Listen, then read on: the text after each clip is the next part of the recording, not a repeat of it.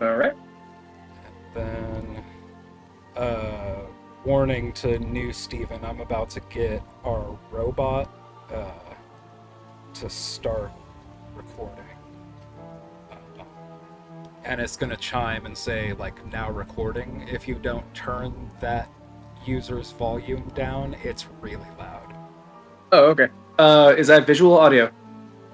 No, that would be your chronicler or audio scribe or whatever I changed the name to. Okay. The one that says bot next to it.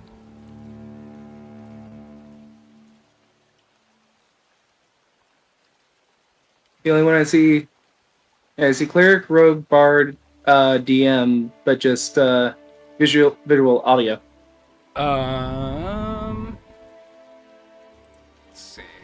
What is it called? Yeah, it's like a microphone emoji, audio scribe, and then a fader emoji. It looks like a little chipmunk or beaver in front of a microphone. Weird. Oh well, I'll just take note that it'll probably just be loud for a second because I just only see us 6. Yeah, they're not joined into the chat. They're about to. And it might be Oh, gotcha. It Okay, looks like Scout needs a minute to. no worries. Start this up. Now recording. Oh, okay. Cool.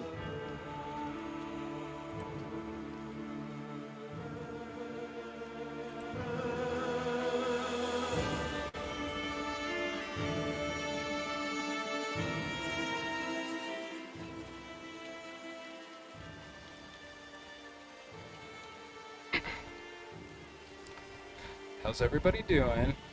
Sounds like Scout needs a minute to get all the proper cables plugged into the right place. Been doing pretty well. Just finally finished a project for the addict here. Just putting in a door, essentially. But at least good to get another project done. Job well done. How about y'all? Satisfying. Oh yeah. Not much y'all? going on in my world, just generally frazzled. Sounds like Scout said something about a new job. I think she was saying during last game looking for work. Oh, it sounds like yeah, Scout's back. Sounds like Hey, can you? Yep. All right, cool. Yes, I got a new job. I start on Monday. Nice. Congrats. I got a job at Epic Games. Oh, cool. Epic. Nice. So, That's awesome. yeah. So I'm working at. So it's parent company Epic Games, owned by or I'm actually working on the Psionics team, which makes Rocket League. So I'll be doing a lot of stuff for Rocket League. All of their socials, a lot of in-game writing and stuff like that. That's really cool. So I'm super excited. I haven't played that game much, but I feel like it's like damn near a decade old and like still very popular.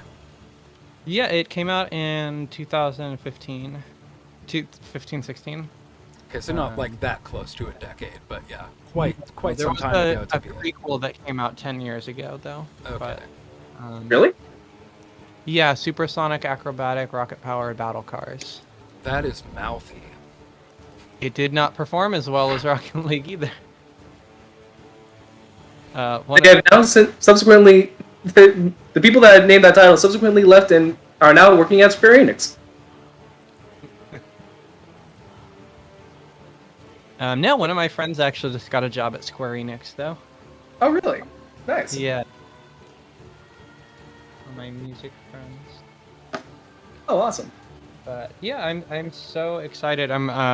I actually know 3 people who work there, so and even before starting, they've been treating me really well. They like gave yeah, they're just like giving me a bunch of free stuff, and they gave me free money to like buy stuff for my home office, which is like I already have everything I need, so it's just $1,000 that I put in my pockets. So that's pretty cool. Nice. They just sent me this like crazy. What I was setting up is they sent me like a massive 4K monitor. Oh, nice. But I haven't moved my mic yet, and it like I just got everything in the way. All good now, as long as you can hear me. Yeah. Come in, clear. I've got like a couple nice things, but yeah, my whole like furniture layout is not great. I've just got like a folding chair that like my parents had when I was a baby. I've got like a desk and another piece of furniture that I inherited from the dumpster because my downstairs neighbors was throwing those out. And it's like looking at a sit-stand desk or one of like the gamer chairs or whatever, and it's like a few $100s each. It was like, yikes. So I'll be happy with my trash for now. I can relate to that. I only finally actually got on disability a couple of months ago, and so I'm still Oh, nice. How many years were you working on that? little over 2, Wow. and a lot of that spent in homeless shelters and stuff like that, as it goes. But yeah, so at this point in time, I'm still trying to pay stuff back off. But That makes sense. Well, congratulations on holding through that whole process. I know it's a bureaucratic nightmare that takes forever. Yeah.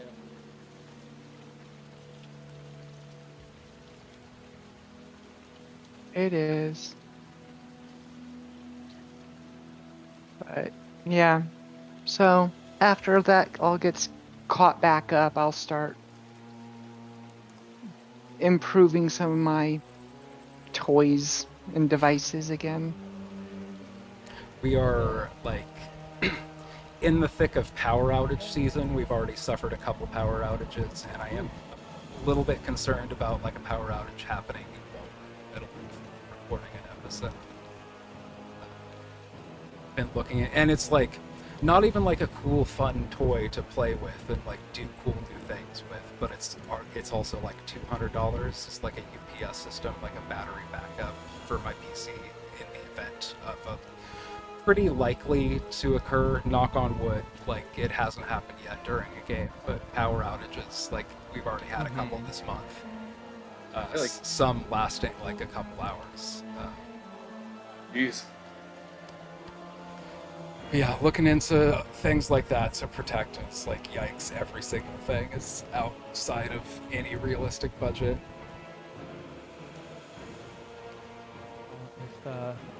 If me and Chops, or if me and Steven have any power outages, you'll lose both of us now. Oh yeah. Both. Did y'all? Hi, Steven. Are you within a few blocks of each other? So we know, but same city. We grew up like a couple blocks from each other. Yeah. Same school, same stuff like that. All walking distance. Yeah. Well, yeah. And then she had to welcome. move away. I mean, my God. What?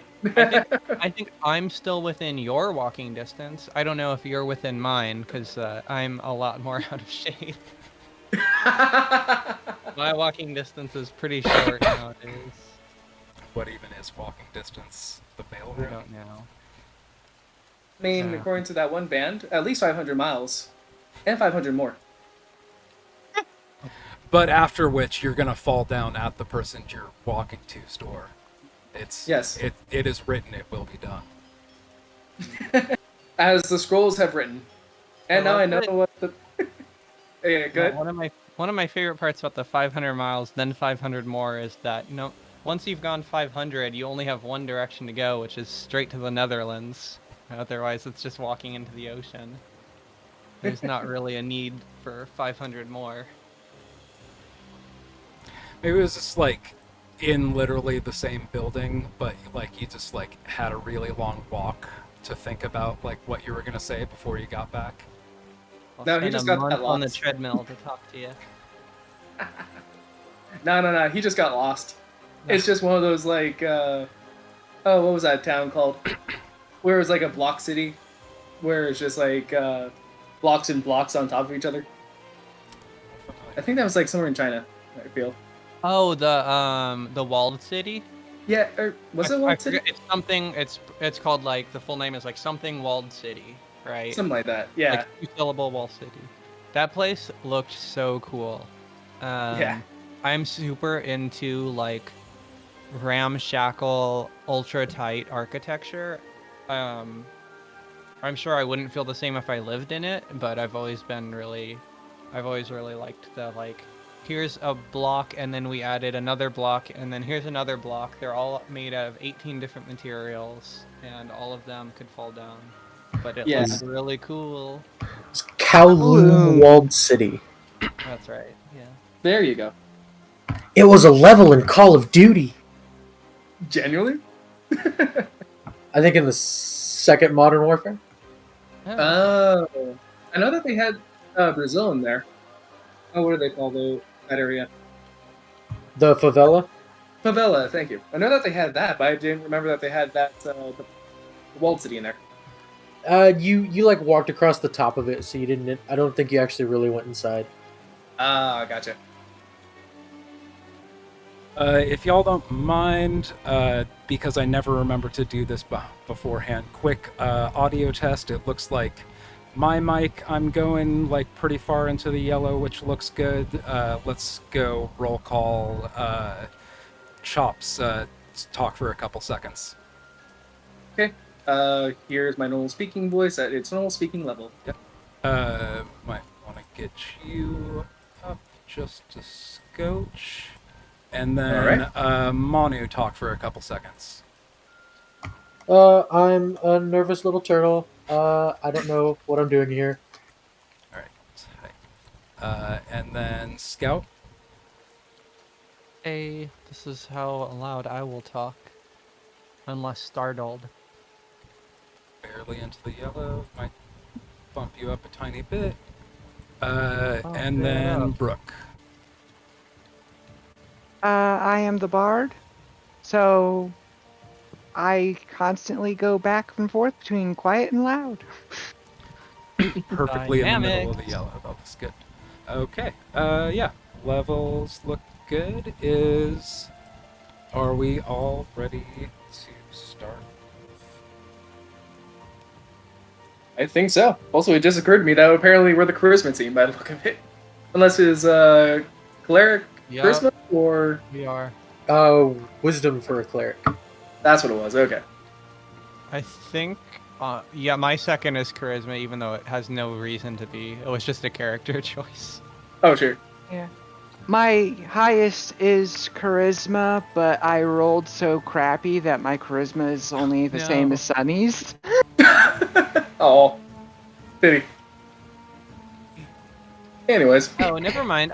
I think originally I had my charisma as my highest, but it's actually my second lowest. You'd think I would remember that after a year of playing the character, but And still our charismas are the same. 14. Mm-hmm. Nice. okay, so apparently I have the highest charisma then. Lovely. But I have all of every single charisma skill. I have Oh, nice. what's it? Proficiency. Proficiency in. That's what I was thinking. Nice. Cool. Anyways, Rogues be proficient AF. I am not proficient in intimidate.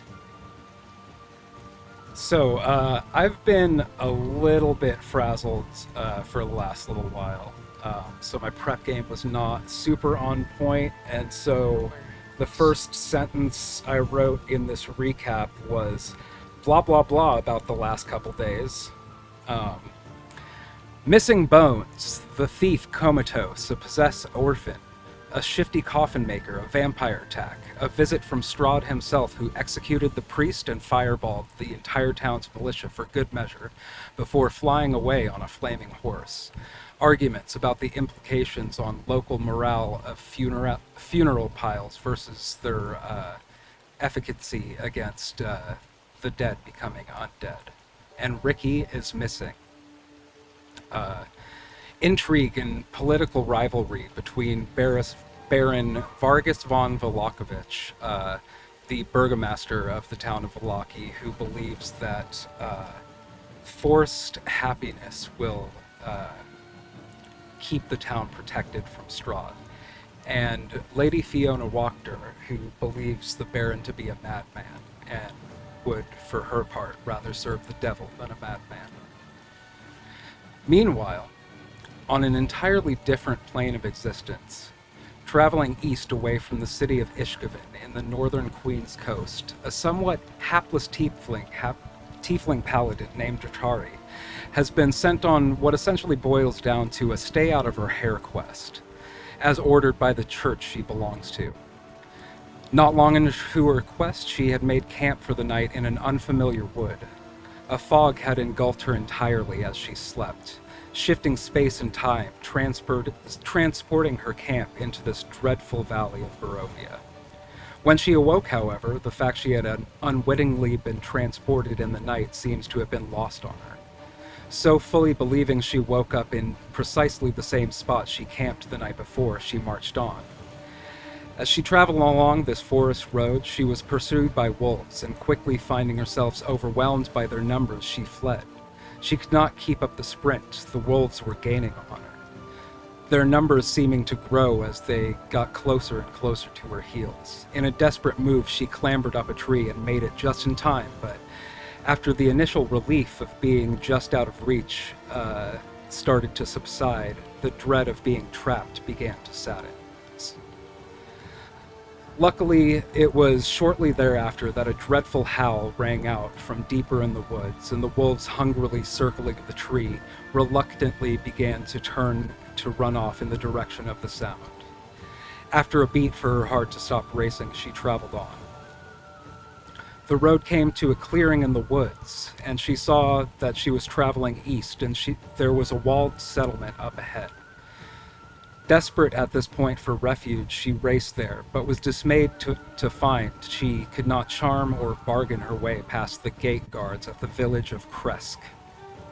Fortunately, there was a fine black carriage parked near the gates, and a kind and handsome stranger had stepped out to offer a ride to a town further into the valley that is likely to be more welcoming of outsiders. Something about his eye contact made Dratari feel comfortable and safe, like he was an old, trusted friend. He told her his name was Strahd von Zarovich, and he is the ruler of this valley. He asked if he may give Dratari a special welcoming gift, and kissed her on the neck.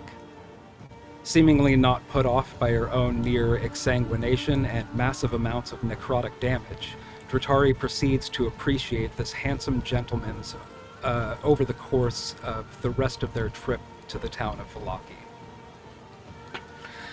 Meanwhile, the rest of the party had found out Rictarvio is alarmingly prejudiced against the Vistani, and asked, since you're going there anyhow, to give him any intel you can gather on the encampment, and to be wary of their tricks.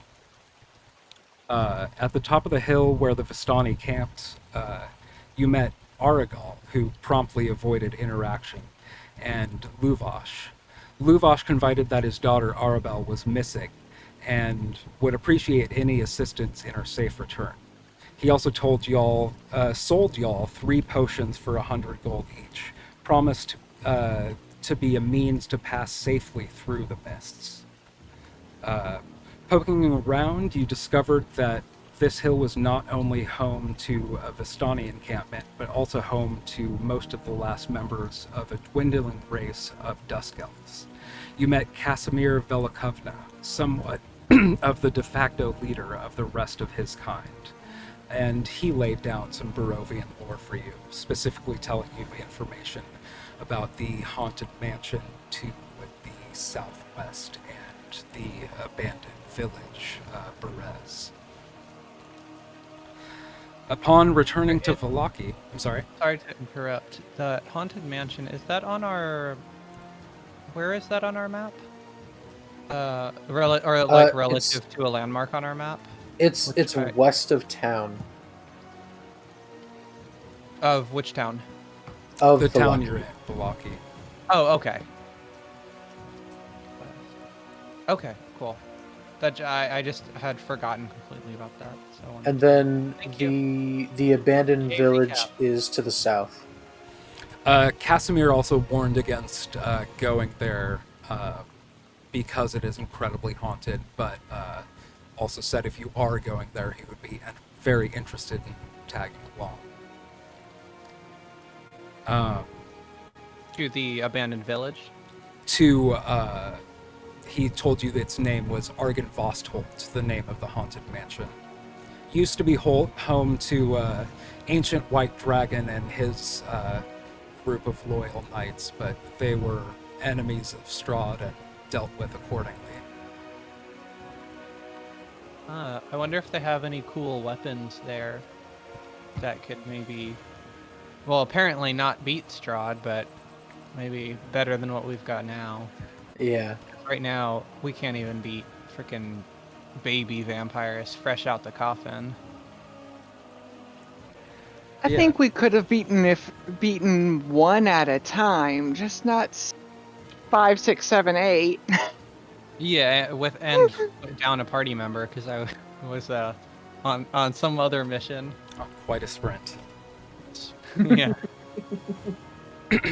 Upon returning from the hill to Vallaki, you had discovered Lancelot barking and distraught, with Irina nowhere to be found. The three of y'all, following Lancelot's lead, were pretty quickly able to track down her location. Very efficiently rescued Irina from Isaac Strozny's bedroom in the second floor of the Burgomaster's mansion. Partly because of really efficient and cunning, and also partly because you didn't really face much opposition on your way. You quickly retreated to the Blue Water Inn, went immediately upstairs to the privacy of your own room to debrief with Irina. And with that, it is early evening at the Blue Water Inn.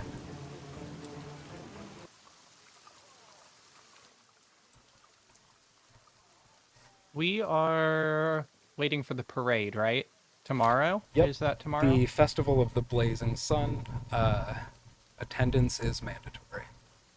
Okay, and sorry, did you say that it's morning or night? It is getting into the evening. It's like early evening. Okay.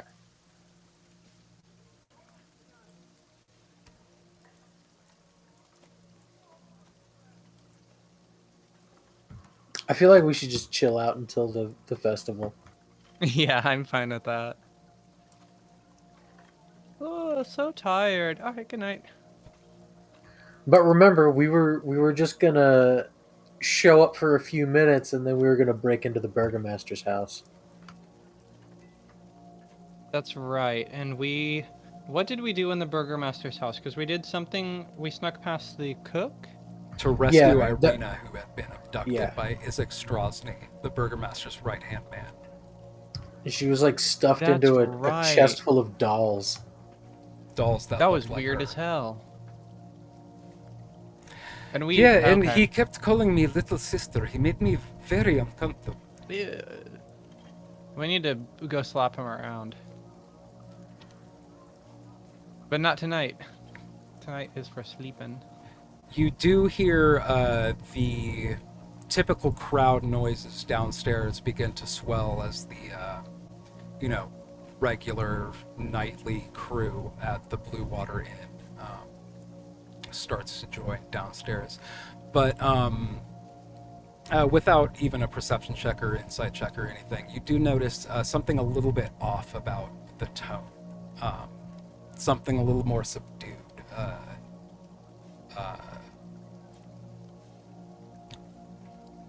Perhaps it's like more dour of a mood is going on downstairs. That's really saying something in Barovia, too.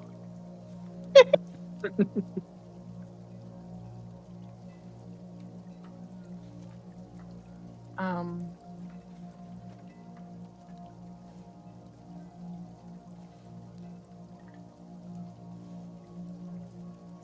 And at this moment, Jatari finally makes her way to the same inn. You would have got there. You're Oh, okay. I'm already technically there. haven't been introduced yet, but you're No worries. like downstairs at the moment. Oh, okay, so I've been in the crowd as well. Cool. For a short amount of time. You talking to the innkeeper, probably got a little bit of meal and wine. Yeah, sorry. Well, I'll try to No get worries. that really shortly. All good. Can I roll for Uh, insight? Oh, go ahead. For the downward mood. I'm just going to be downstairs for a while into the night, just kind of soaking up the atmosphere and kind of humming a bit of happiness and peace of mind community with Hatsune Miku, the vocaloid.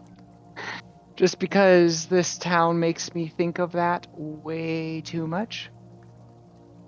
Alright. Well, if there's Hatsune Miku humming, I guess Sunny will stay and hang out with Tegan too. It's like, I think if you don't mind, I would rather stay upstairs for now. I'm a bit shaken. I'll stay with her. Tegan and Sunny, you notice amongst the usual crowd, the Wolf Hunters, Rictavio, the Wachter boys, the innkeepers, and their 2 kids. You do notice that there is a tiefling paladin in gleaming art standing at the bar. Could I make a whatever check you want to like just notice more about them? I mean, yeah, Like, without perhaps going up to them, maybe just a general perception perhaps check. yeah, just like maybe a character description. Let me grab my deck.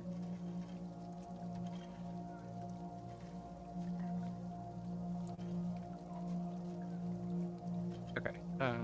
Perception. 2 plus 0.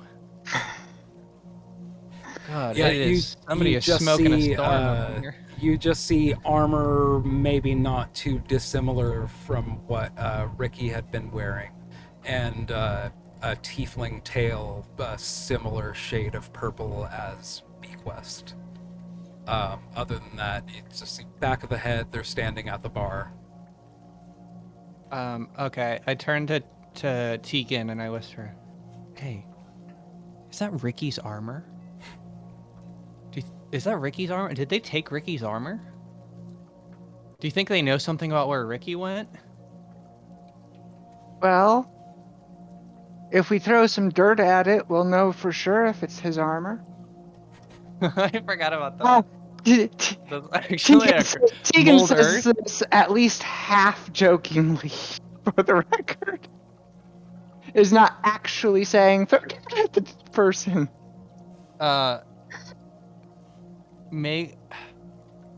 Can I'm like, I want to roll for it to see if I perceive that inflection from Tegan. But I think I'll just decide that I don't get that inflection, and I'm going to use mold earth to like make some. I'm assuming, just based on how bad everyone's mood is, this place can't be that nice. There's got to be dirt on the ground, and I want that dirt to go up and kind of go on this. I was questioning whether or not I wanted to literally, I allow keep it, thinking but I that feel you're like a you made it good. Draenei from. Oh, sorry. Go ahead. I was questioning whether or not I wanted to allow that, but I think you made a good argument that you could Okay. slurp together enough of the grime that's around. Just like a small handful. I'm not looking for 5 square feet. I'm not trying to bury them. It's funny, since you're a tiefling and your name, I keep thinking that you're a Draenei from World of Warcraft. Glad it's not just me. Yeah. Thank you. Jotari. Yep. Jotari is actually like a very Star Trek name. I like it. Ooh. Apparently, I just don't know what property I'm supposed to belong to. That said, I'm not actually paying attention turned off, to what Scout's doing on this. We just had a power surge. Oh. Oh, weird. Like as Sunny is doing this, I'm not really paying attention to my good rogue friend. I'm more trying to look around because, unless I'm mistaken, this is the first, like, as many tieflings as we had in our academy. This is the first tiefling I think we've seen in Barovia, Oh yeah, and right. and they act pretty funny around here anytime something racially sticks out. Like Yeah. people stare at Manu a bit. And you are So noticing some stares in Dratari's direction. Especially like the Wachter boys are like looking over her shoulder because she's facing away, can't really see. One would like say something to the other, kind of like in the mouth. The other one chuckle a little bit. so definitely not a local, not something they're used to seeing. Yeah, you're definitely picking up the vibes that this is another outsider like yourselves. Sorry, I might have missed it when we had the weird little light flicker at our house. What happened with the dirt on the armor? You had not declared that you threw it yet. Oh, well, I just wanted. It's like I like snake Schlorp. it out of the ground and kind of drop it on their what are shoulders called? Pauldrons. Aldrins, I think. Yeah. Yeah. It, you want to go ahead and describe your character? You have just felt a, Just describe my kill. just felt, kind of a dribble of grime hit your shoulder. You want to, describe, your character, what you look like, what your outfit looks like, maybe where on the shoulder you hit. Yeah, introduce your character. Sure. So as the grime hits my shoulder, Jatari basically confusedly gets up and tries to knock it off, and shows to the rest of the crowd that she's purple skin with dark purple hair and white eyes, since I think I read that they have to be all one color. And just has a very puzzled look on her face, but it's not like she hasn't seen worse back at Norwich, and kind of just used to the bad treatment anyways. But notices Sunny and actually cheers up a bit. And The says, grime, "It's by good." the way, sorry to interrupt, but quickly, the grime, by the way, is very much there. It has not dissipated. Oh no. Yeah, the first thing I was saying was like just like yeah. first trying to feel like what it was on Tobin, like trying to knock it off and then going over the shoulder, then noticing something. And then confusedly just says, Just for reference, also, because I don't want you to think that I'm just throwing dirt at you for no reason. One of our previous compatriots had self-cleaning armor that looked quite a bit like yours and had just disappeared. So if the dirt had fallen off of your armor instantly, like a clean ShamWow, we probably would have got into a fight with you right now. Probably. And that was what I was going to say. And Jotari would have immediately gone into combat over the issue, but then notices you specifically, and just only asks, Who, Sunny? "Is given?" Yes, for Sunny. Oh. Just quick, puzzled look, and says, "Like, is given?" Yes, I'm from Iskaven. Who are And- you? And then beaming just in a full bear hug. I don't know. I guess we're like Sunny, across the bar, so I'm like, Oh, yeah, I thought you were who are like. you? Oh, okay. I thought you said that you just plopped it right on my shoulder, so I thought you were like right. I have a spell called Mold Earth, so I can be never mind. 30 feet away while doing that. Okay, so I probably wouldn't even see who you were originally then. But anyway, so I turned around. But we're here now, so Fair enough. just keep going. So, okay, in that case. So when I turn around, you see that I'm in full, like almost the Templar banner kind of outfit for the suit of armor, which should just be chainmail. And you see emblazoned on it what looks like to be a sunny frog, as it were. A sun, but but in the shape of a frog. Not a sunny me frog, just a No, like sunshine frog. Sunburrow, yes. Okay. I think like immediately after I say like, who are you? I see the sunny frog, and I go, and like under my breath I just kind of turn towards Tegan. I'm like, oh, fucking frog heads, or I And guess fucking toad heads. then, from the Mario Brothers, yes. But no, just beaming. Yes, Kevin. Yeah, Zani! I kind of like half-heartedly wave my hand up, with a little less enthusiasm than I had greeted you initially with, upon seeing your toad tabard, I think you said. Yeah, Dabber, that was a term. I just couldn't think of it. So immediately Okay, yeah. grab my drink and then, like, banging it down on the table. It's so good to see another friendly face for once. I Friend, prestidigitation the dirt off the arm. I think. Yeah, not even realizing Are we there's. sitting? Are we also sitting at the bar? Oh no, I thought you guys were at a table all across the. Yeah, Bar. we're. So I just grabbed the. I Yeah, guess I'll call for some drinks over here because by God, I'm about to need one. Then it's like, pitcher over there, be shortly. We're I down to I only gestured the. I just for sure 3 pitchers. Okay, we're down to just the purple grape mash number 3, if that's okay. That is fine. Thumbs up. I hope that the thumbs up symbol or thumbs up sign means the same thing in Barovia that it does back home. And I flash the thumbs. I throw up the double thumbs. So immediately, Oh. again, more kind of oblivious to the whole situation.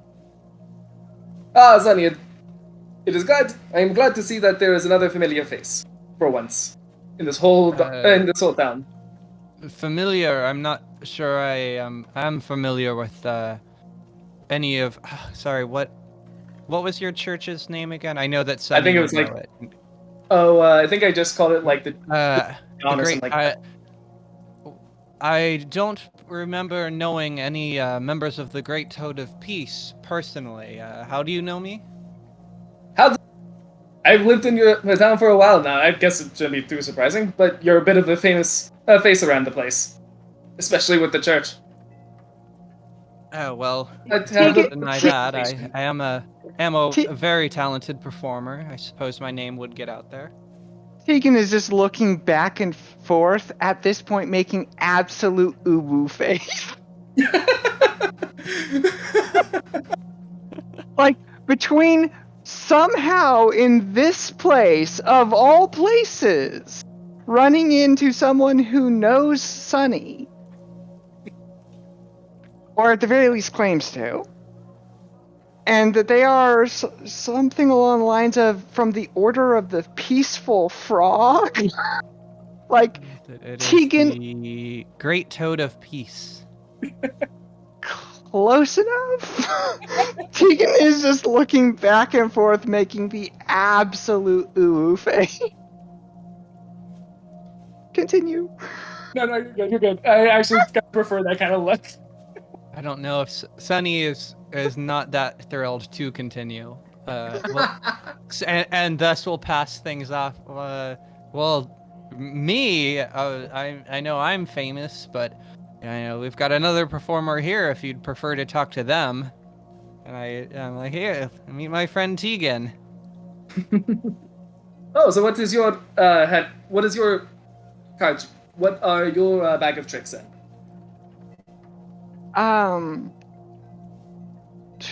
Bag of tricks. I'm nowhere near as much the trickster per se as my companion here, but I do have some skill with illusions and the like.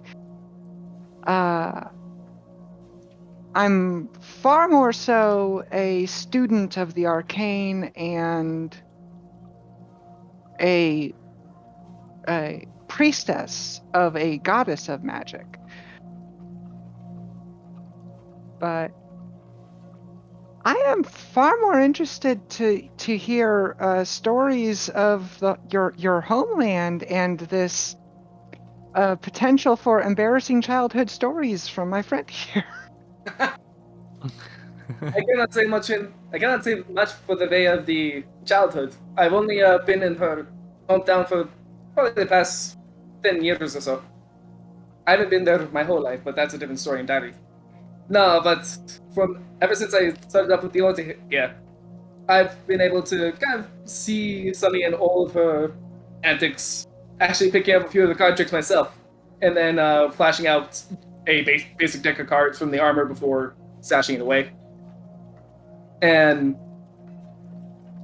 just, yeah, no, ever since I came across the Order in your town 10 years ago, just been a fan, I guess. I have a bit of a similar upbringing by the sound of it, performing for the common people that would come in and out of our little town up in Northwich. Yes, it's always great to meet my competitor. You know, Oh, come on. has the order learned the difference between a show and a lifestyle yet? Oh, please, they wouldn't even understand it if it bit them. Nah. I I'm wish more I could. just to. I wish I could bite them. Well, you might get your chance, but at the same time, they're not all that See, bad. I turn to Tegan and I say, "See, the wonderful thing about toadheads, you can say whatever you want to them. They can't say anything back. Just They're Yes, chuckles. too well, nice." I think I've had enough of people biting each other for the day, for the week, for the Uh, year. True. Why, is that the common occurrence here? Oh God. No, it's gold, just like Escaven. Okay, sounds good. So, what what is your name? You know me, but I have yet to know you. Well, apparently I'm Toadhead to you, but otherwise call me Dratari. Dratari the Toadhead. Ari. And what brings you into Barovia? It's been quite a while since we saw anyone from the outside world. What's Borovia?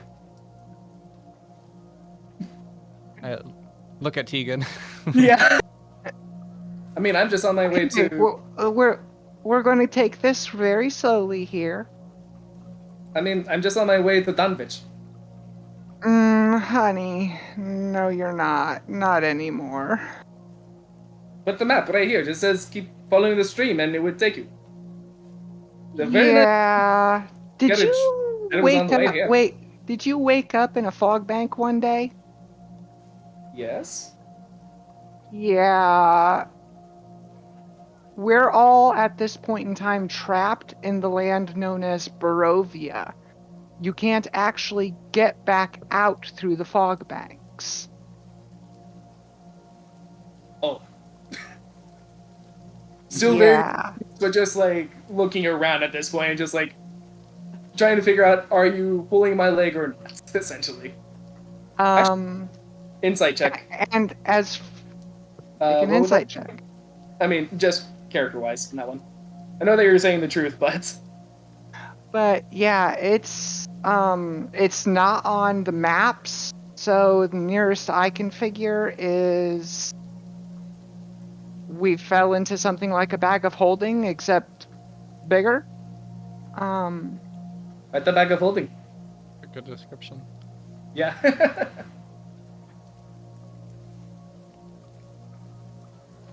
So yeah, my character is just trying to process this, like trying to look at her own map, trying to figure it out. Going.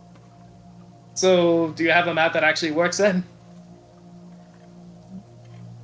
Well, we have a very rough drawn map of this area. It was just hand drawn by a person who is a local from here. It's not entirely accurate. I don't have it on me, but Yeah, we do have. But unfortunately, we don't have we're trying to figure out how to get out of here ourselves. It's Ricky. I believe it's mine. Yep, Manu. Okay, good. Carved into the living shell. That's actually a really dope idea for that. Anyway, That's- so That's what I'm doing Very upstairs. Waterworld. Just chiseling it. just yeah, on your spare time. In Yes. chapel in there. That is how the map actually looks at this point. It's like a very detailed Skyrim map or whatever. You're telling me a cis teen painted this chapel? But Manu, So while you never. are upstairs, you do hear a knock at the door.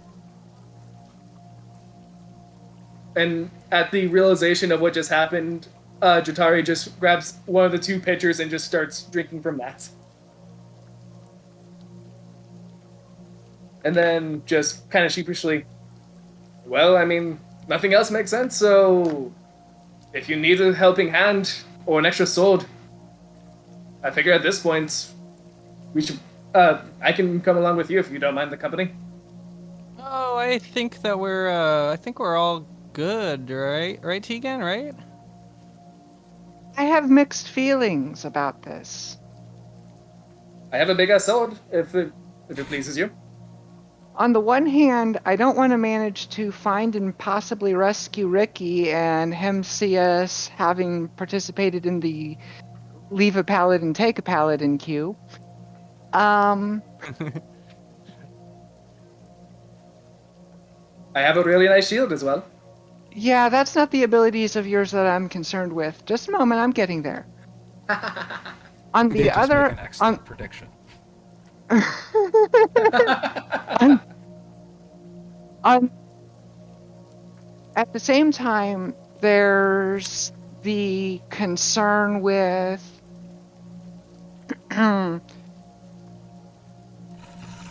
some paladins get kind of hot and bothered about the lawful rulers of the land, and the lawful ruler of this land is referred to as a demon. So I'm not sure how all of that would interact there, and we might want to ask about that.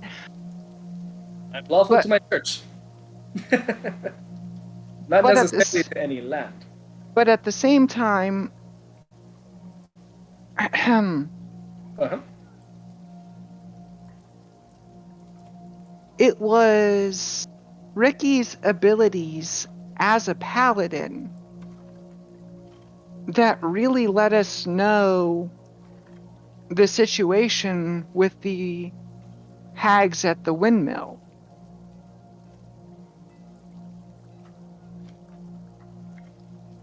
And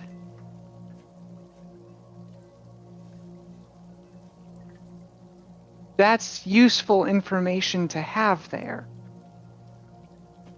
And at the same time, if we do want to go after Strahd, somewhere in this land there is a weapon for a paladin. Oh, is that part of the what was it?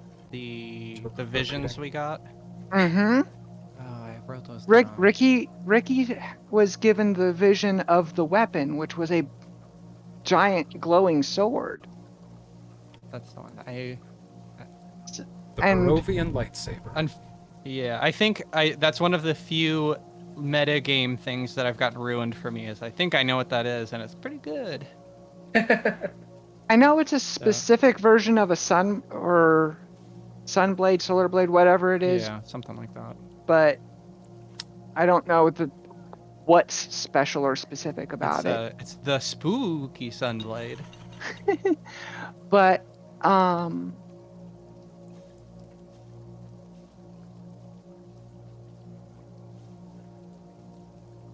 yeah, it's just remembering our encounter with those hags at the windmill and saving the kids and bringing them to the orphanage here in this town, and all of that was kicked off by a paladin's ability to sense the unnatural. Sorry, did you say what you were doing in Barovia? For my character, Yeah. basically just wandered in. Okay. Yeah, no, the basic character arc on that one was trying to get to a different place and then just wandered into the fog.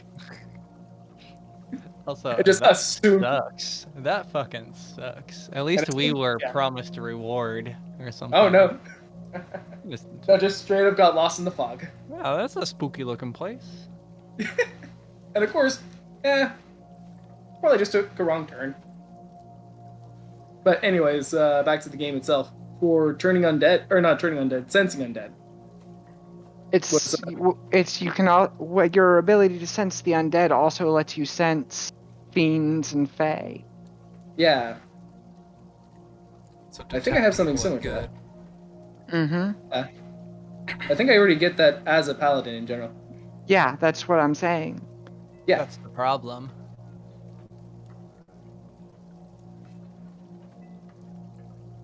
it's like And how do I put this?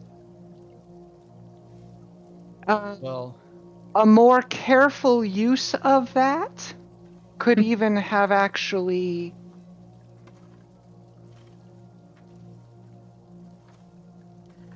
How do I put this gently? If that ability had been used in that attic before anyone opened any of the crates, then people would have known that there were undead in the crates, and we might have been able to get out of there without waking them up. mm-hmm. Yeah, definitely. It's A just paladin seems almost a necessity in Barovia. The ability is that's only as good as it's remembered to be used. yeah, Very exactly. true. So, I mean, that's kind of where I am with this. On the one hand, I really don't want to do the leave a paladin, take a paladin queue. On the other, yeah, it seems like that ability at the very least, finding the things that should not be when they're in their disguises or in hiding. That's a lot to pass up on. Like don't get me wrong, Dotari. You said big sword, big shield, and those are great, don't get me wrong, but your ability to know what's actually going on can be far more valuable. yeah. Just sensing good and evil. That's easy enough. Nevertheless, it's not something. Well, I think for anyone to join our party, we would have to talk to our third member, wouldn't we? Message up to Manu. Hey Manu, we are talking to someone who's. This will probably be multiple castings of message. Yeah. We're talking to someone who's also an outsider from the area and is a paladin like Ricky is. And we kind of might want some of your input and also maybe a look at the map. If you want to meet us down here for a moment. Okay, sure. Do they know Ricky? Out of curiosity, do you know Ricky? Oh, me? I'm Oh, no, asking, no. asking Tari. Sorry, I was looking at something. No. It was Vicky. No, does not know Ricky, but does know Sunny actually. Or well, this person Well, I knows Sunny's wouldn't go that knows far. of A lot of Sunny, but people, Sony does not know of this person. a lot of people Let's know catch me. up with Very. Manu about 2 minutes before Tegan sends that message. While Yeah. you're kind of debriefing upstairs with Lancelot and Diarrhea, you do hear a knock at the door. Okay. I'm gonna do the the kind of secret agent thing and just go real close to the door, and just be like, "Who is it?" It's Ernst Larnack. I've got a message from Lady Fiona. Is it on paper? It is. Slide it under the door.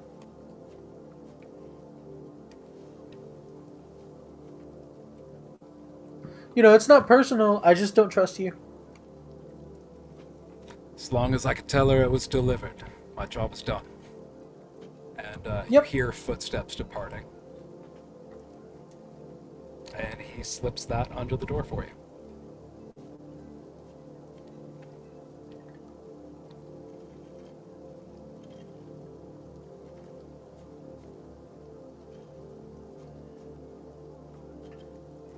And you scarcely have time to read through that before you get your message, probably messages from Tegan.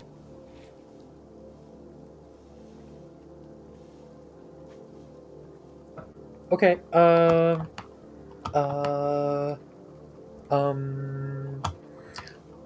You wanna come downstairs for a moment, Irina? Cause I don't wanna leave you alone.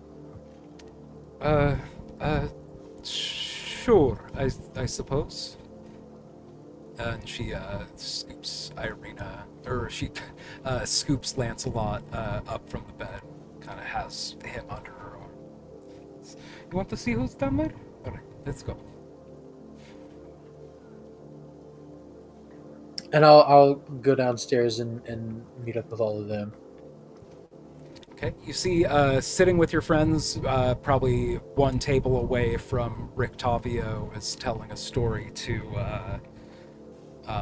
the wolf hunters, Yevgeny and Soldar. You see, sitting with Tegan and Sunny, this delightful-looking tiefling paladin joining them.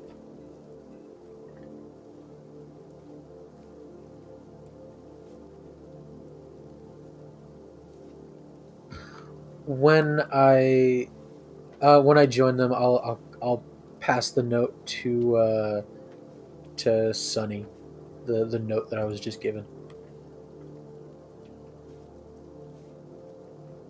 Oh, I'll quietly read the note. you look like someone we went to school with. I mean, you're purple. What does that mean? They were also purple. Oh, okay, cool. Well, one of the people in our class group is a purple tiefling as well. Oh, gotcha. Do you know them? This Ricky person you spoke of earlier? Not really. No. I mean the tiefling. I feel like this was a little bit racist. Right? And Tegan actually saying that out loud. Look, I did it with class first. It's only right that I do it with race. Oh, sorry, I genuinely don't know about this other purple tiefling paladin. Apparently, there are many of us. I did not realize. Actually, Bequest, her name, is a sorceress? I Oh, think so. okay. DM? Bequest was Yeah, sorceress? Yeah, they were a sorcerer. Mm-hmm. No, okay. No, honestly, I haven't really known that many of my kind, even from Norwich to Iskgiven to everywhere. Just kind of did my own thing, didn't really care enough. Oh, sometime you should try to maybe enroll in the Adani Adventuring Academy. There are tieflings there. Ooh. If you want some... I don't recommend it. Do you? I have been failed by the educational system. Tegan almost head desks. Just not quite laughing, just letting out that one drawn out Ah? like, yeah, that's a mood. And then just that part, Jatari just gives out a hearty twirl, slamming the slamming the pitcher back to the table, not with any malice, just with a full body aching laugh, essentially. No, I know that feel. Thank you for the invite. Maybe once I'm done here with the church, I can look into the school. Irina what pipes up and she's like, "What? Out of curiosity, what business do you have with the church?" With the church? None. Sorry, what was the question again? I couldn't. What business do you have with the church? Manu said none. I'm not sure if you've seen it. It's kind of not a thing as of what, yesterday? What? No, see, here's the thing. You don't know. It's an Iskaven thing. We've got this.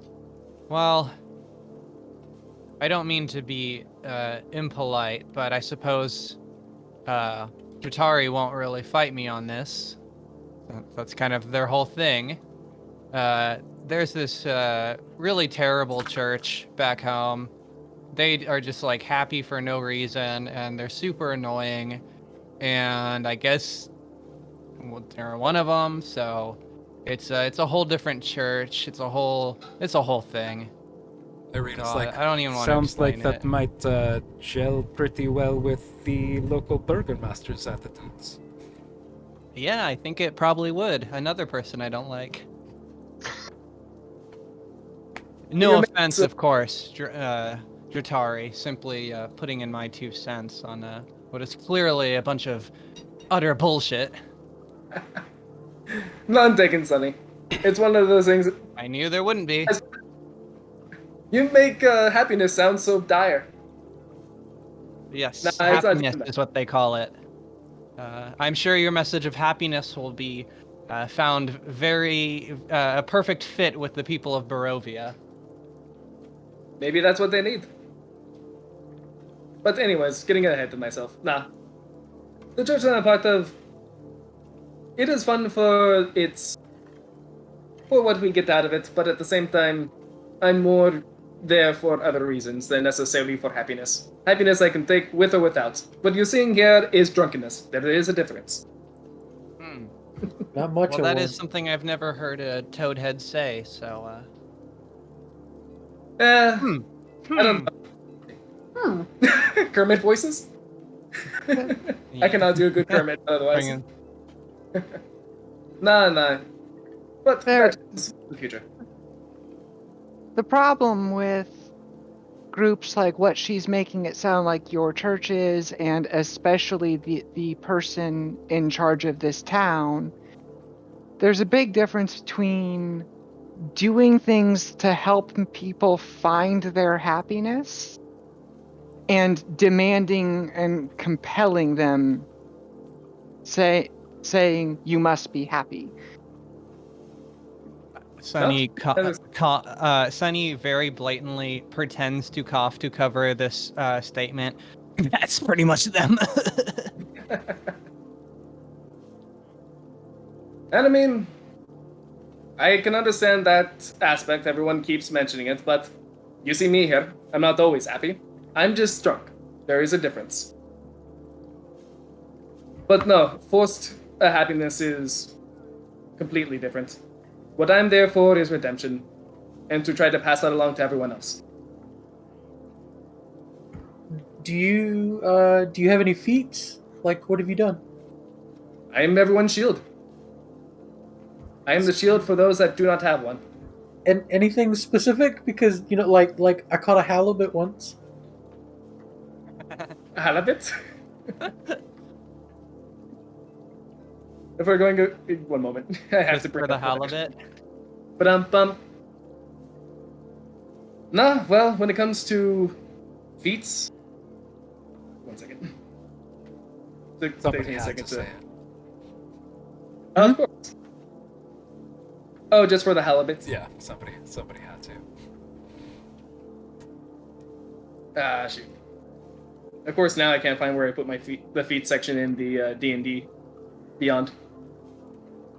But no, yeah, I have a lot of skills back in the church. I can I can channel a divinity. I can sense the divine or the evil. I can. I've learned how to heal those that cannot heal themselves. And like I said, I'm pretty darn good with my shield. And Arena's otherwise, Arena pipes up. Is like, I'm a bit confused. Sorry, I was upstairs. Hello, I'm Irina. Nice to meet you. If I get from context, you are also an outsider to the lands of Barovia, but you came in separately from this group, but you're from the same place? And now it seems like somewhat of a job interview, and you might be joining us? Am I picking up what's being laid down correctly? yes, by the sound of it. It's definitely a case of you accidentally walking into the wrong place by the sound of it. I thought that this would be. I thought I was heading to a completely different town. That my church supposedly sent me on for good reason, but who knows?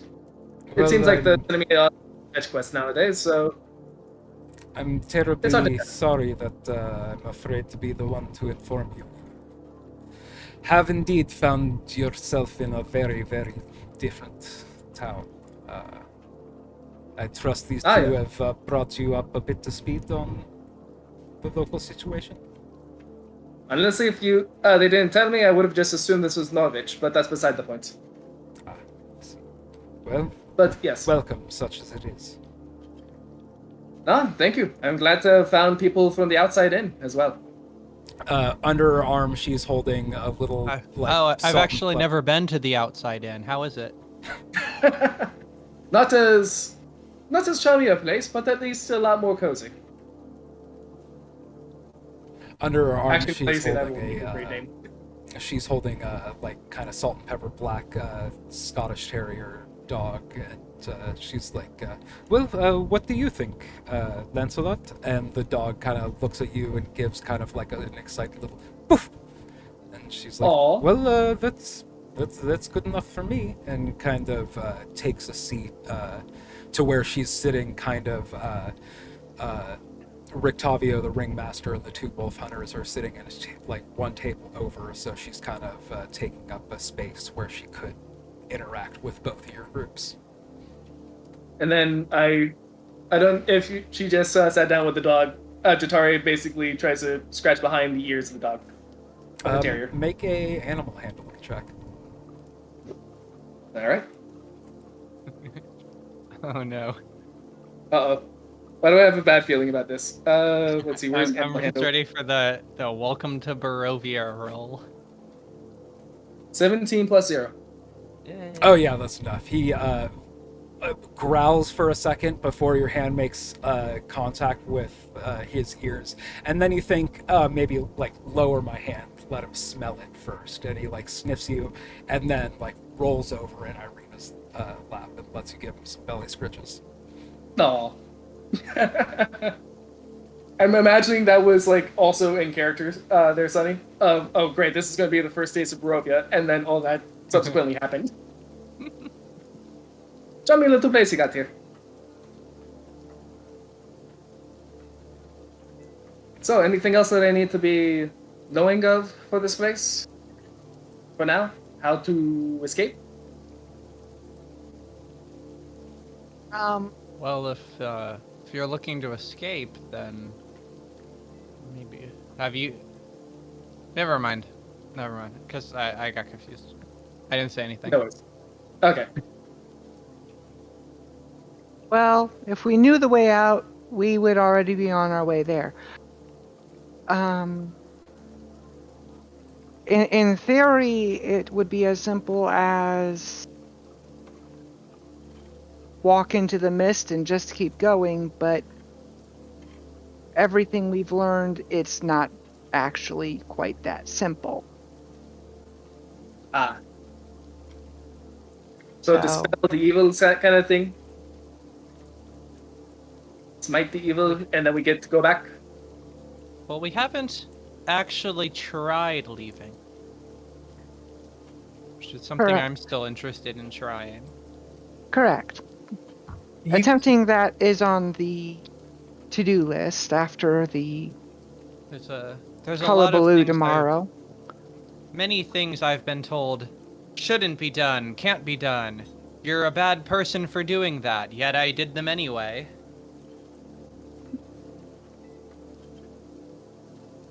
Well, once we get closer to the edge of the map, then we can try and leave. But for now, we got some stuff to do around here. Fair enough. A little So, more you muscle say- couldn't hurt. So you're saying we? Does that make me a part of your cult now? Well, I think we had yet to vote on that.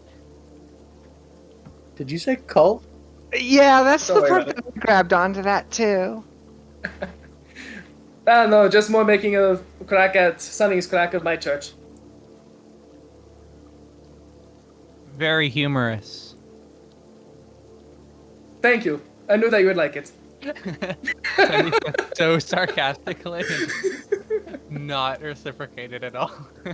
No, that is exactly the joke. I mean, it wouldn't hurt to have someone who could take a few hits Yeah. for the rest of us. And Well, to be let's start voting. I vote no. I vote yes on a trial basis. I vote yes purely because of that detectability that I mentioned before that Ricky was fond of using. That was a good one. All right. Sounds like I'm in. I With any- suppose you Like are. all of your acquaintances. With Although any, you never said your name. And points to Manu. Oh, yeah, my name is Manu. I'm a turtle. Or Manu. Sounds good. Well, I don't know about you all, but I feel like we should probably get some rest. Well, if we're going to be traveling together, I suppose, and I kind of, Sunny kind of extends her hand like she's going to shake hands, and then like closes it and just like goes for, like fist bump instead. And then return the favor. It's a very cold fist bump, but Just a real dead fish of a fist bump. yeah. A dead fish of a fist bump. Is it a halibut? No, it's a lingcod. Oh, okay. Look at that. Rick Tavio leans in and is like, well, welcome back, y'all. Hey, say, who's your spicy new friend there? Hello, Dilatati. Apparently just wandered in from the from the fog. Well, pleasure And to meet apparently you. I'm I'm Cold. Rick Did you say Tavio. cold or cold? I first said cold and then switched it to. Oh, okay. I actually, it was a real question. I really wasn't quite sure. Although Well- that was a funny. That it's a funny anecdote to do now. But no, I just meant from the fog. Like a, freaking what did It's like the Oedipus complex, but just Colt. Sorry, why do I keep saying that? Too, but like the, Well, if history repeats itself, we just have the next victim. anyways, and if you have to sacrifice a paladin to save a paladin, I mean, wait, sacrifice. I thought you just said that Ricky went lost or something like that. Yeah, Ricky went he lost. left. No, he did leave us. Okay. Okay. Anyways, He left.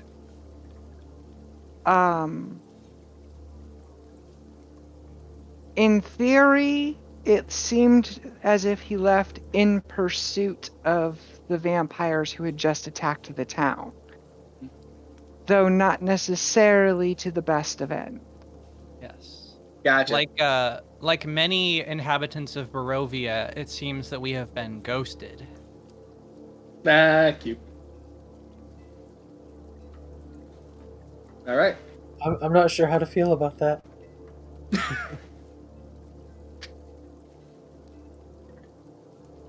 No. Let's see. Maybe one day we'll see Ricky again. Hopefully still on our team. I have a feeling. That'd be fun. as a player, I have a feeling I know where we're going to see Ricky again. In a crypt. Yeah. Even as a character, Tegan has her pessimistic fears. And then I'm just a bubbling joy optimism, apparently.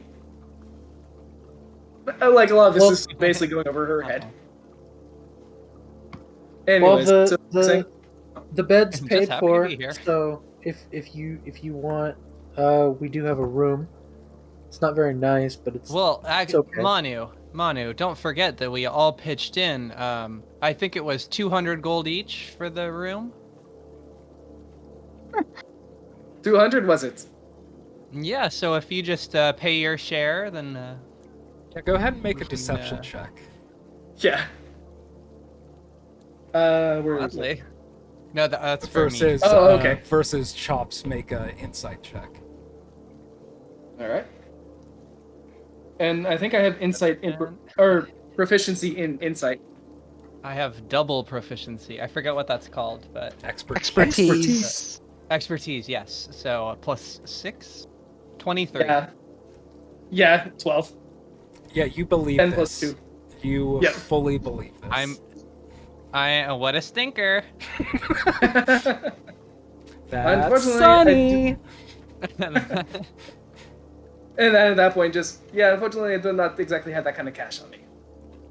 Oh, well, we'll just take whatever you have on you and we'll just call it even. You know, we'll call it the Iskaven special. I see. Is there at least a church nearby? If it's one that I can at least talk to, I can probably get in for free.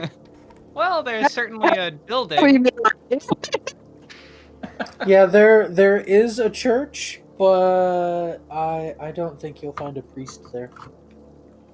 Pity. I'm certain you won't. It is Or I really hope you You don't. would hope. You would hope. it is the church is newly abandoned. I see. Very, very freshly. And abandon is a euphemism here. Yeah. Abandoned is such a nice way to put it. No need. I'll just talk to the innkeep, see what he says. Oh well, no need. You know what? We'll put it on your tab. You Alright, you can fair stay enough. with us tonight. No worries. It's just as soon as you get a Come little up with the gold, 200 gold. you can pay us back. Yeah. Yeah, how many more days are we paid through here? I think just like maybe tonight and tomorrow. Mm-hmm. That Gotcha. sounds Sounds right. I think it was like It's like- 5 days, and you've used 2 of those, possibly 3 of those. I think it's our third night. So But yeah, I'm Sounds the right. worst at remembering things like that. So in that case, Jatari turns in for the night. Is that where we're all going? At this point? Sure. Or at least we go up to the room. Yeah. So I'm gonna hang out downstairs for a bit. when you do, I think Rictavio looks a little irritated of having introduced himself and then like being talked over. So like when you stay downstairs, he is going to pester you for intel, anything you could gather on the kind of the lay of the lands of the Vistani encampment you went to. I imagine you weren't paying that close of attention and you can't really give him great information, but he is going to just like pester and pry you for every bit of information that you can tell him. Well, I just kind of, I actually forgot to take notes. I'm gonna go for a bit. I have to go eat some garbage. Well, that's not nice to call the innkeep food. Oh, you already went upstairs. You heard didn't of hear that. Oh no, this is outside. This is outside character.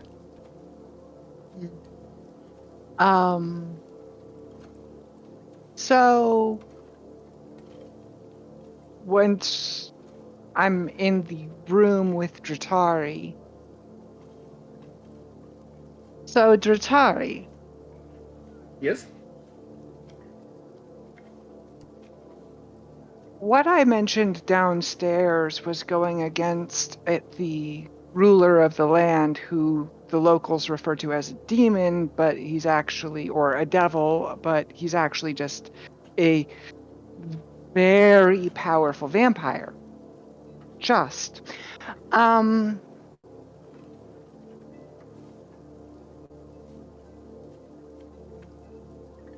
What would be your stance on things like corrupt leaders of town and the like? I believe in redemption, but I also believe in evil. Evil has to be destroyed. I believe that those that have the capacity for redemption deserve so. If that cannot happen, so be it. So you're all for taking direct action against overt tyranny. I take action against overt evil, yes. Okay. Because we might need to read you up on some of the plan for tomorrow if we're actually going to involve you in that. Okay. Which, frankly, it might help to have your help. Sounds like a plan. The local mayor, they call him something else, but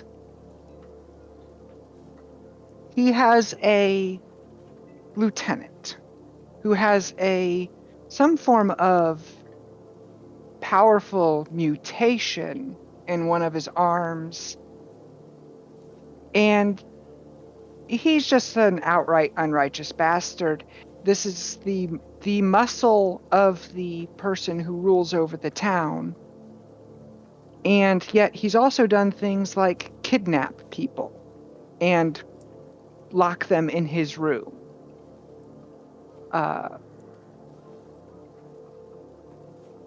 Amongst other things.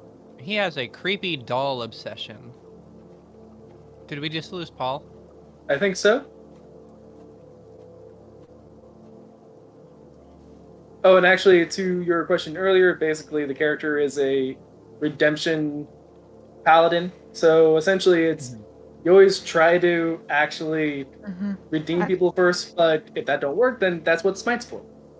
Okay, so you're not a hardline redemptionist. No, no. Yeah, out of character, I know what Yeah. a redemption paladin is. I've actually cool. played one.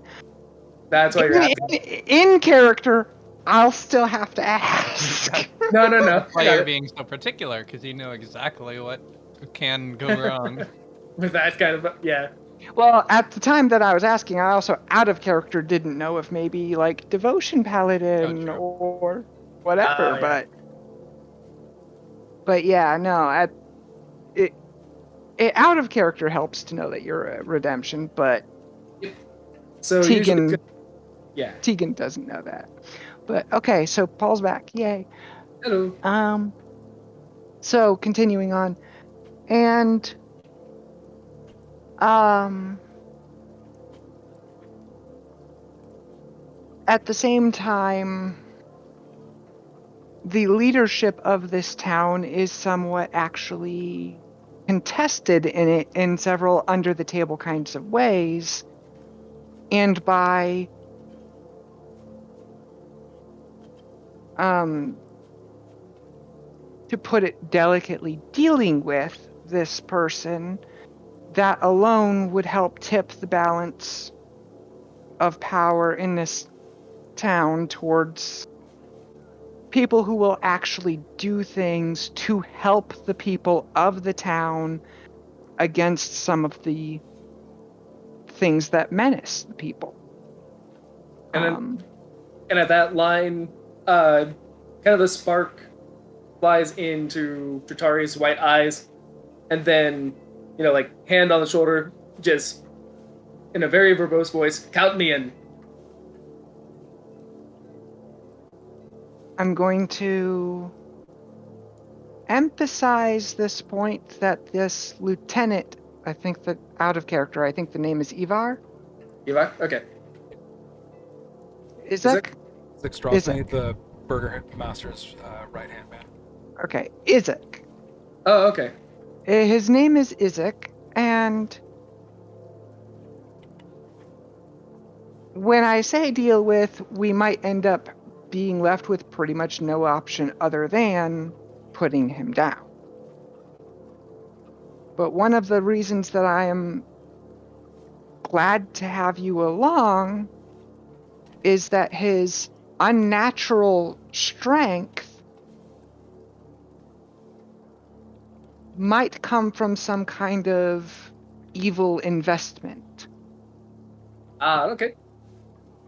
And it would help to know that going in. If it is from evil, it is easy for me to kill. And besides, the enslavement of others and the abuse of those who cannot protect themselves, they are already on the shit list in my men. Good to know. Catching up quickly with Manu, who I believe is somewhere around the compost digging around for refuse to eat. I believe you have not eaten a dream pastry on this day. I have not. You are feeling an urge. I only have one left. I really want to save it for when I feel like it matters. Make a Constitution saving throw.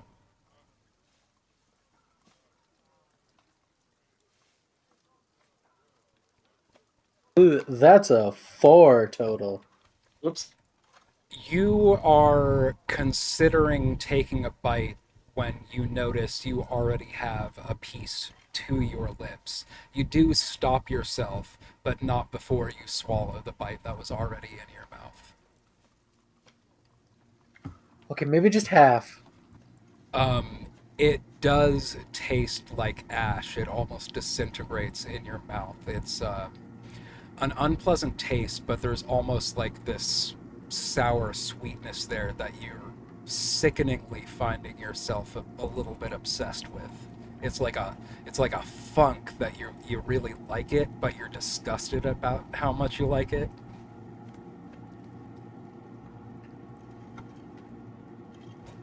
Like enjoying the smell of very stinky cheese. If you would please make one more Constitution save.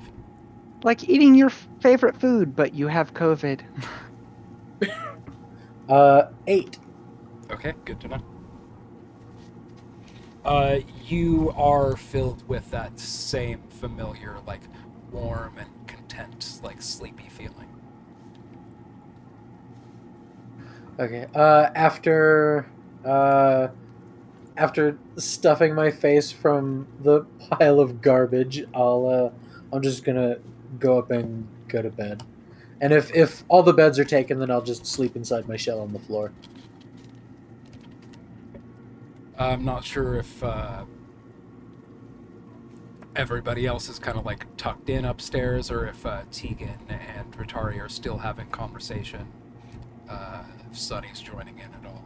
I feel like Irina is probably contentedly like curled up in the furthest in into the room with Lancelot, and not necessarily in bed, but just like lounging, relaxing, winding down.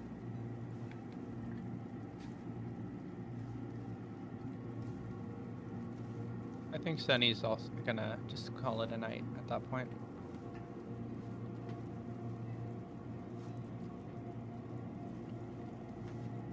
All right. It's like Dratari also is too, and I imagine Yeah. Tegan as well. Yes. So yeah, Manu, you have very pleasant dreams again, and when morning comes, you're incredibly reluctant to crawl out of your shell. You just want to live in there and not wake up from that dream forever. Um, the rest of you, however, do continue to have really shitty dreams. And Dratari, this is the first night that you've lived in these lands. You do kind of have these like very high stressed dreams of the wolves that had pursued you this morning through the woods. A lot of like graphic depictions of like body horror and like gore and like quick cuts of like wolves chewing up ground beef, stuff that you would see in like a low budget horror film. But Tegan and Sunny, you have the same familiar dream that, again, once waking up, like most of the details are lost except for this very ominous feeling.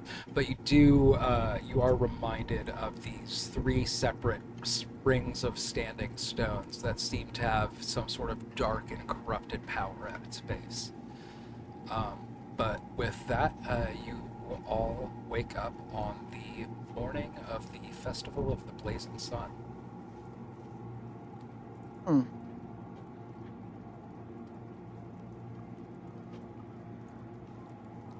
All right. So groggy from the terrible night's sleep, then Jotari just gets up and goes down to the inn for a quick breakfast. When you go down, you notice that there is kind of this like malevolent looking and has kind of a hump, like asymmetrical hump on one of the side of his body that's covered under a cloak. He's kind of making some harsh words with the barkeep, who does manage to get your order in. It's soup, and it's I think 1 copper. And you hear he's saying, attendance for the festival will be enforced. Don't make me come back in here to make sure your inn's empty.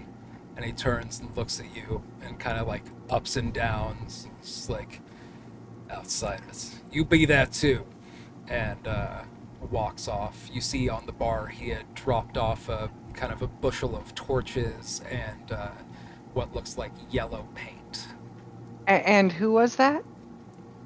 That would have matched the description that you gave her for his extrosony. I'm going to try to tap and signal to Jotari that would be the person. The person that's... Oh, we were talking about last night. Okay. Mm-hmm. Creep. Big creepo. So are they unnatural? Oh, Like Did you want me to very, do very, very, very low hush after he's already turned away. at that point, can I still... The door is open. He is seconds away from being out of the door. And at that point, so for me to do divine sensing on that one, Yeah, just let me... is that what you're requesting on that? Give me a second. Because I think that's... I'm trying to remember if that's a specific spell of mine, or is that just an action? I think it's a bonus action for Pally? Yeah, I have 4 of those for until a long rest, so yeah. Mm-hmm. Divine sense on it. And read that real quick, what it does. As an action, you can detect good and evil. Until the end of your next turn, you can sense anything affected by the Hallow spell or know the location of any celestial, fiend, undead within 60 feet. That is not behind total cover. You can use this feature 4 times per long rest. And quickly, for my curiosity, Manu and Sunny, have you come downstairs yet? Yeah, I'll come downstairs, but I don't know, if I was hungry enough, I'd probably just go get a nibble. Yeah. I think mixed mixed with my half-remembered dream from last night is also the half-remembered song from Tegan the Bard, "Never Splitting the Party," and thusly I come downstairs as well. Okay. So next, Dratari, you do notice first, like just the split second before the door is closed and he's out of the room, that yes, he is emanating an evil aura. How long did that spell last? it says until the end of the turn, until the end of your next turn. So Okay, I don't so know what that means. for the next few seconds, looking around, you also notice the same evil aura coming from Tegan and Manu. Hmm. Also, you'll notice that while Tegan is otherwise a completely normal human, she has very pronounced elongated ears, closer to a bat's than an L. Oh, duh. Okay. Okay. I was so lost for a second. It's like, how did Ricky never tell me that you two are freaking demons? And at this point, where it's like, especially since I'm very like outwardly a tiefling as well, with actual demon blood as well. Mhm. So we have a party of 4 in which 3/4 of us are demon or demon related. So I turn to Demon and Tegan and kind of relay the information of, you're right. He definitely does have the aura of evil on him. And then that's when I noticed that both Tegan and Manu both have the same thing going on, but I keep that under my cap. Okay. Well, But that can I is very good to know. I think that this is the man that you wanted to, that we should be eliminating then. Good, I had a hunch. And Irina, you see her kind of. Please don't say that so loudly while we're downstairs, but yes! Irina started coming downstairs and just it frozen in a moment of panic, seeing the rear end of this person exiting the room. Just kind of came down after your channel divinity had ended, and yes, if you are planning on doing something about him, I would feel much safer. That's for sure. Do not worry, little one. Tegan will whisper into her hands, casting message to the person standing right beside her. She was one who was kidnapped.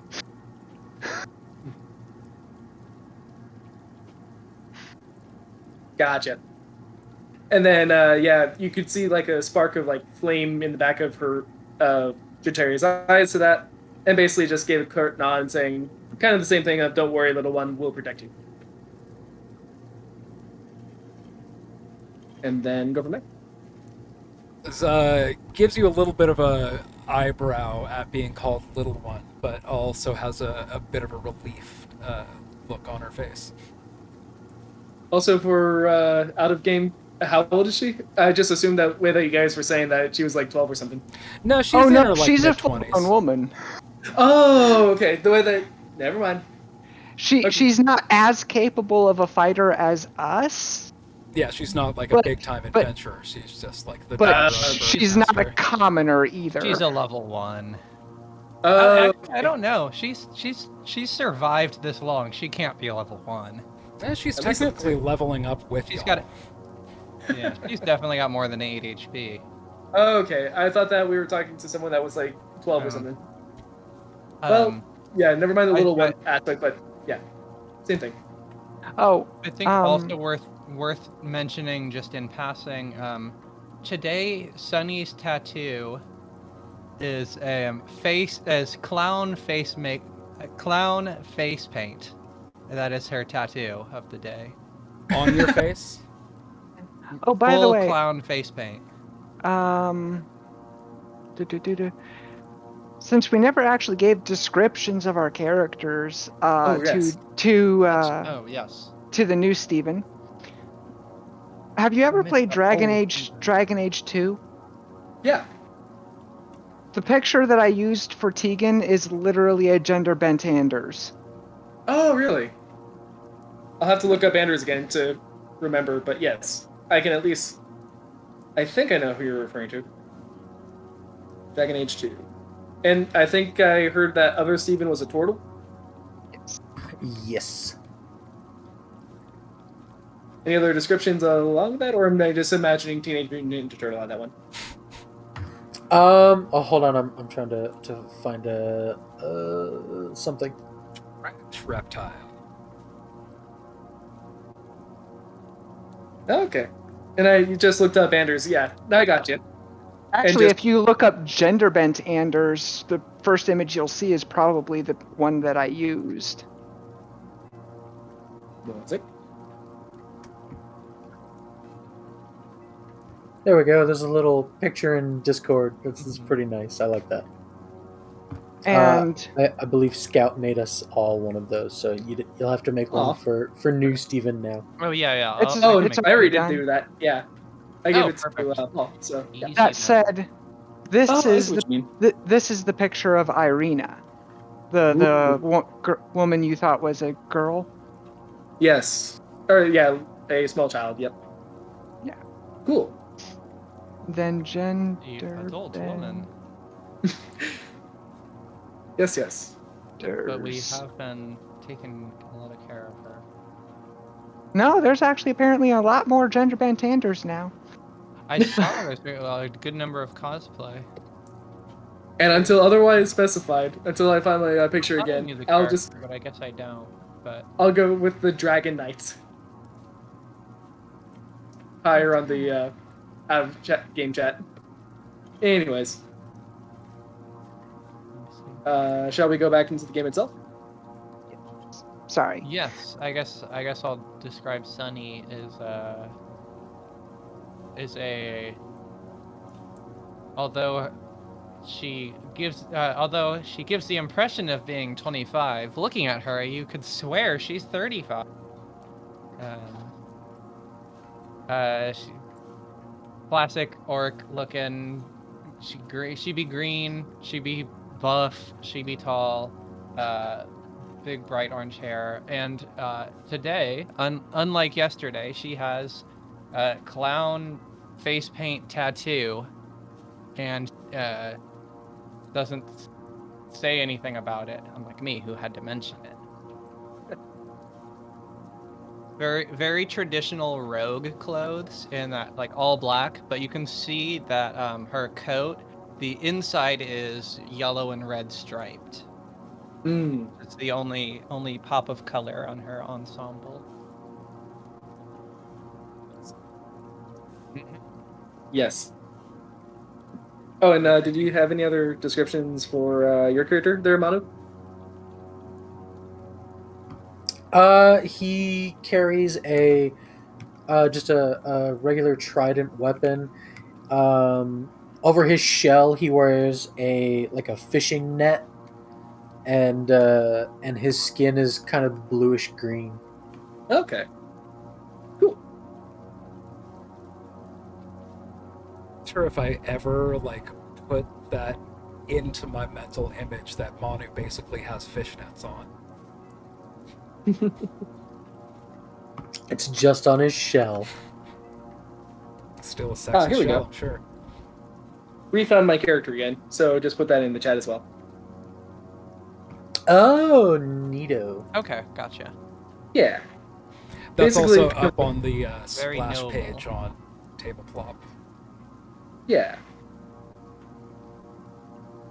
A kind of like Knight Templar kind of deal, but with a purple tiefling.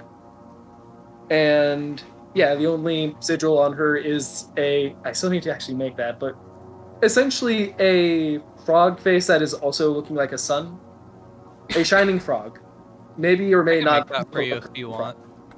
Okay. Cool, thank you. I always have fun making D&D art stuff. Cool. We have another initiate to the Cult of the Frog. But anyways, Scout, yes. I don't know about Sunny. no, I know. Scout loves the frog. Scout. Wait, is this Hypnotoad? Yes. Okay, I don't. Hypnotoad. I honestly can't believe it took me that long to figure that out. I'm glad though. I'm glad for that build up. Okay, I will definitely be using Hypnotoad in that little art piece. Perfect. Anyways, now that we have visual introductions out of the way, Very good.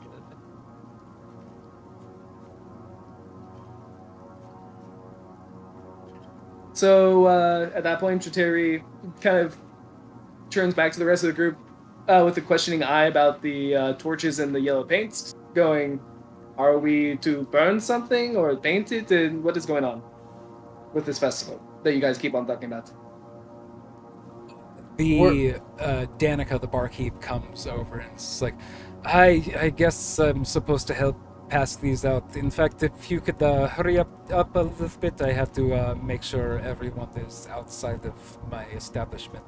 I will have a table outside with foods and refreshments. I think our other guest, the ringmaster, will be doing a puppet show. I heard the toy maker is doing some face painting. The Festival of the Blazing Sun, I don't know. Torches, I guess. I don't know. But attendance is mandatory. I will be closing up shortly. So if you could please help me out. No worries. And just grabs the bowl, takes it in one go, and then just leaves it on the table and walks out and just walks out. Oh, wow. So there. Okay, he's gone.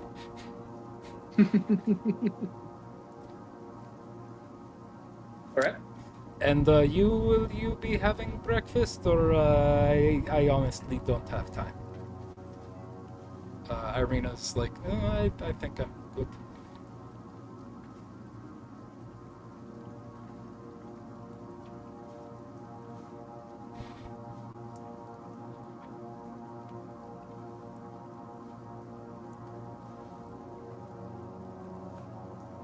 Yeah. Let's go check out this. I guess briefly check it out and then go to the Burgermaster. Yeah, well, I mean, we can play a couple games first. You know, we can have a little fun before we have to go to work. Yeah. I want to check out the. Out of character, I want to see what the parade is all about. In character, I also want to see what the parade is about. Yeah, so since I kind of walk out the door, do I see anything specific?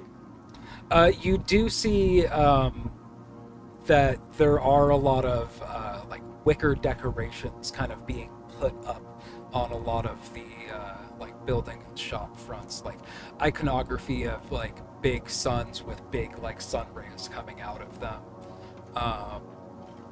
But I was thinking we could pick up in about 15 minutes, so 8:05 or 11:05 for the other two of you. Picking up the Festival of the Blazing Sun in a minute. Sound good? Okay. Works for Sounds me. good. Good See y'all soon. place to. See you soon. Adios.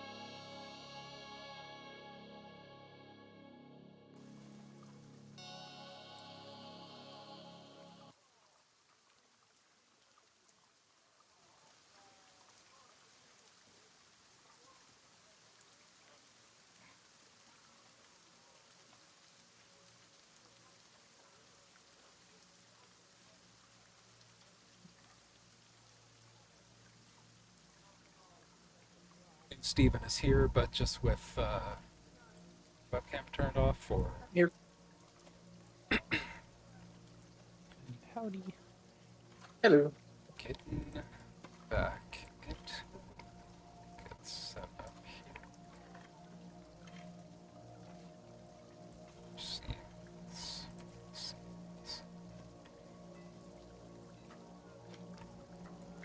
I'm not going to be doing a lot of heavy lifting as far as placing and moving tokens, but I am moving everybody to. Let's see. The Velaki seed, so we have a spatial. Move everyone to see.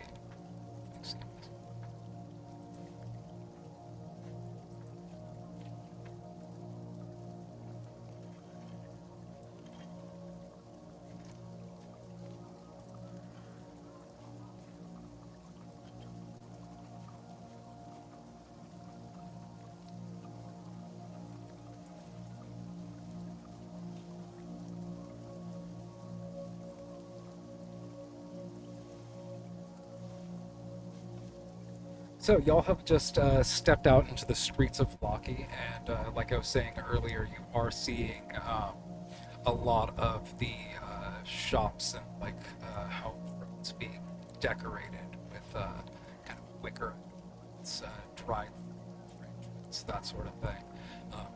There's some children running around with face painted bright yellow, with like paper leaves. They're kind of like dressed up with the cosplaying flowers running around. There's some general milling about.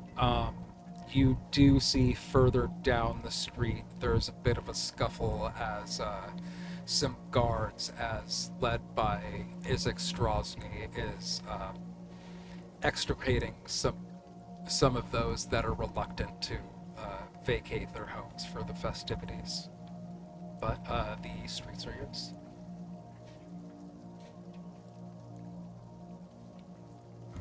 Where exactly is this thing taking place?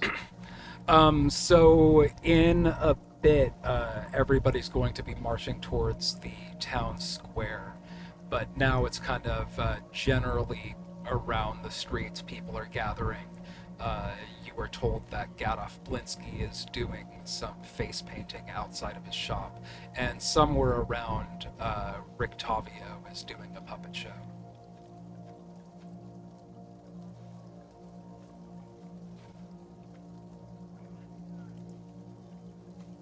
I wander around and try to. Can I see where this whole puppet show or the face painting is actually done from where we're sending, or do we need to like look around for that? If you ask the party, they know where the toy maker's shop is, and that's where you were told the face painting is happening. Okay.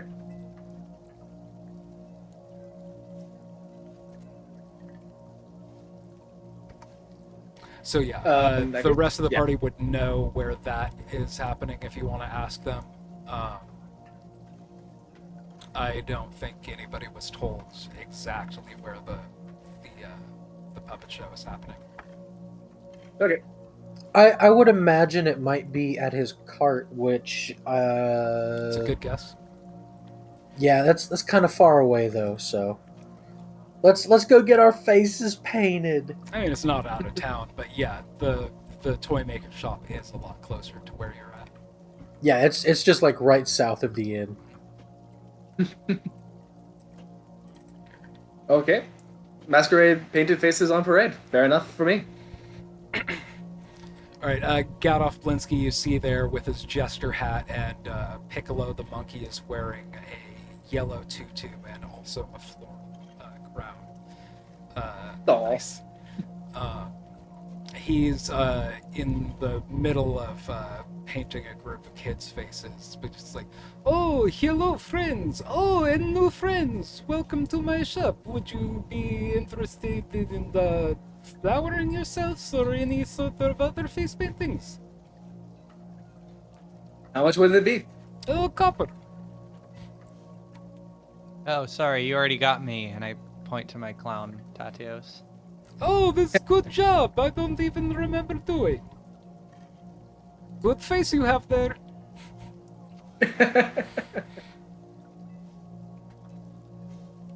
uh, So what do you paint? Like, do you do anything specific or?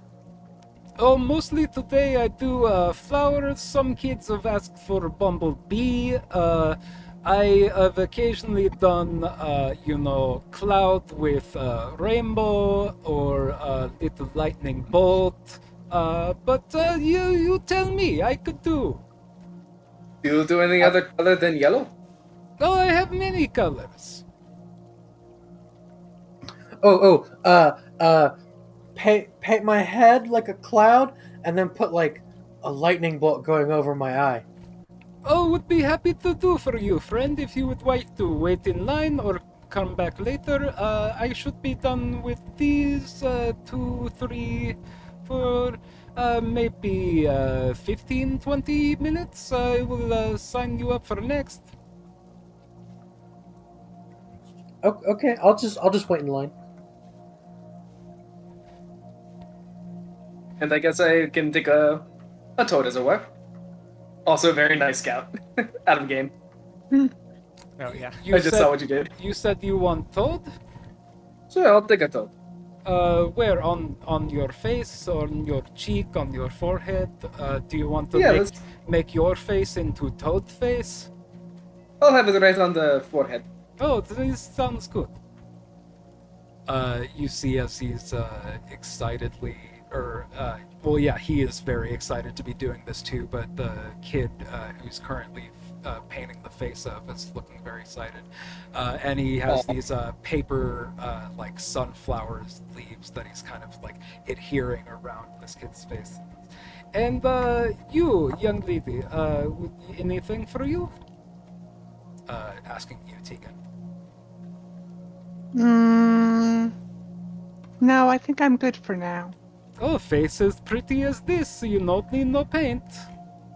Okay, well, I should be finishing up any moment now. And yeah, y'all have a couple minutes to talk amongst yourself, waiting. Otherwise, Manu would be up next, and then Tratari, getting their adornments. Sad turtle, Manu, the rainy face, and Oh, Jatari with the toad forehead. No, it's a happy design. It's my cleric domain. oh. And then for me, yeah, I'm just imagining it like a toad, but a third eye kind of feel. Oh, you want he kind of holds up a mirror. It's like kind of in the middle. He shows you like kind of the toad he's already been drawing. It's like you want me to add another splotch of white there and outline it. Call it a day. Yeah, sure. Sounds good to me. Just like the yeah. Just anything that will do. And he does a pretty good job. All right, cool.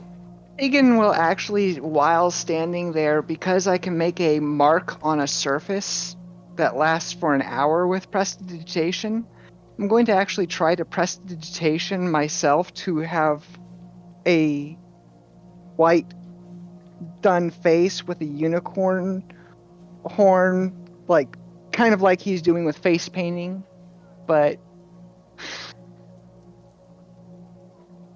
I'm going to try and do like unicorn makeup. Tight.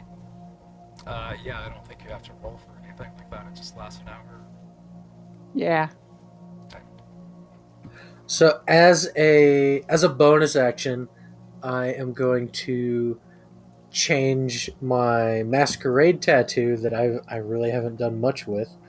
But after he's done painting my face, I'm going to have the tattoo cover my entire head to look like gusts of wind and raindrops. Nice. You don't mind tell people that Gerolf Blinsky did this, might drive up some business, but that very good. How'd you do that? It's just a magic tattoo. I'm then going to use. No big deal. Speaking of NBD. unicorns, I'm going to use the glamored armor that the unicorn gave me and make it look like white fur, ending with black gloves, black boots. So trying to complete a unicorn-esque aesthetic.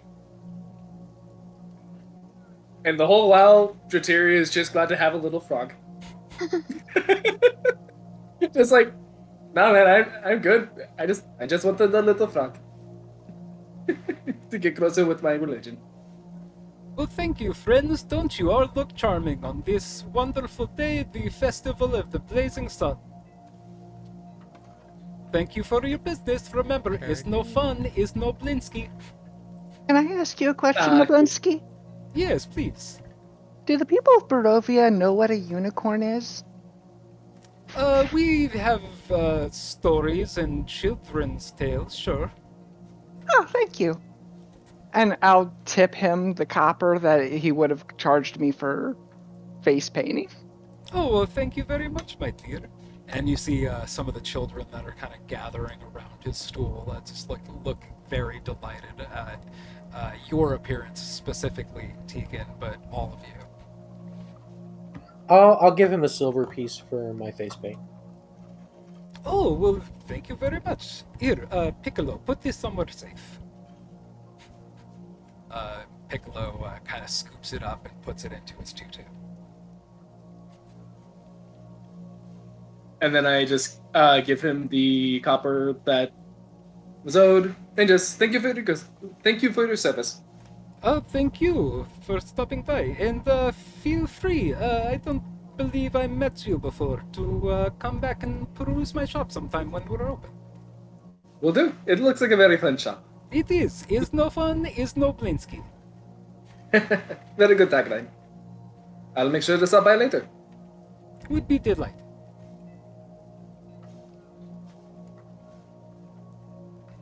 All right. In that case, should we make our way down to the, what was the other thing, the puppet show or something like that? Or do you know where that could be? Addressing the rest of the team. Not specifically, but Rictavio does have a cart At over the RSX stockyards, which isn't super far away. Yeah, but it's also right by the coffin maker's place. Which you did hear So- that he was apprehended. So, I hope he was After that, executed. so let me understand this. We are gathering with the townspeople, many of whom carrying torches, next to that particular building. Oh no, I fear an accident may happen. Well, the sun lighting ceremony is supposed to be taking place in the town square, which is a little bit over from there. Not super far, though. I stand by my oh no, an accident may happen. Oh, is the square that that place kind of It's to a the pink east of the area. burger's house? No, it's pretty far east of the map entirely. It's almost all the way to the eastern gate. I'll pick that. Oh, location a I few thought- times. I thought that whole area was the stockyard. Yeah, this is the stockyard. What were you asking? The square. Oh, the square. Yeah, it's right over here. Okay, yeah, so that's like right around the bend from the burger's house. So we could probably. Is that like the last thing they do and then everybody goes home? You're not entirely I- sure. Yeah, I'd have to ask about that. If we haven't left the toy maker's shop yet, I'll ask him like, what's the whole, like the whole pomp and circumstance with today? Like what scripted events are going to happen? Oh, well, it's generally just supposed to be a day of fun and merriment. And later in the afternoon, we're supposed to be, for this one, they said lighting a giant wicker sun. Something about bringing the sunlight to Wallaki. But yeah, that's supposed to be. There's a big stage set up in the town square. We're supposed to be setting a big ball on fire. I mean, is that like, is that at the end of the whole thing, or like do you light it and then you just go back to games and stuff? Oh, well, that's a whole big to do. That will take some time well into the early evening, I'm sure. But yes, I suppose festivities as mandated can be done from there. Okay, well, yeah, we'll look forward to that. Thank you, and I'll rejoin the others. Okay, so it's like a harvest festival kind of deal. Of just like a celebration of good harvest. So I'm gonna wait until it's like a safe place that we can discuss Discuss it things further, yeah. privately. Yeah, and I'll loop in Dratari about what exactly we had already planned for today. Okay. That works We're for me. so we're just gonna kind of make face for a little bit, and then we're gonna break into the burgomaster's house. Yep. And then if that all goes well enough, we could be back for the big finale. And almost as you're saying that, you kind of, I feel like you might have ducked into like a spot where nobody's standing immediately around to hear you, but you are still on the same street. And you do see just down the street at the burger master's house, the door bursts open, and Baron Vargas Volakovich comes marching out with his two mastiffs in tow, and also his wife Lydia with a kind of a plastered on looking smile, and who somebody who you haven't met but could easily deduce is their son Victor Volakovich, looking very disinterested in this whole thing, and they step out, and the Baron kind of puts his hand up and says, "All will be well," and turns to his right and starts heading south down the street. Away from you. Message to Dratari. Check them, check them, check them, check them. Just gives a quick nod and activates the same divine sense again. You're getting kind of neutral auras from all three of them. All five of them, including the dogs, I guess. And just a quick look over to Tegan and the rest of the group, and just kind of like a quick back and forth. Nothing. Yeah, I mean, still Te- evil off of Tegan and Manu. Tegan actually looks surprised at that, especially given that the sun was there and we were suspecting him of doing some form of foul.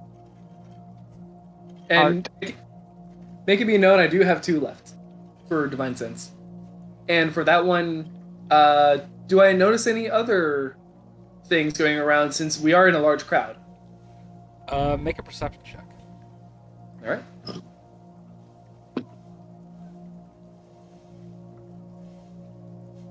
Okay, I don't even know what my plus is, but it's a 5. Yeah, no, looking around, you're mostly looking at kids. Crowd full of neutrals. Okay. I mean, after what happened, it is nice to see that some people are kind of happy. I mean, even the forced smiles are kind of nice. And most of my focus is on kind of the kids happening to have fun in the paint, but also kind of curiously looking around, trying to figure out, especially at the mention of fire, it's like, okay, what are they actually going to be? Is this going to go into human sacrifice mode kind of deal? And just as like a back thought, as it were. Also, y'all had mentioned to Drotari the recent funeral pyre at the town church that Yeah. incinerated like 70 people. And actually, I guess, yeah, for that one, just we could just be going by it and same thing, mentioning it. Or I already know the backstory to it, so yeah, just getting her caught up on that. Yeah, it was certainly a day. Tegan is going to distract herself from most of that while still trying to pay as much attention to her companions as possible, but Tegan is going to be using combinations of minor illusion and just playing her viol, just doing lilting tunes for the kids to play with. And minor illusion for sparkles and colors dancing around in the sky and stuff like that. Go ahead and make a performance check. Can I join you, Tegan, with my minor illusions, kind of doing backup for some advantage on that, if possible? Yeah, you can make separate ones or give Tegan advantage. I'm just gonna. I see Tegan's doing such a good job. I'm just like throwing some sparks around, you know, just some flourishes in the background. Being the hype orc. Yes, hype orc. Exactly. Bull's way down here. There we go. I have to grab a delivery real quick Oh. outside. Yeah. So I'm just. And I'll be right back. advantage. So that's a 9. Little kids kind of start looking over you, and it's some like high effort shit that both of y'all are doing to build a performance. But they're like, I feel like the one kid that is like getting his face painted, when his eyes are open, that's the direction he's looking at. But the other kids are just excited about waiting their turn, getting their face painted. They don't really give a shit that you're putting on a whole show.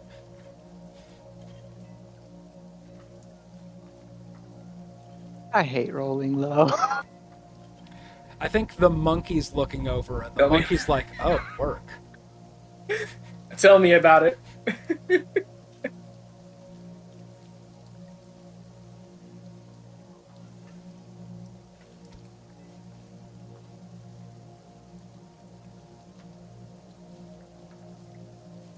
All right, well, we can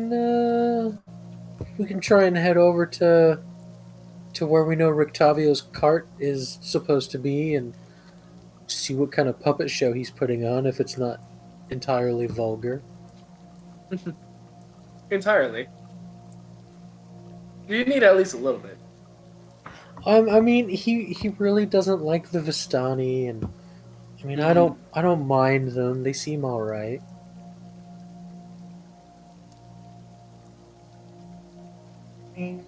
So you make your way over to the Arasek stockyard, where you know his wagon to be, to check to see if there's anything going on over there.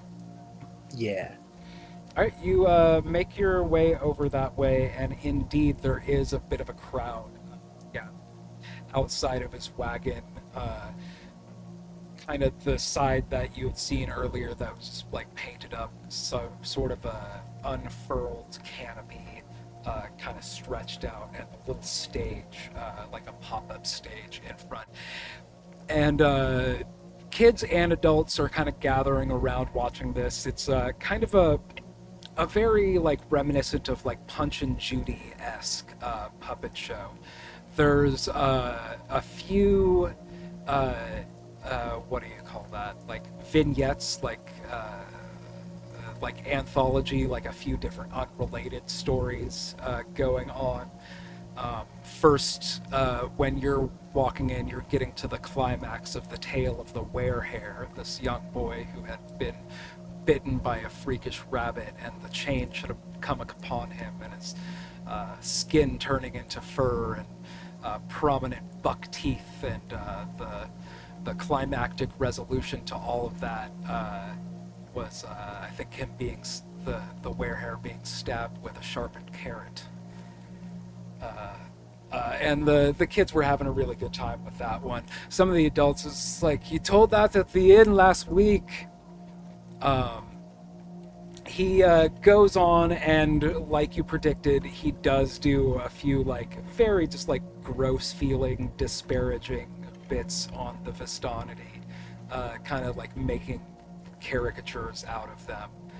It is gross.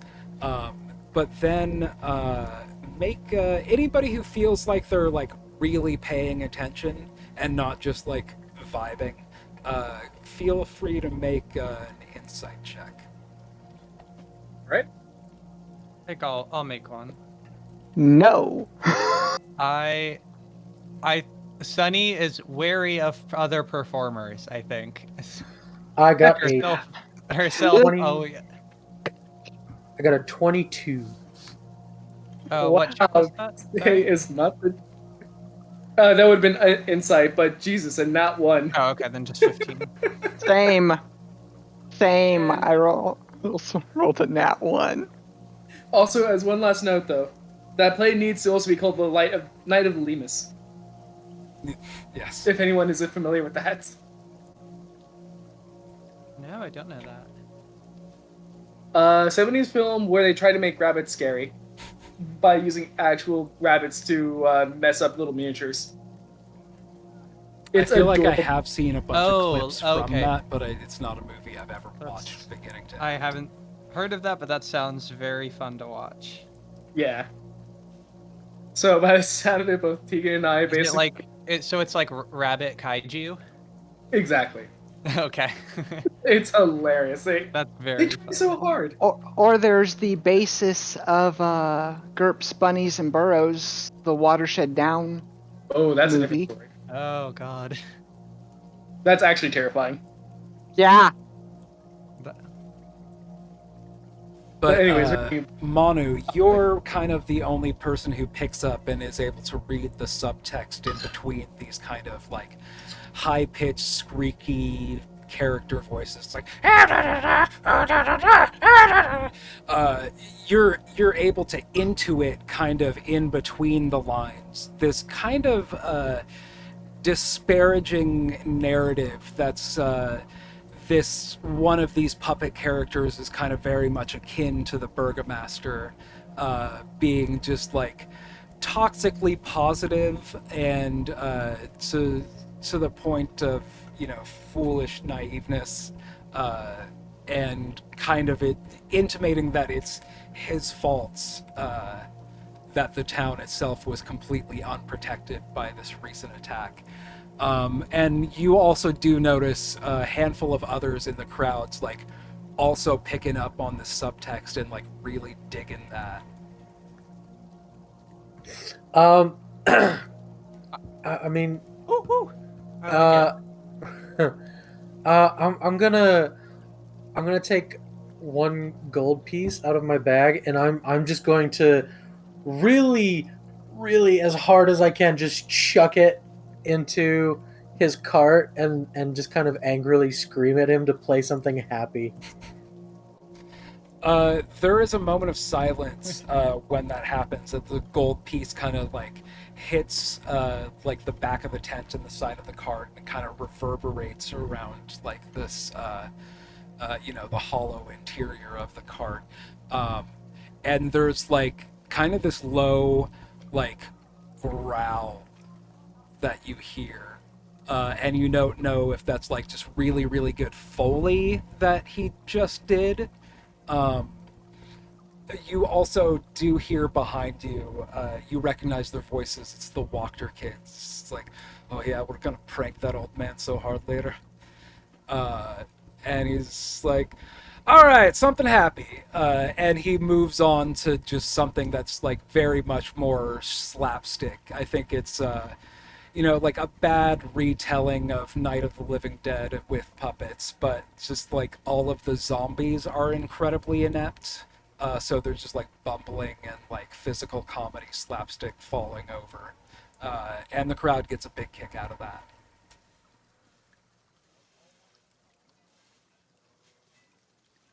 Okay, well that's better.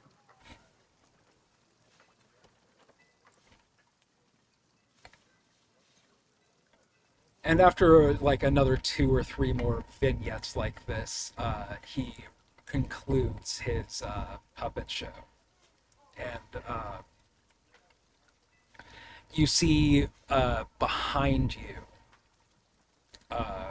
kind of like a group of guards being led by Isaac Strahd is instructing people that it's time to make their march towards the center of town. Uh, make a perception check, anyone. All right. Not a nat one. 14 plus. You said perception, yes? Mhm. That's a 0, so 14.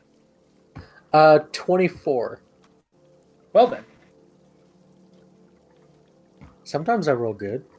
If nobody else is looking, Manu definitely sees that Isaac Strozny is staring down Irina, who is with you, and is reluctant to budge from his spot. He's kind of instructed the town's guard to go in and kind of sweep people out to head towards the center of town. And it isn't until like the call up ahead of "Come, Strozny," he kind of like breaks his gaze, stops looking at Irina, and goes to the sound of the burgomaster's voice. But some guards are coming up to us. It's like, all right, it's time for the festival. Make your way to the town square. All right. I want to sort of follow Strozny, kind of be close to him. Yeah. If as seeing Manu kind of follow Isaac, I think Sunny will follow Manu as well. But wait, hold on, sorry. Okay, sneeze averted. It's the worst thing. Sunny. Well, I know. I kind of wish I had. Sunny is going to cast. No, never mind. I forgot. It takes up slots, and I don't really want to use it. Never mind. I'm a rogue. I only have like 3 slots. Not worth it.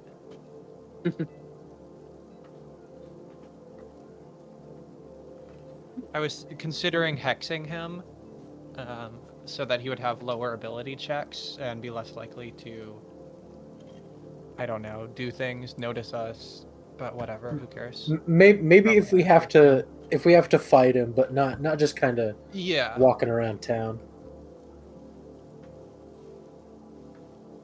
But yeah, I'll when we make our way to the square, I'll kind of be close to Strozny. So with that, it's like the whole group of you starting to make your slow march, but Sunny and Manu specifically are trying to keep just a few steps behind Isaac to see what he's up to.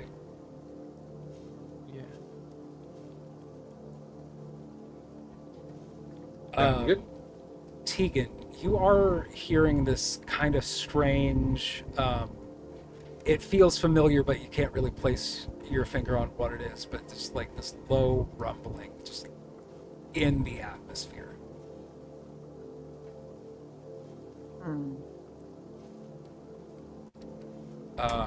But with that, following Isaac and the burgomaster is on horseback, his 2 mastiffs following him a few paces in front. And then coming up behind you is kind of this general crowd of the Valachians who are watching the puppet show, kind of reluctantly leaving that arguably more fun event to do this more mandatory thing in the center of town, coming up the rear behind you. Strosny is walking ahead. Manu, you do notice he keeps stealing glances behind him as he's walking forward to see if he can catch another glimpse of Irina.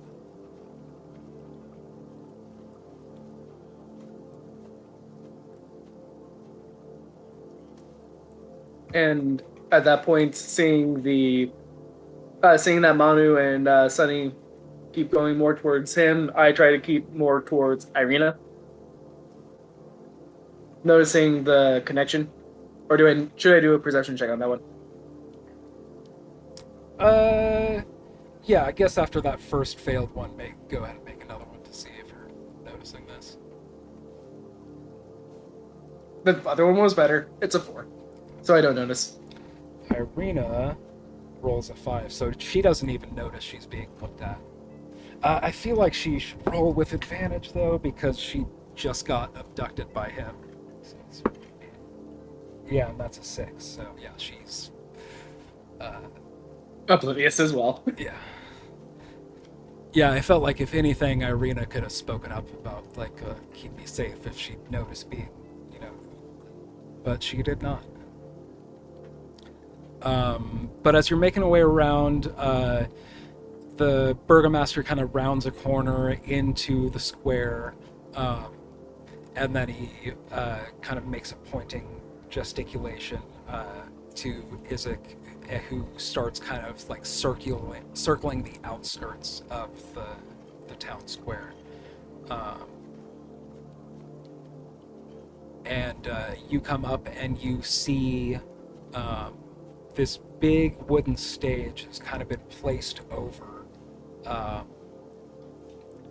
the stocks that you had seen people in. You're not sure where the people that were in the stocks are, but they're not there. And it seems to be this big stone block, kind of hollow in the center, placed in atop this wooden stage that's been constructed. And you see generally coming in from the other corners behind you, you see like Rictavio coming up, also the Wachter kids walking behind him and kind of like snickering at him. You see from the other 3 streets leading into this area, the other townspeople are coming.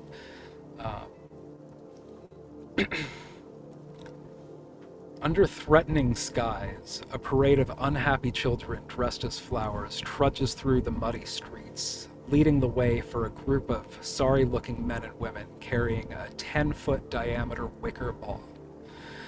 The burgomaster and his smiling wife, who holds a sad bouquet of wilting flowers, follow the procession on horseback. As weary spectators watch from their stoops, the ball is borne into the town square. There it is hoisted and hung from a 15-foot high wooden scaffold. The townsfolks take turns splashing it with oil. And then, Tegan, you're hearing this kind of like low rumbling in the atmosphere, like really intensify. The burgomaster kind of steps off his horse and then is followed by his 2 bastards, and he holds his torch aloft and says, "On this day, the festival of the blazing sun, we will drive out the darkness. And with this act, with this effigy, let sunlight shine its light upon our fair town. All will be well." And then everybody else starts hearing kind of this similar sound that Tegan is hearing, but to Tegan it just becomes this cacophonous roar. And overhead, just like this flood of bats that practically blot out the sky, just pass overhead, going from east to west. And it's just like torrential downpour at this point. But much as the way kerosene works, that's not going to deter this wicker ball from going ablaze. So the burgomaster kind of puts a hand over his sputtering torch and reaffirms, all will be well. And he marches defiantly through the rain towards the wicker ball, only to have his torch go out as he thrusts it into the sphere. And then there is a singular laugh that erupts from the crowd, drawing the burgomaster's fiery gaze, as well as gasps from the town folks. Out of curiosity, how far are we away from the wicker ball? Guess I could put a grid out and we could start counting. We're roughly here. There is a kind of fountain in the center, and kind of all around these areas, crowd is forming. The stage is off to this side, and I'm not sure where you would find yourself placed here. You did come here from this direction, though. Okay. Sorry, continue. So you're at the very furthest, you're like 100-something feet away, but you could be as close as right next to it. Where would Strahd be in the square? Strahd is currently circling the area, and at this moment, when the one laugh rang out and the burgomaster turned to look at the source, it's like, malicious, malcontent Strahd guards, get that one! May serve as an example. And he's shaking a little bit, trying to get his torch relit, and Strahd rushes up on that person and puts his big arms around. For you, Dratari, this is the first time you see under kind of the cloak, his right arm is monstrous and grotesque and has kind of a reddish hue and almost a reptilian quality to the skin.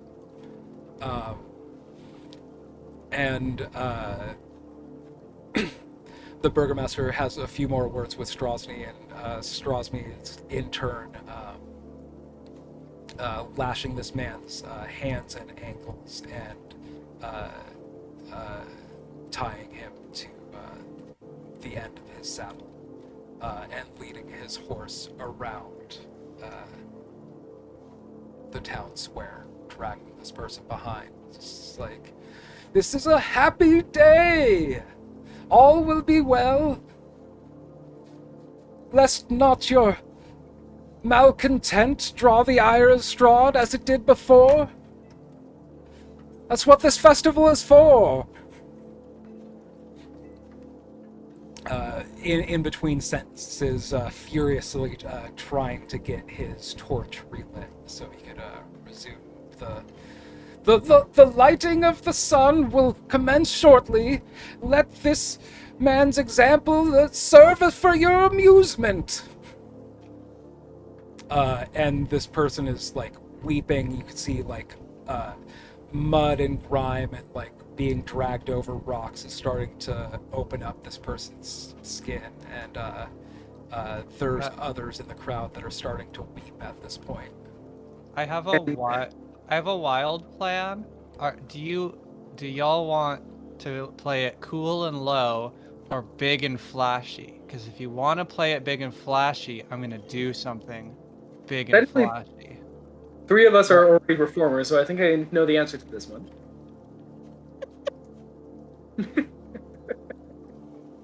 All right.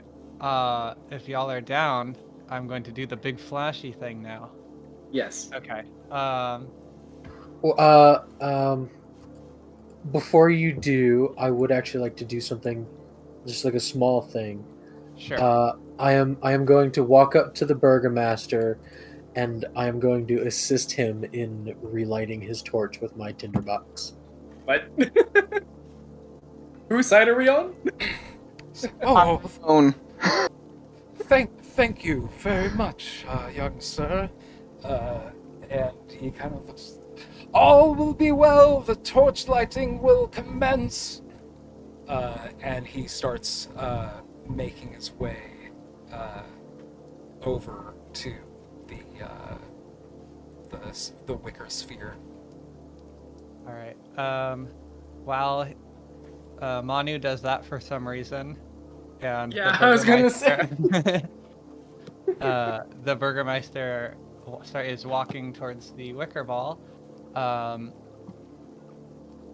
gonna use disguise self and make myself look like the Burgermeister. Oh. Then I'm going to use Misty Step and teleport myself to atop the wicker ball. Okay.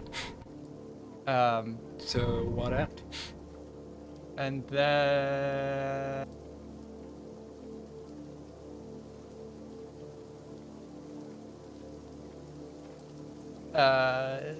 minor. Okay, and then minor illusion to create a giant ta-da sound, an extremely loud ta-da sound. Like the Windows So, 95 one? Or... Yeah, like right when I teleport, I'm on top of the thing, and it goes doo-doo.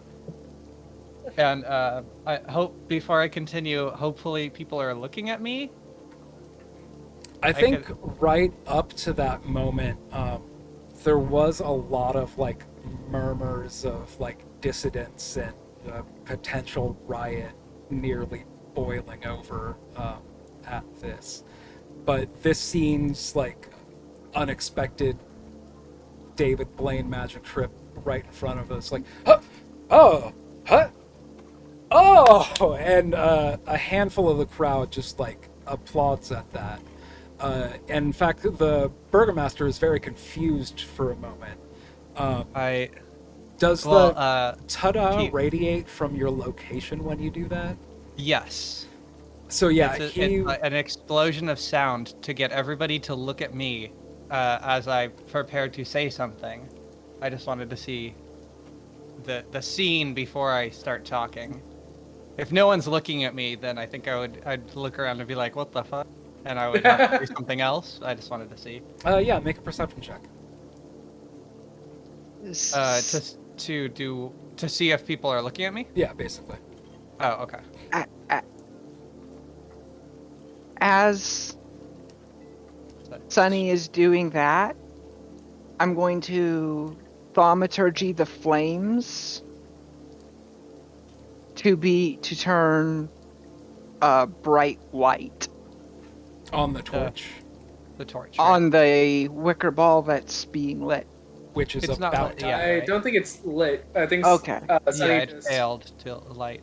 Although, Okay, if you want to make it look lit, I could do minor illusion for that. Okay, I think Sunny would get that it's you, because we just did a minor illusion thing together. So, I think it's clear that it's some magic missiles teamwork trickery, and my perception was a 10. Okay. You notice that, like, yeah, definitely people are looking at you. You don't necessarily notice if anybody's left the gathering during this distraction. Okay, cool. That's totally fine. Valachians. The man before you, our so-called Burgermeister, is an imposter. I have come back to lead our town. Don't you think that the leader of our town should have compassion and want the best for this city? And yet instead, he forces us to come to this festival. Fun as it is, I think we should go on our own, go to festivals on our own volition, without threat of being pulled around by a disgusting, giant-armed man who's a total creep. And on a personal level, not because of his looks. And so, grab him! Grab the Burgermeister! And we will have a trial for what he has done to our city. Don't you want a stronger Wallachia? Make a... And I wait, and I raise my hand and I wait for cheering. Make a persuasion check. Okay. I'm very tempted to give you disadvantage, but just a straight persuasion check, especially since you called it Wallachia. Oh, did I? What is it called? just out of Persuasion? Just curiosity. Wallachia. Oh, Oh, Like- Valaki. 16. Just flats. Oh, sorry, no. 16 plus 4. So dirty 20. There's a bit of a pause, and the burgomaster's in the middle of saying, "Oh, that's just ridiculous," and then somebody in the background is like, "Yeah, get that guy." I'm adding thaumaturgy cheers and Yeah, whatnot. I'm gonna use my thaumaturgy and Yeah, we believe and- him. how do we And- all and have We that? believe him. and scream, "Get the imposter!" Yeah. Wait, hold on, hold on. And I'm gonna try and pull Okay. the burgomaster off of his horse. So can we also just all in agreement just all use thaumaturgy to say get the imposter then? Because we apparently all have thaumaturgy. Also, welcome to the party, Tratari. I love that you're just like, oh, I'll just hang out with these random people, and then this happened. Revolution. I'm with a group for 5 minutes and I'm already calling for revolution. Sunny, what? This is all based off Tracks? of Sunny's. What are they called? Sunny's ideal. Sunny hates unfairness, and that seemed unfair. And Okay. then in the meantime, I'm also undoing the ropes on the person that was being dragged around. Okay. So, order of operations. Manu, I think you said you were trying to pull the burgomaster off of his horse, which he is not on. He is just. Oh, I thought he was. He is I on thought the he was ground still on it. in the process of thrusting his torch into the wicker ball, which he is definitely about to do now that there's an imposter on top of it. So I don't know if you want to try to go for a grapple check or an attack roll against him. I'll just try and grapple him. Let's see if I can do that. What is...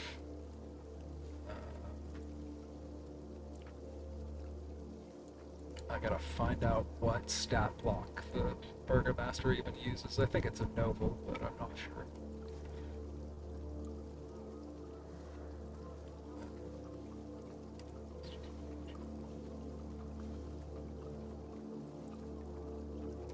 I'm so glad that I rolled well for that, because that could have been such a bummer. Yeah. The one time we needed a 20 of any sort. Yeah. So what's how's grapple checks? Is it athletics versus athletics, or athletics versus strength, or? It's my athletics, since I'm the one grappling, versus either his athletics or acrobatics. That's 12 plus nothing.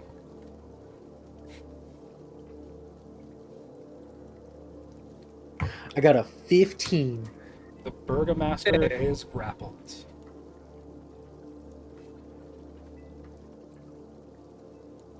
I have no idea what to do. I could see the Spider-Man memes of them pointing at each other. And Dratari, you're attempting to free the person who is... Isaac Strozny, this person with the hideous and powerful arm, is leading the horse that is dragging this person. I had thought that the burger was on that horse leading that dude around. He stepped off the horse to light the wicker ball. Okay. And then the person laughed, and then Isaac Strozny tied this person up to the horse. Okay. And started I thought he was on his horse the whole time, and he was like trying to light it while leading this dude around. I'm not sure. He's definitely going to try to stop you from interfering with what he's doing. Not sure what role to call for. Yeah, because I thought he was just not. I thought that the horse was personless at that point. The horse is being led by the Yeah. reins by Isaac Strahd, who's on foot. Oh, okay.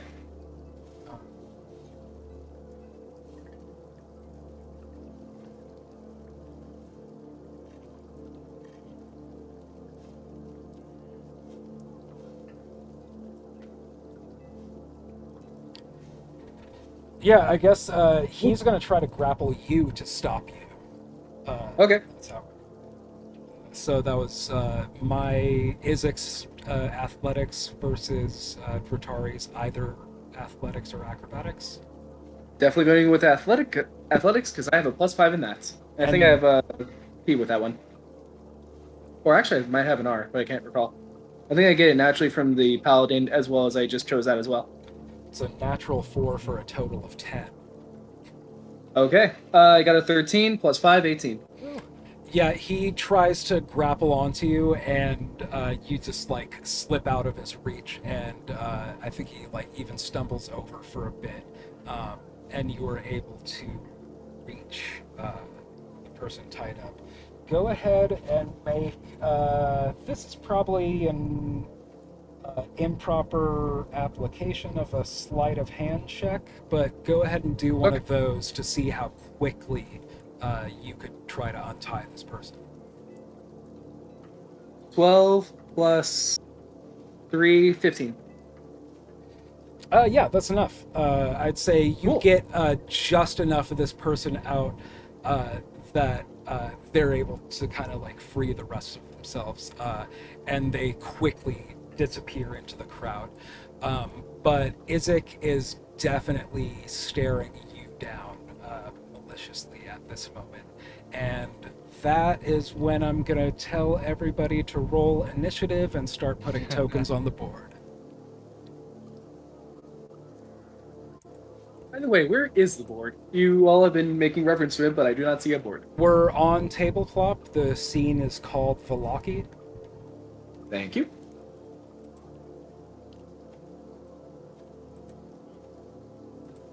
I'll be there in 1 second.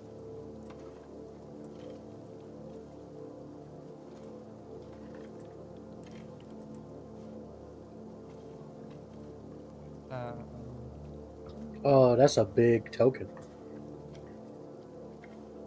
Oh God. Sunny, I you would get be down off the right liquor. over here. Never mind. There we are. Oh, that's the crowd. Okay, that makes sense. Okay, yeah, my character. Oh, wait, what am I supposed to be? I'll add you real quick. Thank you.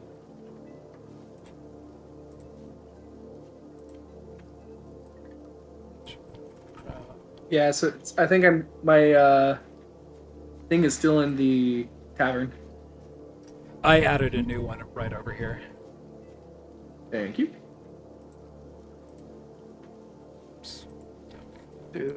And initiative. You got kind of high dex for a paladin. That's backstory for you. Oh Back yeah. I had only +1 for dex. I specifically gave myself sleight of hand for the backstory one. Urchin? Yep.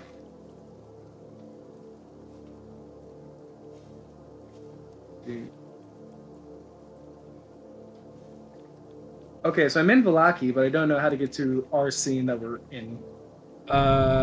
Give me a second. Are you there now? Oh, okay, I think I am. Yeah, I see. Yeah.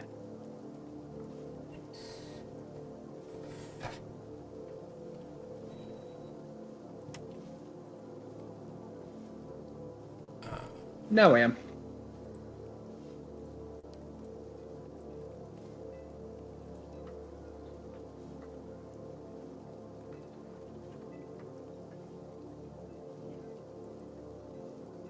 One.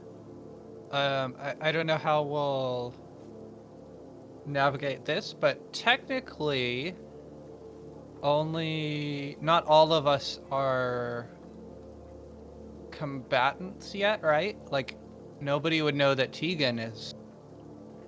Right. Well, yeah. I mean, technically, I don't even know if But- Tegan's on our side yet.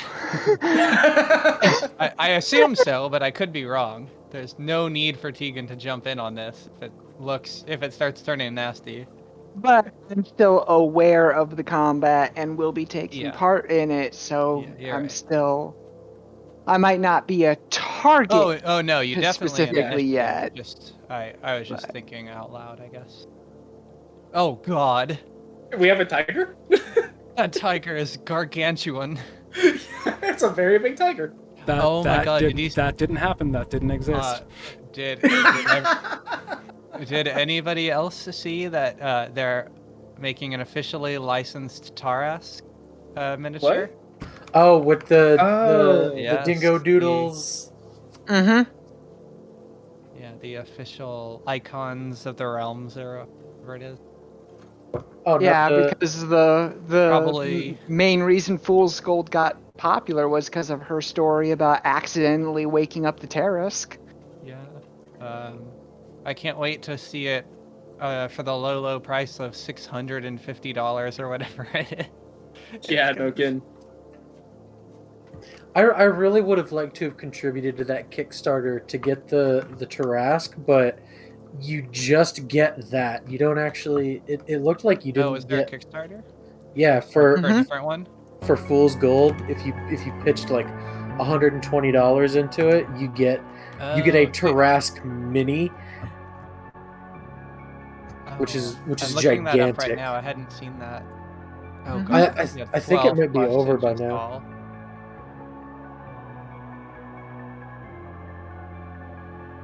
Yeah, that looks I so would have liked cool. to.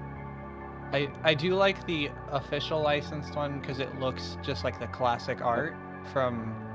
I think it looks like the 3.5 art, but this one looks pretty sick. It looks very mean and evil. That's weird. Did we all get kicked out of the table? Yes. Oh Okay. yes. It I got kicked seems out. so. Did you? Mm-hmm. The Velaki just completely closed and kicked us back to the High Yeah, I don't Fantasy even main see it page. anymore. Yeah. Oh, Velaki's back now. I had Sorry, to refresh. there I it is. changed in scene settings to snap to grid, so we Gotcha. get snappy again, and somehow I accidentally toggled it from visible to not visible. Sorry. Gotcha. No worries.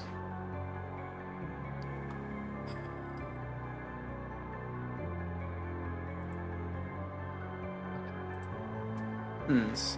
Guards. I'm glad the massive hordes of townspeople are supposedly at least leaning a little bit on our or at least full- not actively Technically- aggressive. The Fool's Yeah, Gold right? campaign guide goal was 10,000. They ended at 2.5 million. Jeez. That sounds like literally every other D&D Kickstarter. I honestly am very like I want to strike while it's hot and make some.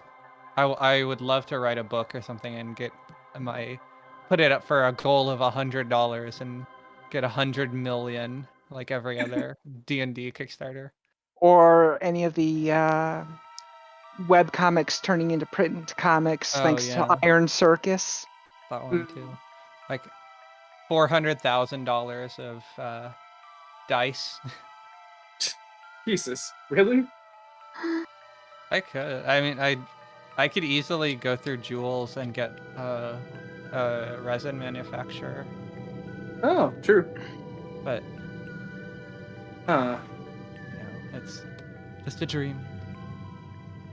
Okay, so I'm back in the thing right now, but for some... Or, right, you had to beam us over.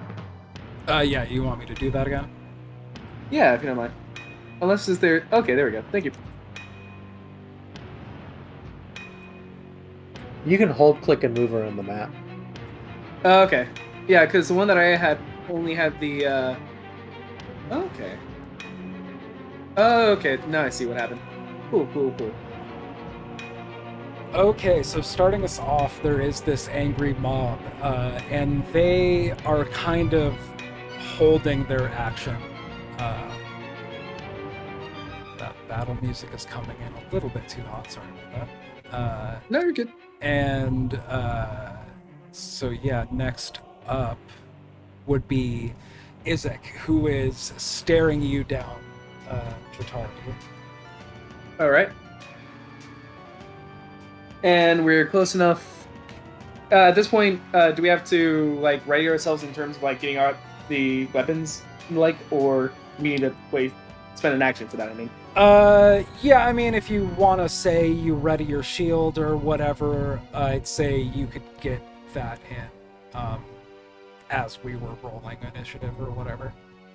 Okay. I make that as a thing, or yeah, I say that as is it. It is, and let's see.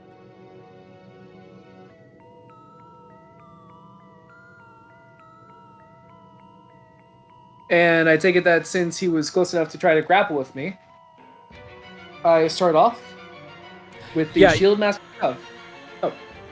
Oh, So he is starting off in the battle map, this one here, so he is 15 feet Okay. away from you at this point. So I'm imagining there was a bit of a scramble after that failed grapple. okay. But his first action will be to run up into 5, 10, 15, right up into your space. Okay. Is there anything you're doing in response to that? Let's see. I do have an attack of opportunity, but I think that's if he's running away, right? Yeah. Okay.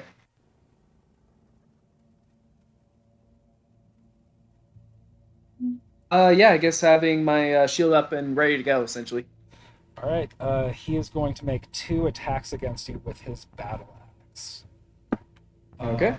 Natural 2 plus 7, so that's not going to hit. Natural 20 plus 7, so 27 I'm sure hits. And with that one, I do the shield master evasion. And what is that? Oh, wait, half of it, or? Hang on, I just realized, yeah. If an effect allows half damage on success, you can use your reaction to take no damage. Shoot. I just figured it was like an evasion thing. With an attack. Okay, yeah. In that case... Yeah, I guess we'll go from there. That's a crit, so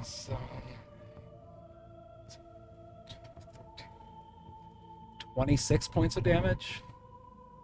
Okay. Not good, but I can take that hit. Yeah, slashing damage. So yeah, swings wide, misses you the first swing, but then the second one hits you really hard and also just like in a weak spot in the armor, and just like gets a really fucking solid hit off on you. Okay. That is Izik's turn. Next up is Sunny. How come I can't? Where did initiative tracking go? Why can't I? Oh, start initiative tracking. That's why. Because I never started. Yeah, Sunny is up next. Nice. I love that token. I figured I'd throw it in there just because I don't know how long I'm going for, considering I haven't figured my out yet, but let's deal with this first.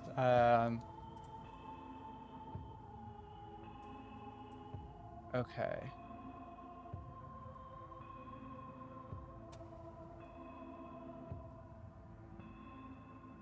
Hmm.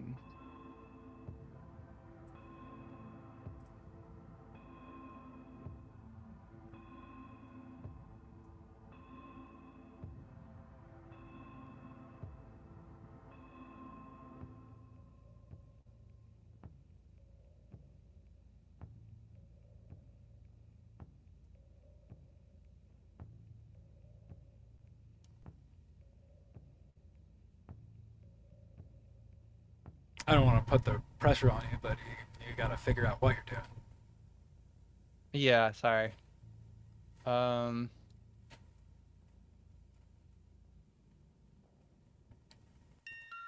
If you do have a means of healing me, that would also be very helpful. I have That was absolutely a no very healing whatsoever. You say this to the one person in the party who doesn't.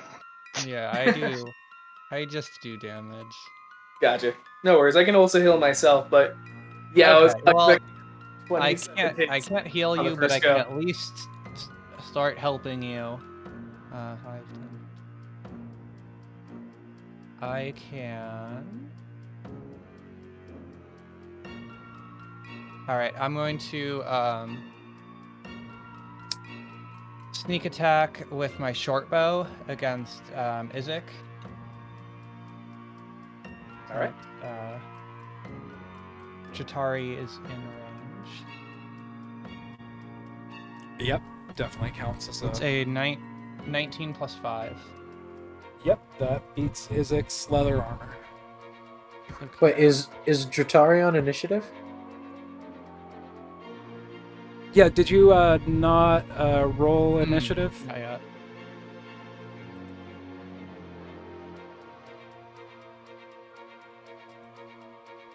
And if you did, what did you roll? Oh, for Chitari? One second. God damn. That one. For a plus or minus of... I think it's just +1 for initiative, but still, yeah. So a 2. Yeah. Good Let me to just double check. Yeah, +1 initiative, so 2. Ouch. Okay. Rip indeed.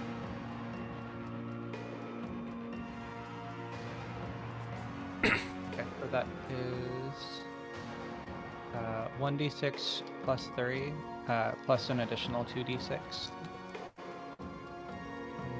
10, 11, 12, 13 piercing damage.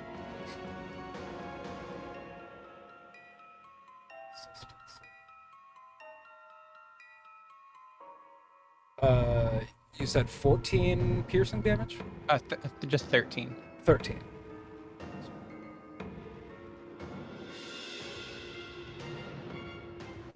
Yeah, well, it's I'll leave it at that. And then no, I guess I should say something. I look at the crowd and I point down at the Burgermeister and at Izek, and I say, "Look, see, see how they treat us citizens. They're fighting and trying to kill us at this very moment. Would a true Burgermeister do that to their I'm running out of words for citizens, but citizens again?" Make another persuasion check, this time with advantage. Could I do deception since I'm technically lying about all of this? Yes, you may. All right. That's 8 or 16. 16 plus 6, so 22. Yeah, it seems like Alright, you've good got 2/3 of this mob kind of rallying behind you. About a third of the mob and a few of the guards look like they're still rallying behind Izek and the Burgomaster. See you in the morning. Just about. I will. Okay. Well, I think that ends my turn. That sounds like decent odds, though. Tegan, you are up next. I'm hoping one or two of the guards will switch sides eventually. The person that was tied to the back of a horse was a town guard. So I feel like that one at least should be an easy sell. All Yeah. right. Well, I feel like if there's one guard laughing at the Burgermeister, there's always more. Nobody likes their boss. It's just that's That's just life. your rule. Even if I'm pretending to be their actual boss. Sometimes that's how it works. But yeah, my turn is over. So what you're saying is meet the new boss, same as the old boss? Yes. Which Hey, is perfect. Which is perfect. You get the people who hate the old boss, and you get the bootlickers. Yes. Is Is the burger's son here too still? He is rushing off, or make a perception check. 20. He is. You do see him ducking off between kind of the alleys over here, and you would know that's generally in the direction of his house.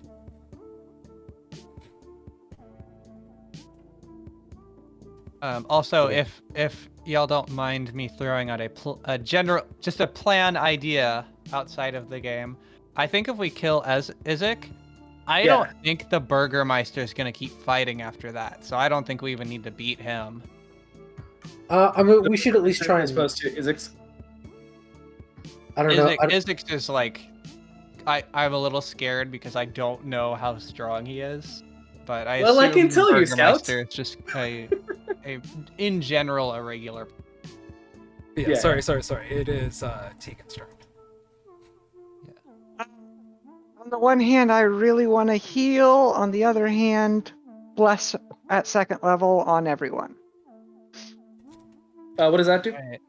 I think I had that. Yeah, that. Oh yeah, I do. a D4 to attack rolls and saving throws. That's second level. Is it 2? Or No, No, you can that just target just more lets people. me. Yeah, oh, okay, gotcha. lets me put it on all of us. Awesome. That'd be kind of broken if the D4 went up too. Yeah, that's what I was asking. Okay, that makes a lot more sense. So OP.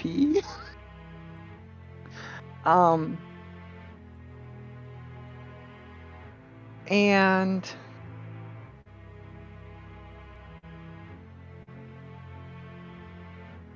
our new paladin friend, Smite Evil. I bardic inspiration on Dratari. Okay. So, anytime within the next 10 minutes, you can choose one d20 roll and add a d6 to it. Cool. And that's before you roll the d20, right? Added after seeing the roll, but before knowing the outcome. Very. Okay. So yeah, if you roll an at one, don't bother. But Yeah. you're Which seems to be my curse tonight with this thing.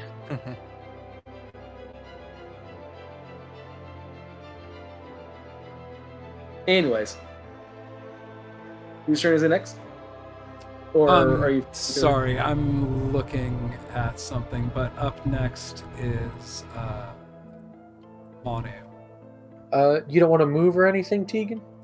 I actually would have had to have moved a little bit closer there, to there, Okay. just to get Within sorry in bless range. I can never fucking find Irina's token. I have Just snatch her token from the tavern there. That's not a bad idea.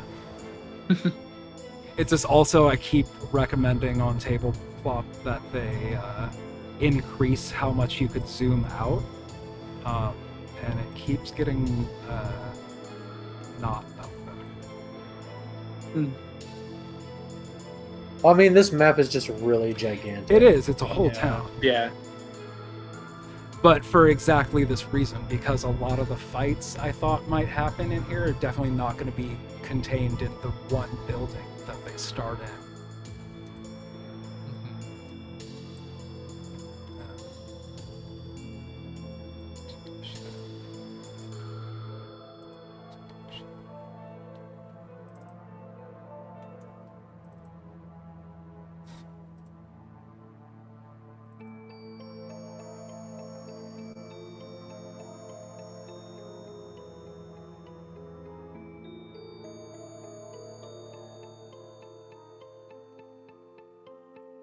And I'm sorry, do you remember, Tegan, what your initiative was? Is Tegan not even there? Is either a 10 or a 9. And mine is 10, just behind Sunny at 11.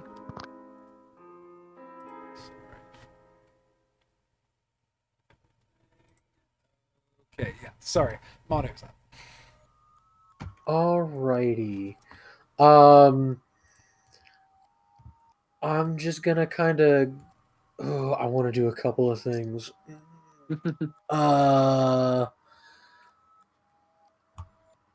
I'm just gonna like let go of the burgomaster, and I'm gonna kind of whisper to him that he better be good at begging, and then I shall. Very nice.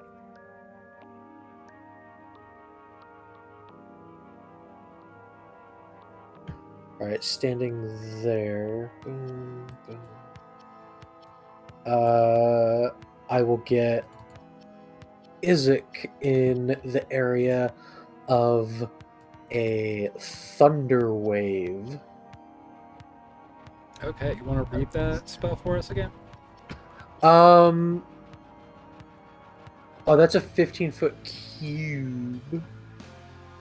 But yeah, I'll just get Yeah. Isaac in. I'll just get Isaac in that if I stand there. A wave of thunderous force sweeps out from you. Each creature in a 15-foot cube originating from you must make a Constitution saving throw or take some thunderous damage.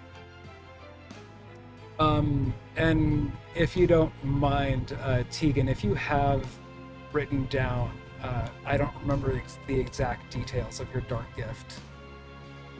I don't know where to find where it would have been written at this point. I didn't put it on the D&D Beyond character sheet. You know, I know I have. It's I know in I a have. stack of papers that's right next to me, so it would not be part.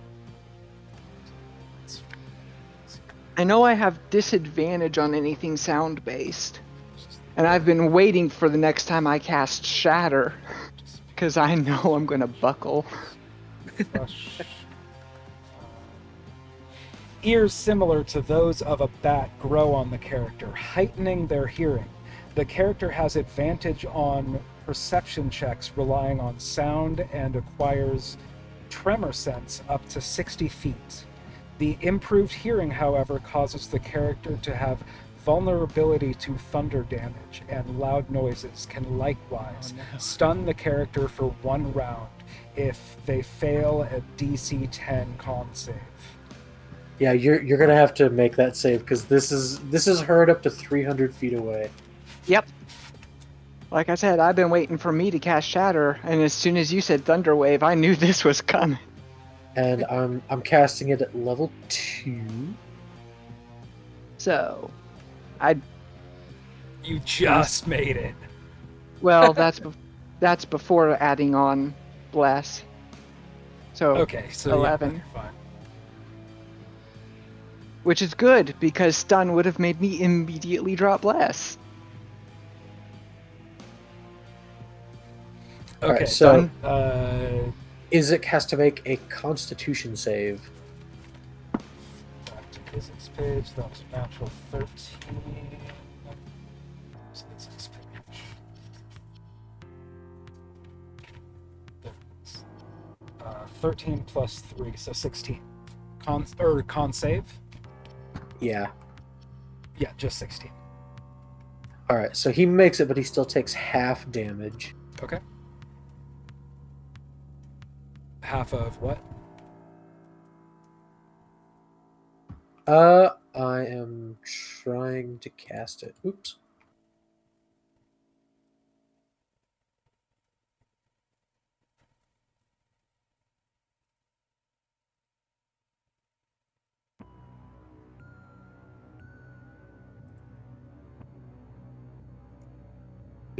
Half of 14.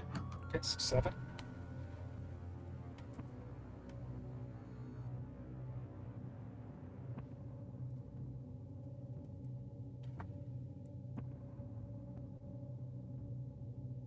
Okay. And I. And you hear Tegan scream. I'm gonna scooch in here too, just to help out Dratari. Thank you.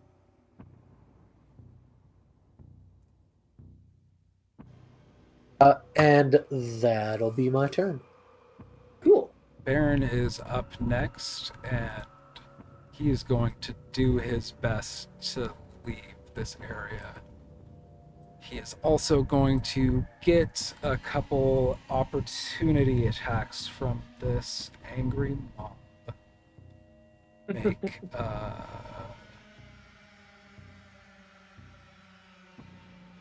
one torch attack. 2 does not hit. And one assault attack. Natural 8 plus 5. 13. Does not hit. So he is fine for this round. But he calls out to Isaac. He's like, Isaac, cover me! And the guards are up next. It looks like this guard is going to rally to him.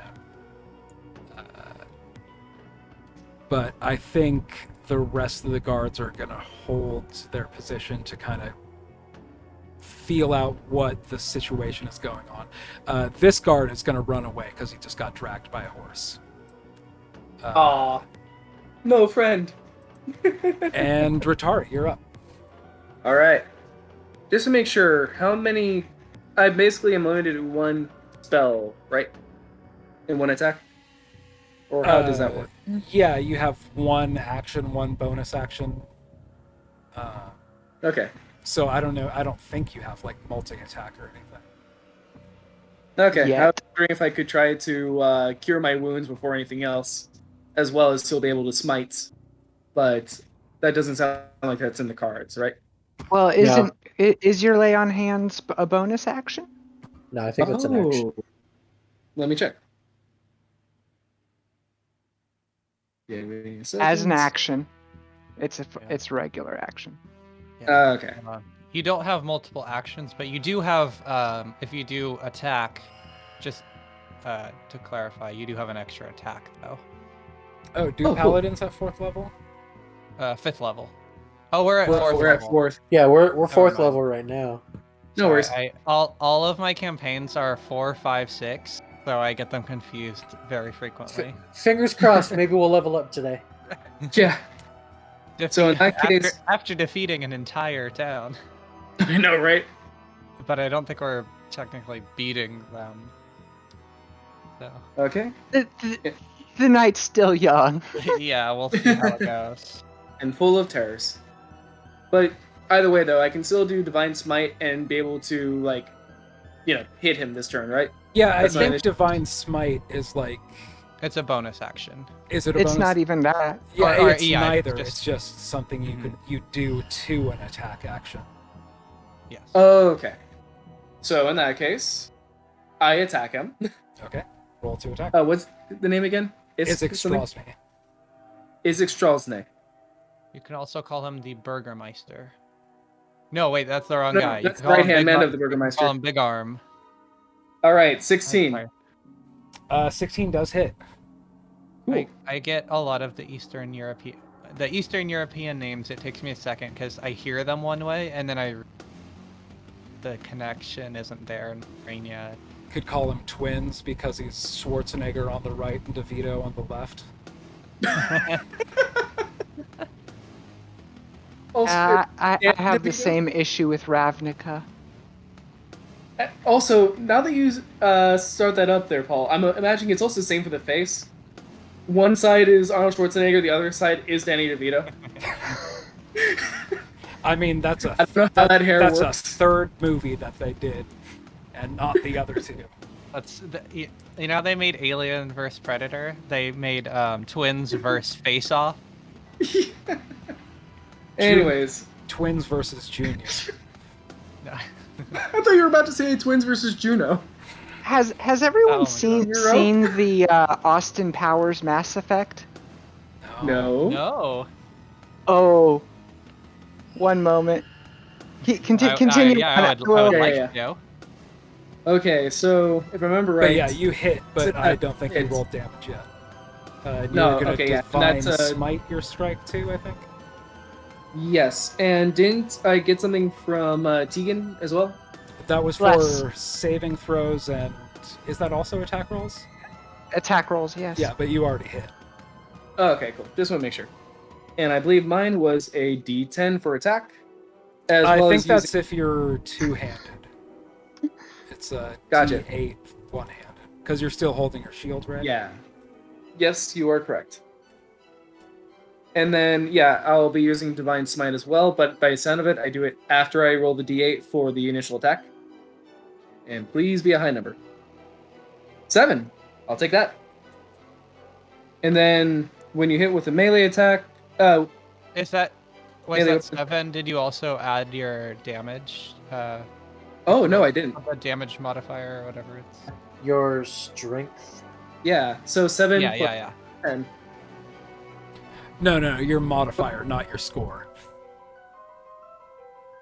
Oh, okay. 1 second. I was just That'd looking be- at the... That'd be sick, though. Yeah, because that would be... Yeah, because I have plus 3 strength. And I had a 7, nat 7 with a d8. So wouldn't that be 10? Yeah. Yeah, okay, cool. And then I empower that with Divine Smite, and Divine Smite his ass. And that would be when you hit with a melee weapon, you can expend 1 spell slot to deal 2d8 extra radiant damage to the target, plus 1d8 for each spell level higher than the first, max 5d8, and plus 1d8 against undead or fiends. Is he a undead or a fiend or no? He is not. He is a humanoid. Ah, pity. Well, Is his fuck arm him. undead or a fiend? Okay, so deals 2d8 extra on top. Yeah.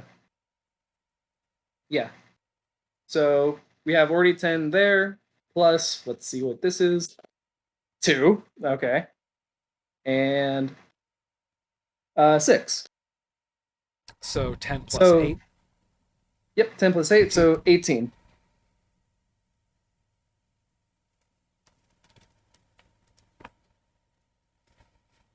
Terribly slow at the most basic of math.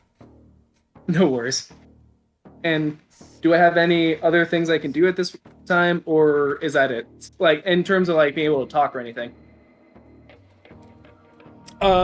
You could say something that takes like 6 seconds or less to say.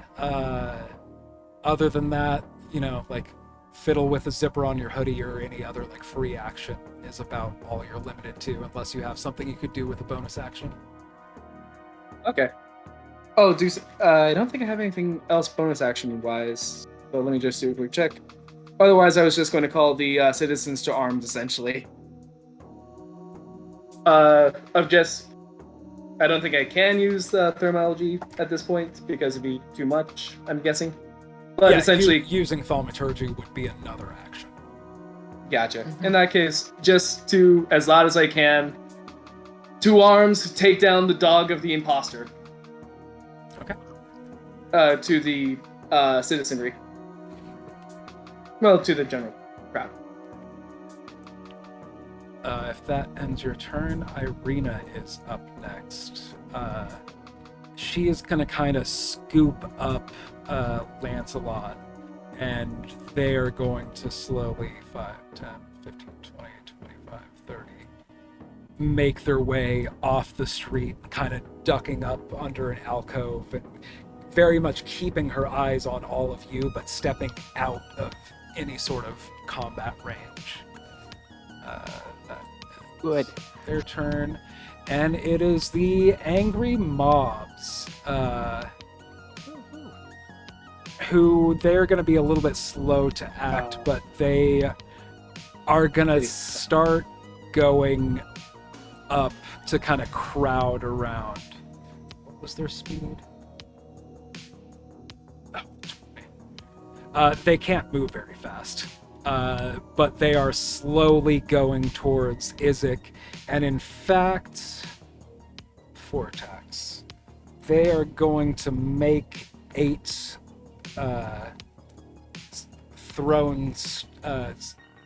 stone throws against Izek. Which is a hit, a miss,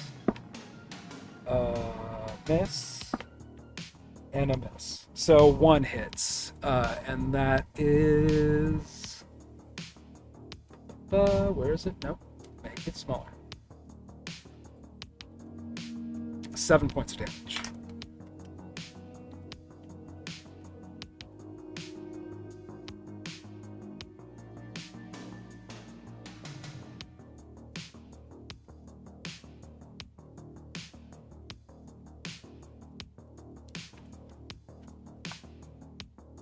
And they are looking agitated. It seems like half of the crowd, or about a third of the crowd, is kind of not moving in place.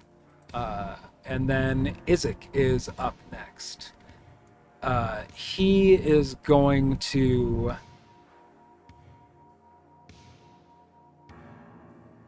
not bonus action. He's going to use his whole ass action to disengage, and 20, 25. He is going to retreat with his Burgomaster.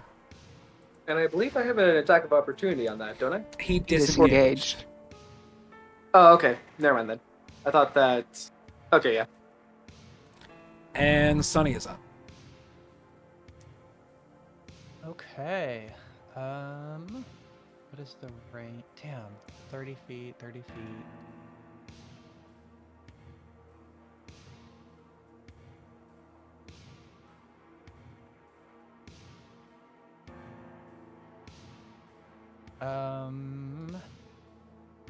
How high up am I? I'd say you're at least off the ground. Off the deck, you're at least like 15 feet, and off the ground, you're probably a good 18 feet up. Okay. I'm just figuring out how far I can move.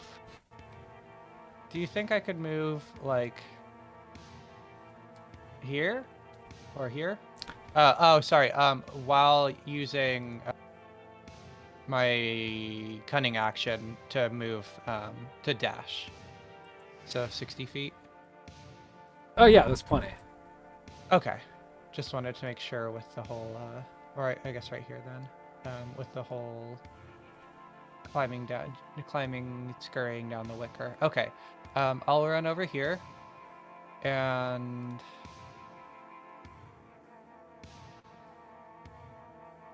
I mean, I guess they're kind of running away, right? That's cool. Yeah, the Burgomaster and Isaac Strahd are definitely running away, and it seems like one guard is staying to fight with the Burgomaster. Okay, I'm going to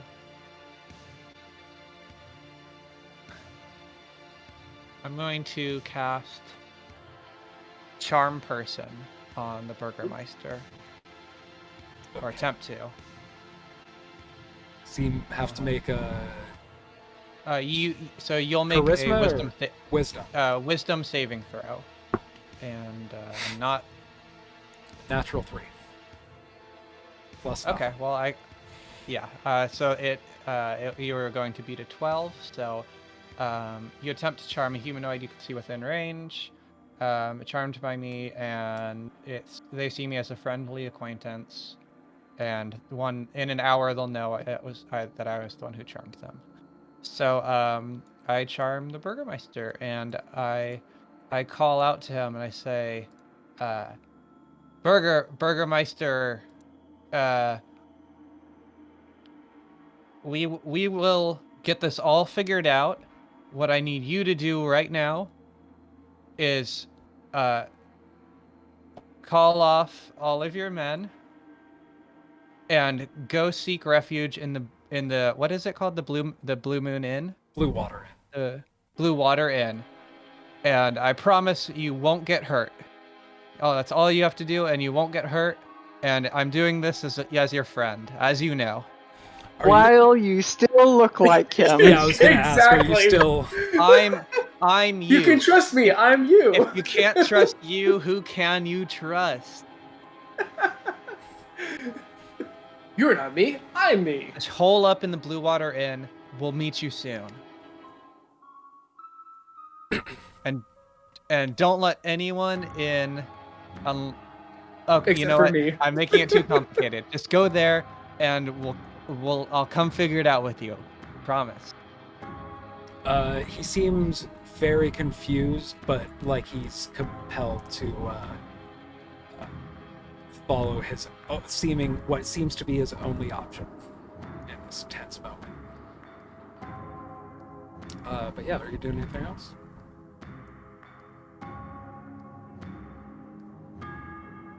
Scout, with your turn, are you doing anything else? And I guess I'll turn towards everybody and yell as loudly as I. Let him go. Let him go. I'll deal with him soon enough. But first, more important, the town is more important than he will ever be. So that is our first priority, is to have this festival and have a good time. And everybody, just enjoy yourself. And me and my friends will be back soon, okay? And I'll explain the whole thing. I think there's a moment right at that. Yeah. You kind of forgot that the Baron's wife and kids are there too. And behind you, Lydia Petrovna, with kind of like a plastered on smile, kind of puts her arm around like the inside of yours and like puts her hand on her shoulder and leans in and is like, "Dear, what is going on? Don't worry, honey. Should I take Victor home or what?" Yes, why don't you take him to the toy shop? Oh, weird. Oh, and okay. and just, you know what? If it's locked, just break a window and I'll pay for the damages later. You know, he's as you know, he's a close friend of mine. I have so much power in this city, as I know you love. So just go ahead and don't worry. Everything's going to be okay. In fact, it's going to be great. Oh, of course, Nir. Dear, I know you always know best and you're the wisest. I will do what you say. Come, Victor. Yeah, that's what we always say, the misest and the wisest. And they start heading off in the direction of the toy maker shop. I'm gonna have to apologize and need like 90 seconds to pee real quick. So I'll be back in a second. I need a bit of drink anyways. Tegan's turn after that. No, of course. Be back in 90 seconds. Yep.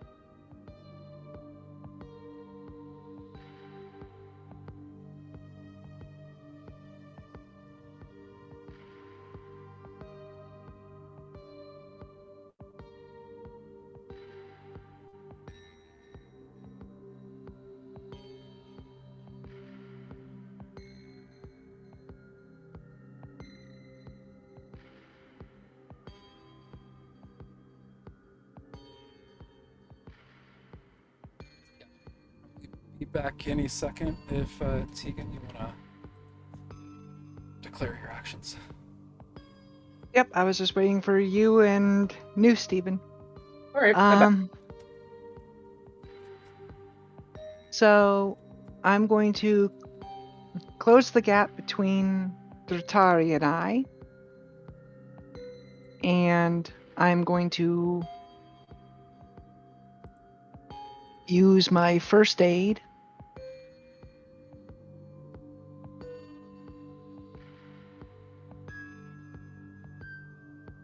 So that's 1d6 plus 8.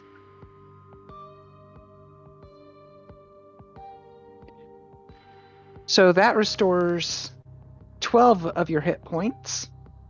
Thank you. And Thank you. then It's like half. of and that big then ass. I do da-da-da-da.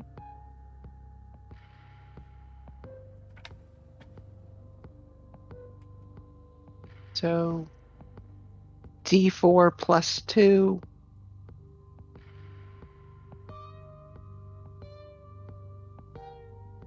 And 6 more from Healing Word. So that's 18 of your hit points back.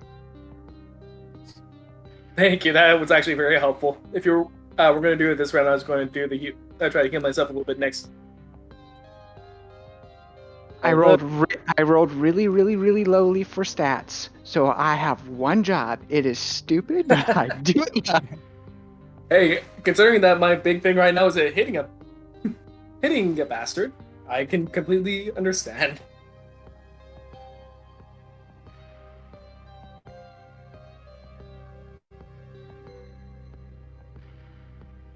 Yeah, does that take up all your action economy?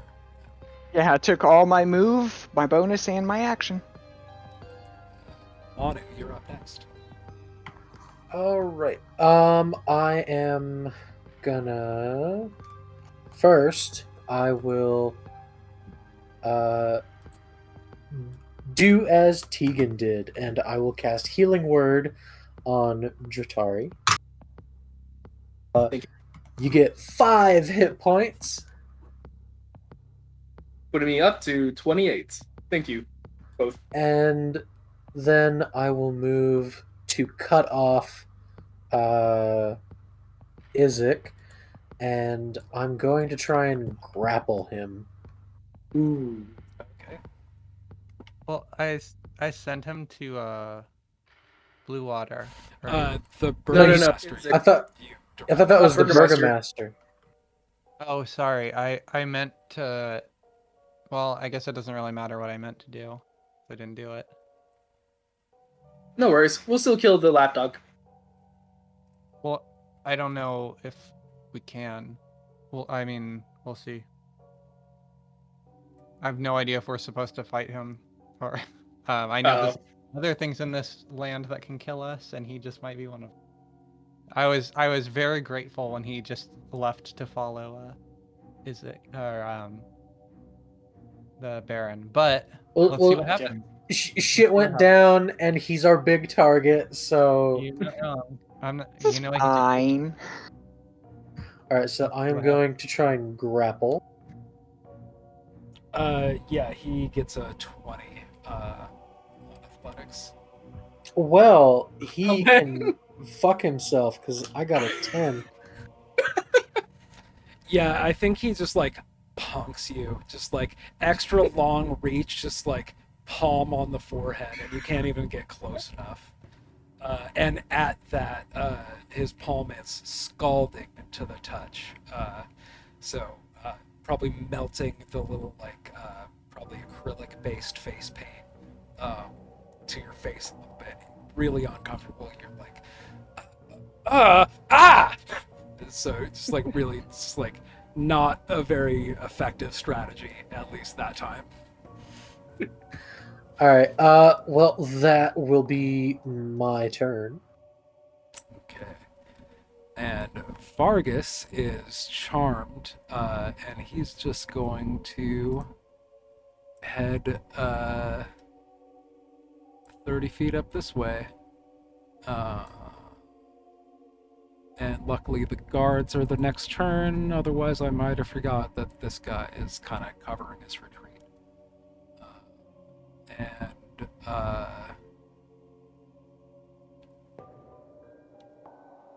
Yeah, I feel like most of the guards are kind of like hive-minding in with the crowds at this point, and next up Dratari is up. Right. And now, how far is he away? 30 feet from me? Who? Izek? Yeah, Izek. He's 25 feet. 25 feet, yeah. Okay, so I can still do an action afterwards, yes? Yeah, he beat that one there that I just picked. Yeah, yeah. Oh, no, I figured that much. I thought that my limit was 30 feet. Yeah, you're moving. So once I get there. Okay. In that case, I move over yonder behind him. And do we want to do second verse, same as the first? Divine Smite? Hit pretty good last time. All right, and I still have that inspiration from Tegan's inspiration.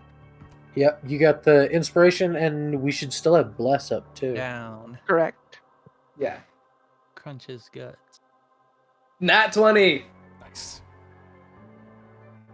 All right, finally. And that's just to hit. And then for the second bit, for the actual, unless did all right, so I guess for the attack. So you'd be Foremost. doubling the damage dice roll before you add your modifier.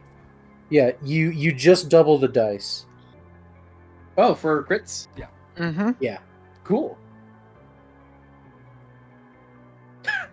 Of course. 2. 2 is double. No. 2 as in a nat 2. So double that, so you get 4, and then plus 3, so that's 7. Okay. So that's just the base of 7 for the normal attack, and then smite. Which you also double. Yep. Do you also double that on a crit? Wow. Yeah. You Really? double smite. You double sneak attack. It's like a really popular strategy to just never use smite until you crit. Oh, really? Okay, I'm just writing these down now then, just so that we get all the numbers right. Okay, so in that case, do you double per dice or you double afterwards because it's supposed to be 2d8s? Double the dice rolls, and if there's any modifier to it, you don't double that. Okay. Yeah, now that you say that, I don't see any modifier for smite.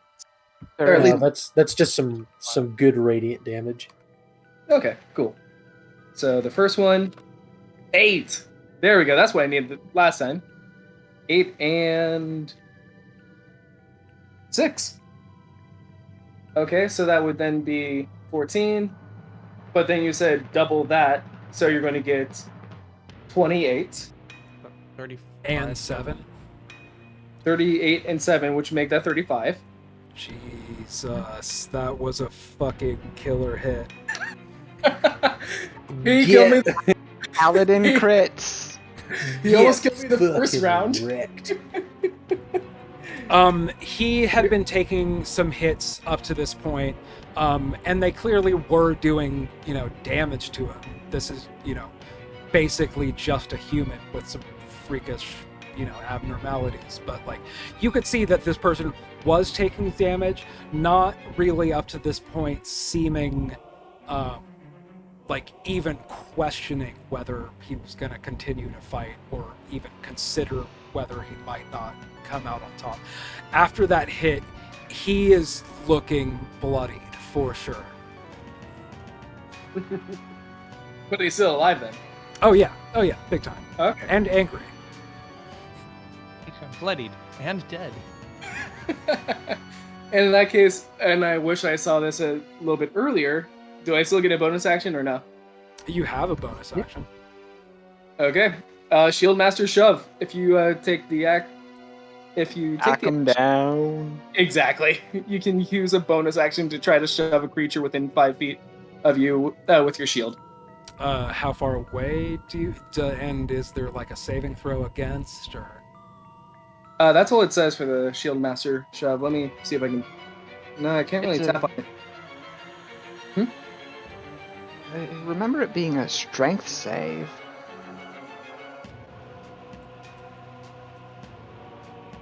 We can see.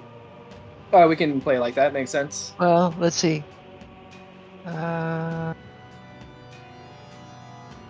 use your bonus action to do with the shove action. So it has to go to that, which is you make a strength athletics check, which is contested by the target's athletics or acrobatics. Okay. So my athletics. Correct. All right. Which is +5. let's see how this goes. Of course. Well, at least I got it when I needed it. 4. 23. Plus 5, so 9. 23. Yeah, no, never mind. So you hit him for a hell of a lot of damage, and he is starting to look like maybe not so able to keep up with this fight anymore.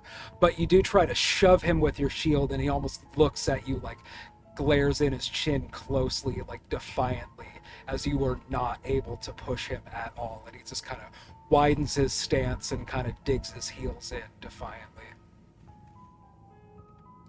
In that case, as my last thing, just try to do the same rally.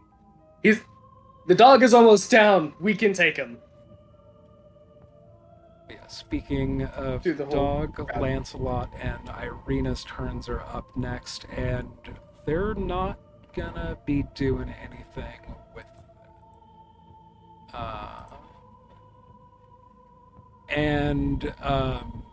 I think this angry mob is very angry that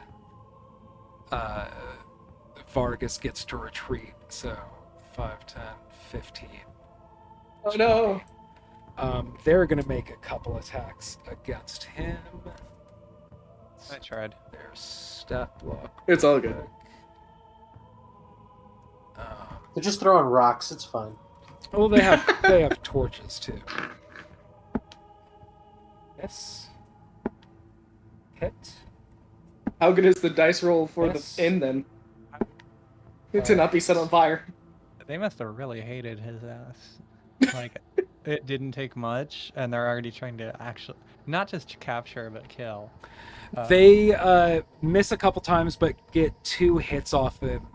And not being a big beefy combatant character, his stat block is looking really pitiful and weak after those couple torch hits. I mean, every description of the people in this town, anytime his back was turned, was they are depressed, they're looking down, they're downtrodden. And then he keeps screaming at them, just be happy, damn it. And when one person actually has the temerity to laugh, genuinely laugh, but it's because it's at his expense, he has them road rashed behind a horse. Yeah, I'm not too surprised. The villagers are uber violent to this guy. Nobody likes a Yeah. narcissist.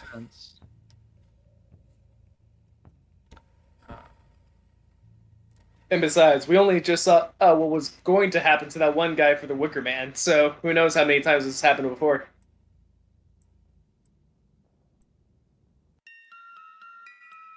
And this angry mob here is going to take a couple strikes against Isaac. Hits. Wouldn't that be the ultimate Yes. irony? After all that, it's the angry mob that kills him. Miss. 1 hit and 3 misses. And that is... Oh, right. Wrong stat book. That's bad. Alright. After the angry mobs, it is up to Isaac, and he is going to spend his action disengaging again.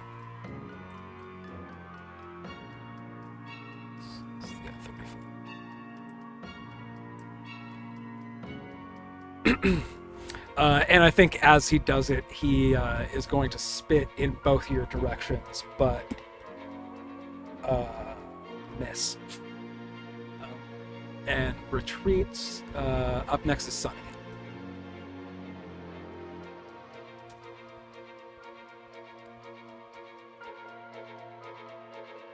Sorry, Scout. Sunny is up next.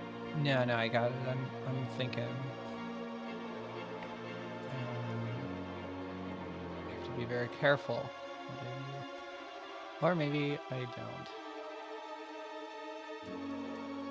I mean, they already saw you pelt an arrow into Isaac.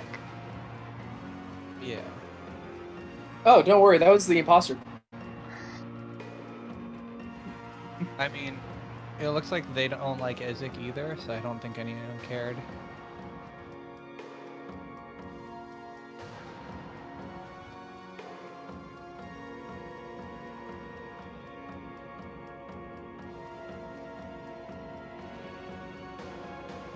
Okay. Well, let's just keep killing Izek, I guess, since We're already down that road. I'll join the fun.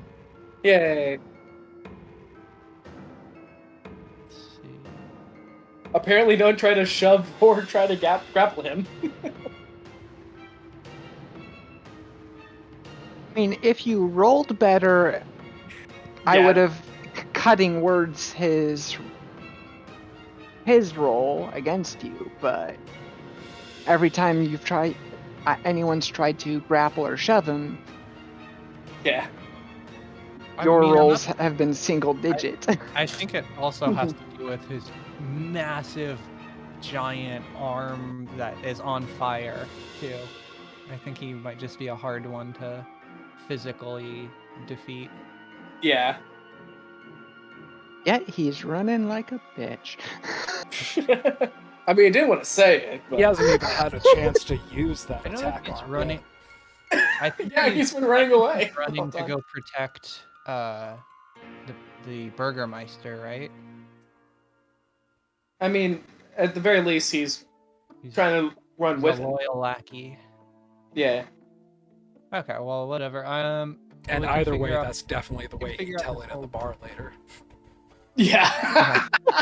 I didn't just get my ass beat by a newcomer that just came in through the bloody fog. I was ordered to protect the Burgermaster. I was ordered. You chose the wrong one, though. That was the problem. I was ordered to protect the Burger King. What can I do? That wasn't even German. What the heck accent was that? half Austria and half something. Okay, well, as much as I want to keep speeching it up, I think we'll wait to do that until after Isaac is dead, and I'm just gonna attack him with another short bow attack.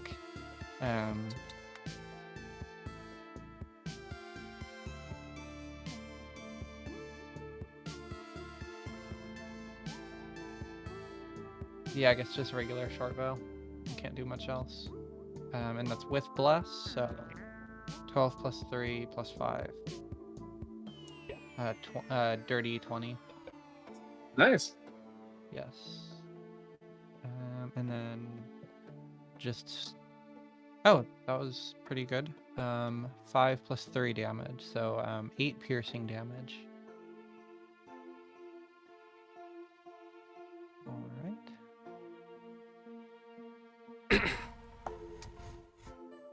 You could see parts of his cloak. It seems like he is possibly losing a lot of blood at this point, just like draining every step he takes. He's pretty wounded.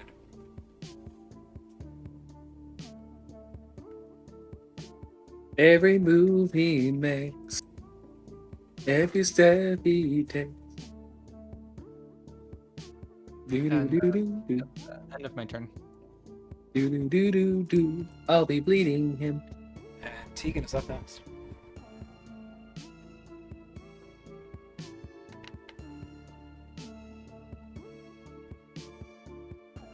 I am going to put one more vote for the 100th time in for our team name, and second level magic missile at Evic. 16. Ha! That was a really good damage roll. 3, 4, 3, 2. It's like, why did Nice. you make an attack roll for magic missile? It's like, no, that is your magic missile damage. Oh, wow. That is a really good magic missile roll.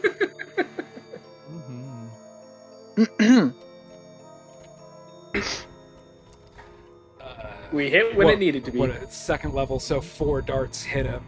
The fourth one, he stumbles, has to put his hand on the dirt for a second before he gets back up.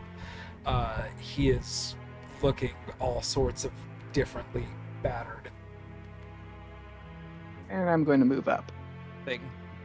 It's our team name for a reason. And Tegan just keeps proving it. And If that's the end of Tegan's turn, Manu is up next. Alrighty, I am going to 5, 10, 15, 20, 40. I'll take the attack of opportunity from him as I go by. From Isaac, he's got Yep. 17 hit? 17 does hit. I'm going to cutting words that. Does that reduce the attack roll? Yep. Ooh. So it's now 2 less. And that's my second bardic inspiration used up. So yeah, does 15 exceed your AC? It does not. Okay, so it misses. I helped! Yay! Just And- really, you could feel it's just like a heavy axe swing, just like barely misses you. Hey, bloody And- creep! And No more kidnappings! I'm going to cast Thunderwave again at Oh, level no. 2. So he needs to make another Constitution save. As do I. Natural 5. Wait, why do you need to take a Oh, right. An 8? An 8 fails, and I am actually going to do something fun.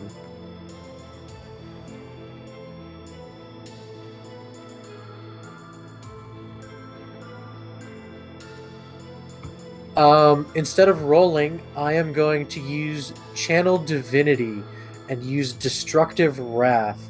So instead of rolling damage, I just deal maximum damage to him. Jesus. Best So cleric for the that's win. 24 thunder damage. Wow. And he's pushed back 10 feet. In any particular direction? Whatever.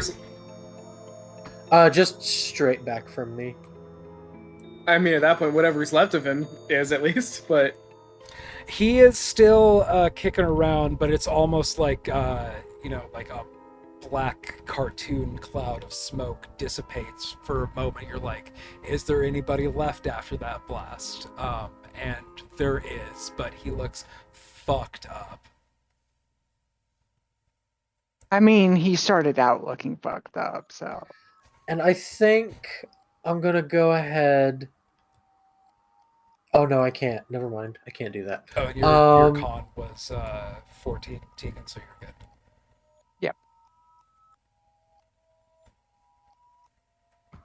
That is my turn.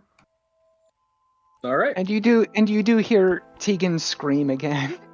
Not as loudly this time. The Baron is going to take an opportunity attack, but dash to try to get that far away, and their opportunity attack misses. So, Baron and his guard have got a good distance away. Some of the other guards over here are starting to make a bit of a commotion. Anybody who's doesn't feel like they're just too distracted by the battle at hand wants to make a perception check, you may. I'll see if I can. Over where? Kind of like in the eastern direction of the square. Okay. Nah, I'm a bit too far for that. I'm the most eastern, so I'll give her a go. I've been so lucky with perception. As will I, just because I had forgotten about the tremor sense thing, so. It doesn't matter. So yeah, 4 from mine. Okay. Neither of y'all really notice that this fire is starting to spread. Oh. Well then. Well, wait, hold up. It was lit? I thought. Yeah, wasn't it not lit? It was it was minor illusioned or something to look like it was lit, but that was Yeah. also around the time that the Baron had his lit torch that Manu helped him get relit. Basically right right there, ready to light it. And then scuffle broke out, and that torch was dropped. And Okay. that sphere did light just in time for Scout or Sunny to have jumped down. But I have doomed the town. Manu. that fire Again. Whoops. Dratari, you're up. Okay. Let's see. Is it raining? It is raining, but there's Okay. also like dry wicker decorations everywhere. No, it makes sense there's a fire, but I think it won't destroy the whole town. Hopefully. There's gonna be a dice roll. The There's definitely gonna be a chances dice are roll. not zero. We're gonna roll good. All right. I have Let's confidence. try this one last go. Okay. Make an attack for Iski here. 18 18 hits. by itself. Cool. All right. It looks like Manu's gonna be right back. Oh, did he leave? I'm looking at the board, so it's hard for me to tell. Okay. D8. 5. Plus 3. So 8 by itself. Should we all go with Divine Smite at this point, or just take it as is and wait to use that another time? I guess we're probably wrapping up soon anyway, so what the hell? Let's make sure it's deaded. For this one, I use... Oh, yeah? Oh no, I was gonna say go hard. It's your first night in the campaign. Just 3 Divine Smites, one after the other. And now for this one, I'm actually going to take a leaf out of Manu's book and use Channel Divinity to fuel this hopefully last, Divine Smites. So I got that going. So it's 8 plus 2d8s, which will be 7. And 2. Why is there always a 2? There must always be a 2 in Winterfell. Anyways, 15, 17. The total of 17 damage. Total of 17 damage. Just not enough. He No! is down on one knee, looking incredibly defiant at you. I still try to do that shove action. That Just like coughing blood a little bit, just like barely hanging on. But before he's he dies. looking at you, fucking furious and confused, and like he can't believe that this even happened. We should ask him why. Before we kill him, we should ask him why he kidnapped Irina. Because we don't know that yet. And maybe being almost dead would be a good reason to spill the beans. Irina and Lancelot are up next, and they're just keeping out of it. before finishing up my thing, I was just going to do the shove one more time, Okay. just to see if I can. What was it? 5 feet away? Yeah. Oops. 19. 9 for me. Was it just 5 feet away or 10? 5 feet. I'm right behind him. So shove. Oh wait. Okay, that's what you're asking. No. Let me go back to make sure. Because I think here we go. Yeah, no, you can use a bonus action to try to shove a creature within 5 feet of you with your shield. So I'm guessing it's like prone then? By the sound of it? Shove, you can either push them back 5 foot, or you can knock them prone. Let's knock him prone. Okay. He might be a little bit more easy to talk to while prone.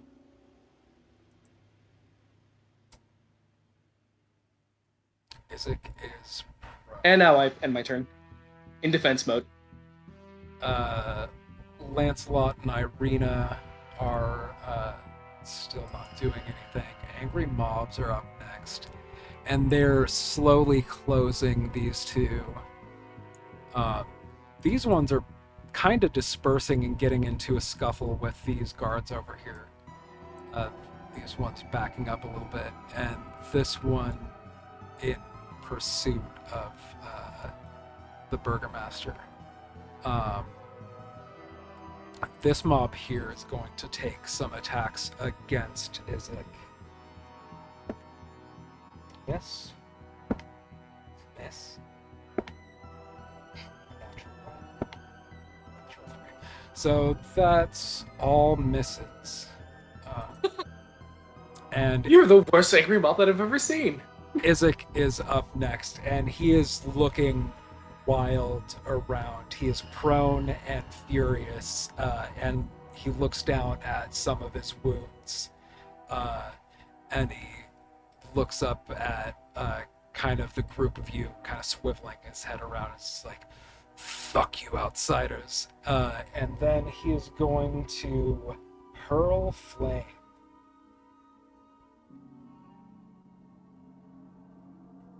At you, Dratari. I do have a resistance to flame. Thank you, being, whatchamacallit? Tiefling, but yes. Was a natural 20. Damn.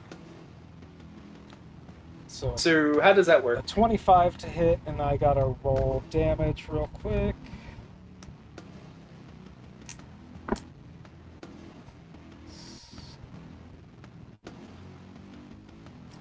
That would be 30 fire damage.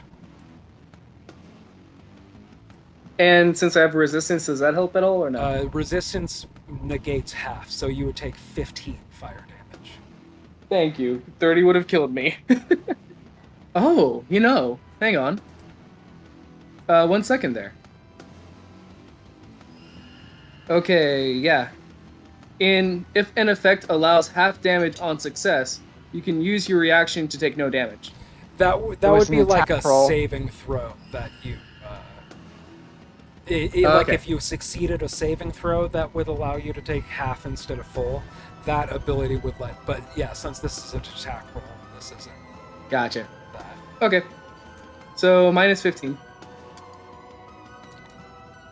And still up, but yeah, not doing well then. He looks wild-eyed and like he's pretty sure he's gonna die, but he was fucking stoked to get that attack off.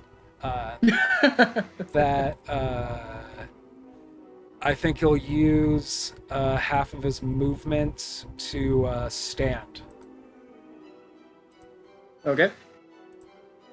And he's not going to risk an opportunity attack, and that's his turn. All right.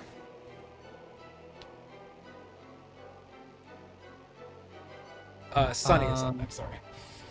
Okay. This is kind of not a specific attack, so I guess, would I be able to, since he's almost dead, instead of killing him, could I run up and try to chop off his big arm? Steven and Brooke, I feel like y'all have been DMing forever. What's non-lethal damage look like when you are using a lethal weapon? Like I know you could unarmed strike somebody to 0 hit points and just tell the DM I want it to be non-lethal damage. Yeah, in 5th edition, any melee attack that drops someone to 0, you can choose to drop them to 0, but automatically stable, so they're just unconscious. Okay, and Sunny does have bladed weapons. They're not all ranged, so would that count as melee? So yeah, you could try to hack his arm off and just say, I want to hack his arm off non-lethally. And I guess that's in the rules that you could do that. Okay. Then I run right up next to him and I want to hack his arm off non-lethally. Yeah, roll to attack. Okay. Is still with bless. Mm-hmm. Hmm. Is he Sick. prone right now?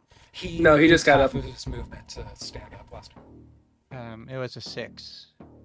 A 6 was your attack roll? Yes. He reaches his monstrous hand up and just grips the blade and stops it from making contact. It doesn't even seem to dig into his palm.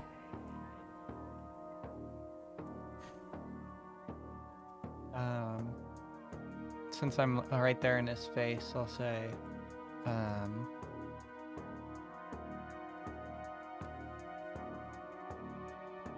listen, it's not over yet. We can work this out.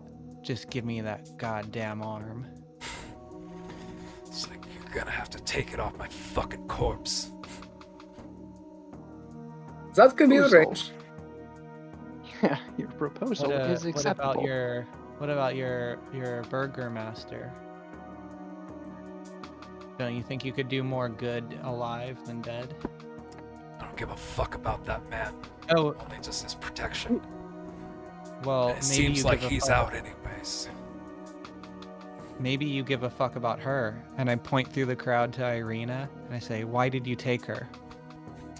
He kind of looks wild-eyed and it's like, it's none of your fucking business, that's for sure. I think we're getting outside of the range of Yeah. in-turn Turn. conversation, though. No words. No worries. And then I want to say more, but I won't. Tegan's up next. Yeah, I'll end my turn.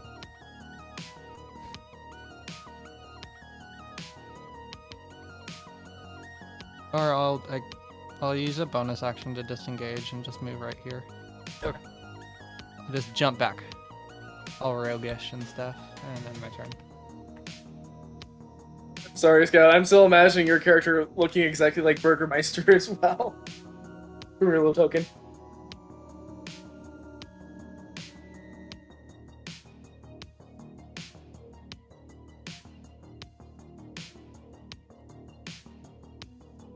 Yeah, Tegan, your go.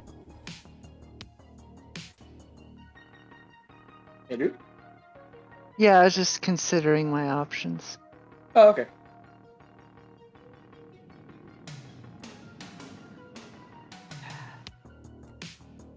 I'll move up to melee with him, and I'll just say, "That's all right. We can continue this conversation later."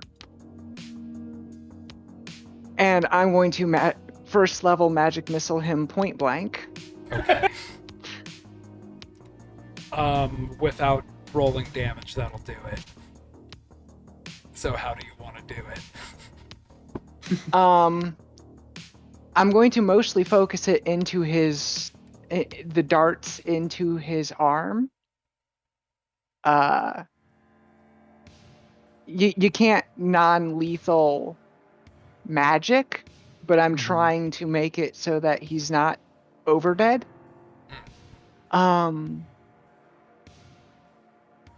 Because I plan to immediately restabilize him with my healer's kit. Gotcha. Okay. And by immediately, I mean next round. Sure. Because that's an action. And then I will turn and scream at the crowd, "We need to stop the burning!" Pointing to the growing fire. Make a perception check with disadvantage because this fire is letting out a lot of pent-up tension for these people. In fact, it looks like some people with torches are looking to spread it further. You said perception, but I'm guessing you meant persuasion. Persuasion is what I meant if I said perception. Okay. That would be a 1 for a total of 4? Yeah, as you're saying that, it seems like a few in the crowds are maybe like, oh yeah, that's my fucking neighbor's house, I gotta put that out. But you definitely see other people just like, fuck that, taking this torch over to the burger master's house or whatever. Like, people are definitely using these torches with malicious intent at this point. That's not my town. Fuck 'em.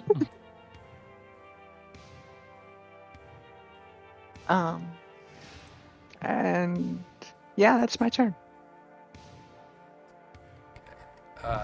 Mono, it's your go. All right. So is it dead or is he just unconscious? I believe just unconscious. Did you healer's kit him to 1 hit point, or?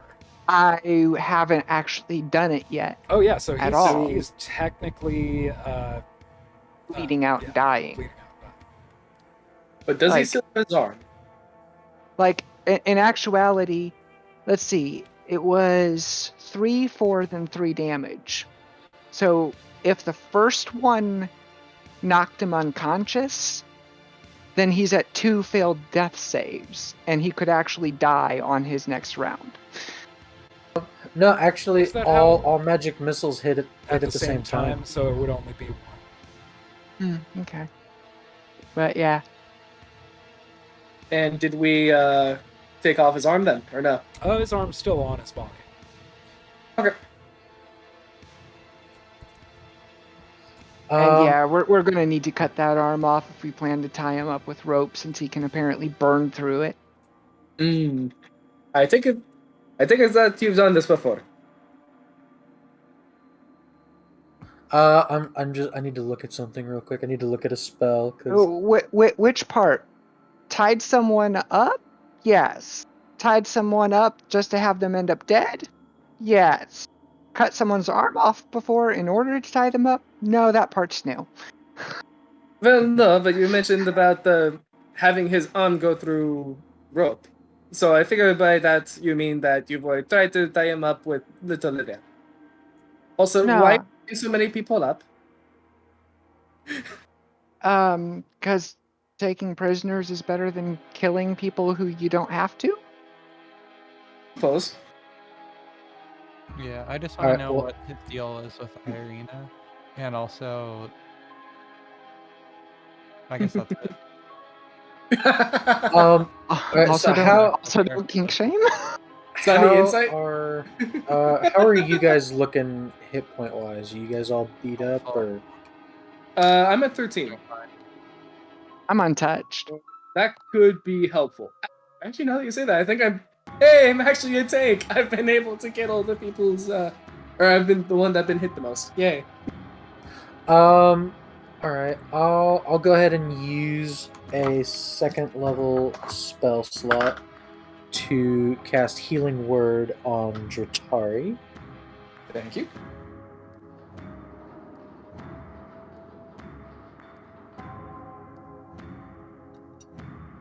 I don't know why for a second when s- you said Dratari, I thought you were saying Izek Strahd. I was like, wait, what? Why? You I get give him a second huge arm. you get 11 hit points. Yay, thank you. And I mean everything. I can't do anything about the fire. I don't even have any magic for that. I didn't think to prepare magic to put out a fire. Yeah, I So really do the opposite.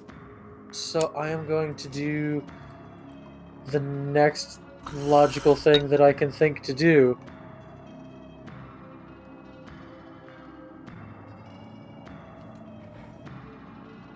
I mean, I'm running to the burger's house because his son went that way. Manu? did they go that way, or did they listen to Sunny and go towards the... No, Victor had his started son. running off kind of Yeah. at the very beginning of things busting off. And yeah, kind of took off right away. Okay. The town can be rebuilt. It'll be fine. I mean, things can come back. We can bounce back from this. Yeah, I mean that, like, I honestly don't even feel like that was even our fault. I feel like it was my fault because I lit the bear. I lit his torch because I wanted to. I thought we were gonna play it nice, and then we were just gonna kind of slink away. But then we incited a riot. I would say it's not your fault, but it is your responsibility.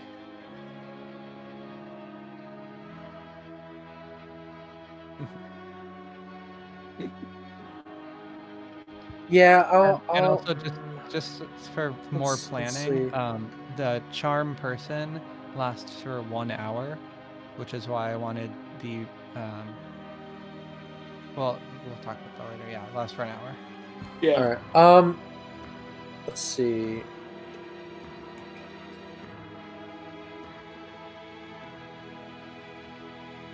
All right, I'm gonna come down here and try to eventually deal with this fire. See if I can do something about it. But that's my turn. When we're Okay. whenever we're out of combat, I can mold earth on the fire, which should put it out. Okay. But in combat, that would be a lot of turns since it's only 5 feet at a time. And likewise, prestidigitation can put out small campfires, but I don't know what that would do to the current situation.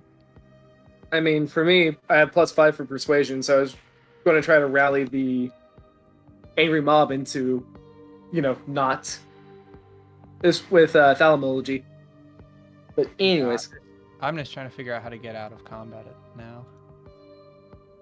well, we do have one very angry arm boy that we need to deal with. Well, he's So some of unconscious. the guards, the burgomaster and one of the guards is dashing towards the Blue Water End as instructed. Some of the guards are starting to take these fires seriously and starting to try to stop the commoners that are lighting said fires. I was going to give Dratari another turn and then give a little teaser before we wrap up before next game. All right. So yeah, if In that there's any case- actions you want to do with your turn real quick, Dratari. Yes. So I do have Flaming Smite, or what is that called? Something along those terms. Smite, but with fire effects. Yeah, I know. What you're And I was Searing smite. Yeah. Searing Smite. There we go. Uh, And I was going to say, can I use that to cut off the guy's arm, but cauterize it so that it's not like, so he doesn't bleed to death? Or will that just straight up kill him at that point? I guess that's magical, but that's also a melee attack, so you theoretically could do that non-lethally. I'd say you can go ahead and take an attack roll, but you are risking. I'm gonna think of something like a sleight of hand or something to see if you do it good enough to cauterize the wound and not just like hack a carotid. Yay for my one random thing to put into was sleight of hand. All right, so D20 or 15 plus. What did I get for bless? Or does that still count? Nope. Bless does not affect ability checks. Well, no. Okay. First, I was going to call for an attack roll, and then I was going to call for a sleight of hand check. Okay, so I had 15, and if bless was still Bless In for the front of- attack roll. yeah, And that does hit. cool. And then for the sleight of hand check, Yeah. D20 again. Of course, 5. You swing and three. you very easily get this arm off, and it's kind of like this black smoke starts billowing out from the wound. You do see that your searing smite did singe the wound, but you didn't quite. It's like it was hot enough to sear, but it passed through too fast to really like seal it. You're gonna have to do something else real quick to stop that from being a blood loss death. Okay. In that case, can I do anything on my round, or do I need to wait for someone else to do something? I'll remind us when Thank we you. pick up next time that that's probably going to be the situation we're coming back to. Irina and Lancelot's turn is next, and Irina's gonna shout, it's like, "Oh God! Oh, we should get out of here!" And you turn and look in the direction that she's shouting from, and you see Rictavio go, and there's like a crowd of more commoners kind of like rushing in from the east into that side of the square. And they're kind of like, it's a commotion, they're yelling scared, and Rictavio's going, it's like, "Oh, she's nice, she's friendly, just calm down, calm down." And behind him is rushing just like the biggest fucking saber-toothed tiger, just growling and snarling, jumps through a wall of fire that has just appeared, and Rictavio's just trying to calm everybody down about it. But yeah, that is the moment that we'll pick up for next game. I thought we had everything under control, and then a fucking saber-tooth tiger. So did anyone need this? Just about to throw someone in the hand as well. Can I give you a hand?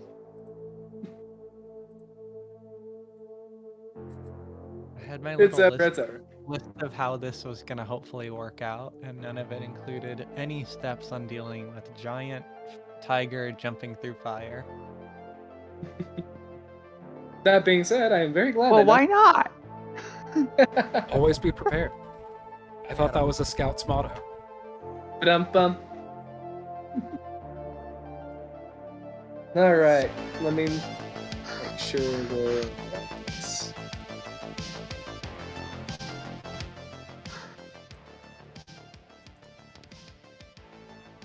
But yeah, December 18th, I think it's the slate for next game, since the last Saturday is Christmas. Makes sense. Yeah, welcome, Steven, to our Thank you. silly fucking game. Oh no, this is fantastic. This was a lot of fun. Especially, I didn't really have a good way to start off the character, but I'm glad to make them a little bit more. I know, very silly. I guess it was kind of fun. Although it was a lot of fun to basically play tank for once, so that was cool. We had a game plan. It was just gonna be a quiet day. But I had to smile. Burgermeister is just being too much of a jerk. You can't beat that kid. You start drawing, And then you.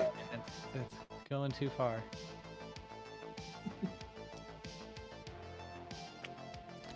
Well, hopefully we can scratch off help the walkers next time.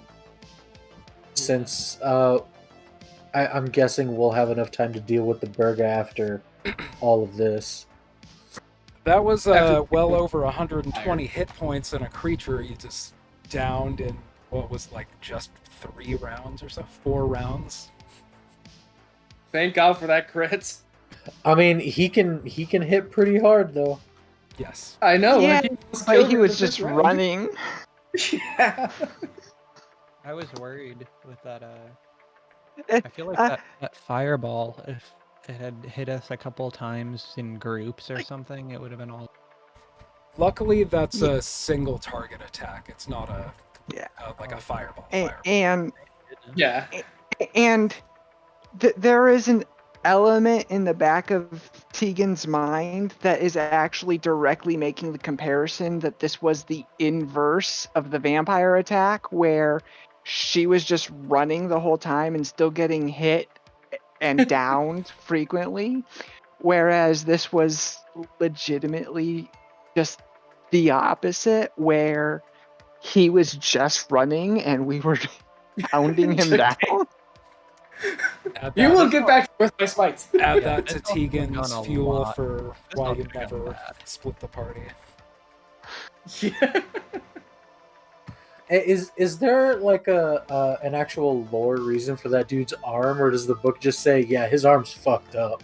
Oh, there is a reason. Okay.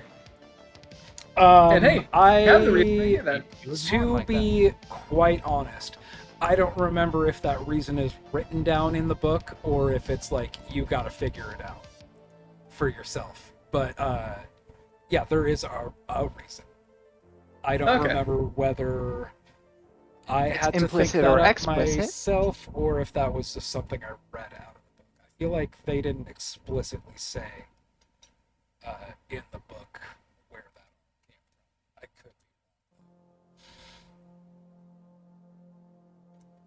be. Pre-written modules are great for taking a lot of the work off, but like you definitely there's so many unanswered questions that even if they tried to Yeah. answer every single question, like invariably a D&D group is gonna ask some fucking nutty questions that the writers didn't think to answer.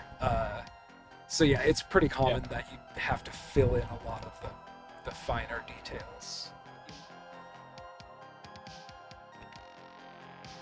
But yeah, there is a reason. I don't remember if I read that out of the book or if I had to come up with that myself. Or if that's something I read off of Reddit in like the Curse of Strahd subreddit or something. Yeah, like with like you said with written modules, I think I heard that one that you have to do a whole lot of stuff yourself is Storm King's Thunder. I heard the same. Because Yeah. there's like a big area and they just don't give you any really good information on it.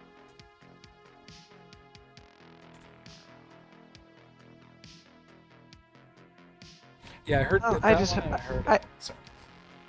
I just hope I can patch him up in time for us to actually be asking questions Yeah. like Oh. what's with the dolls and the kidnapping and calling her your sister and all that. And it's just like, dude, you're not exactly Strahd up in here, but you are a different flavor of the same kind of creep, sir. I think Irina would not regret never finding out if he just went away forever. Yeah. And I won't lie or deny that part of the reason I don't want to be the kill steal is because I want to pass it off to her. Although, admittedly, I was about this close to just doing it for everyone, but yes. But yeah, no, I'm glad that we were able to at least take off the arm without any more issues, hopefully. Yeah, I'm If we excited. can bandage him up. And now, next thing you know, it turns out like the demon, whatever, isn't even in the arm itself. It's just like throughout the whole thing. So even though we took off the arm, that was just like the outward, obvious demon, but it's not the actual demon itself. The demon comes out Think- of the armhole, like, oh, finally. Yeah. some room. Exactly. It's actually a genie. Genie in a body. Genie in a body. Gotta rub Yes. the back back. I'm sorry, but all I'm thinking of this whole time is the entire thing with Liquid Ocelot, Yep, Liquid yep, Snake, and Revolver Ocelot. I got you there. I feel like that's Let's- a reference that's going over my head. Metal Gear Solid. too. Oh yeah, I never really played those. I loved those games. I know Snake, but that's since I never played them, I don't really get any of the jokes. Well, like So a for the quick quick okay. Yeah, I'll just do the quick version then. Sorry, we There's a quick version of Liquid Ocelot. basically. Oh, who was it? Okay. So Cyborg Ninja cuts off Revolver Ocelot's arm. arm, and then he transplanted the arm of his leader, Liquid Snake, onto him, and now he's being controlled by Liquid Snake as of Metal Gear Solid 2. They retcon that later. There's a whole hullabaloo about it. Yeah. It was Basically, retconned. because I grafted the arm onto me, our genetics are fighting one another, and so sometimes one's in control, sometimes the other's in control, So and then you very find much out not a scientific premise.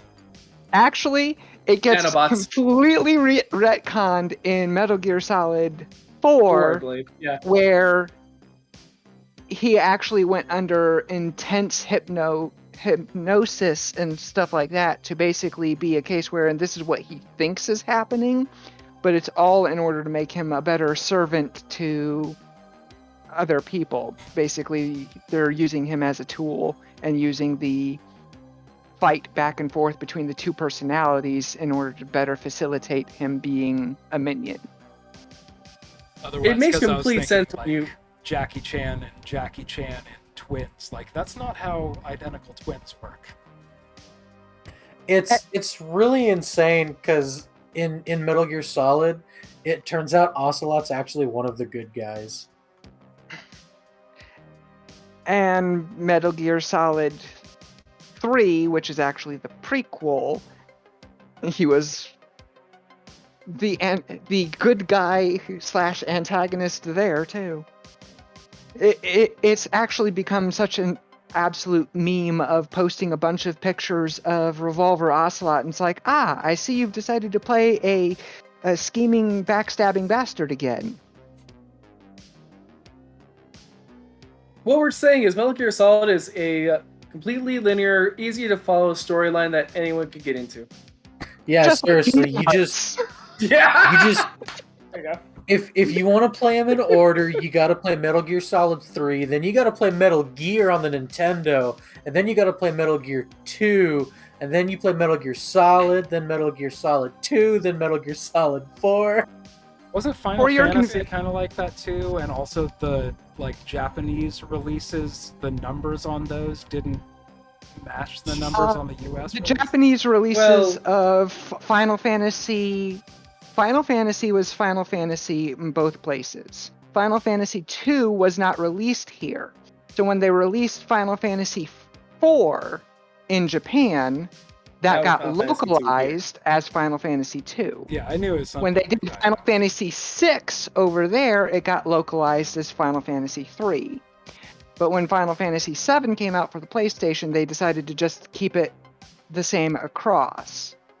So if you have a Super Nintendo and you pick up a copy of Final Fantasy 3, you're actually playing a downgraded version of Final Fantasy 6. But since you can get Final Fantasy Anthology, Final Fantasy Chronicles, etc., and so forth, that Final has Fantasy was older than PlayStation. Oh, yeah. Final Fantasy 7 was for PS1. Final That one Final, goes. Final Fantasy came out in 1987 on my birthday. Oh, happy birthday. Like literally the day of my birth, I believe. Either Final Fantasy did or Zelda did. One of them came out on my birthday. I would say that'd probably be Final Fantasy because I want to say that that would have been in the 80s for Link. Like, Well, both of them came out in 87. I just can't remember which I one thought you came said out on my. 97. But both of them, actually, Final Fantasy 7 came out in 97. Okay. Huh. It's funny, I didn't know you and I were the same birth year, Brooke. Yep.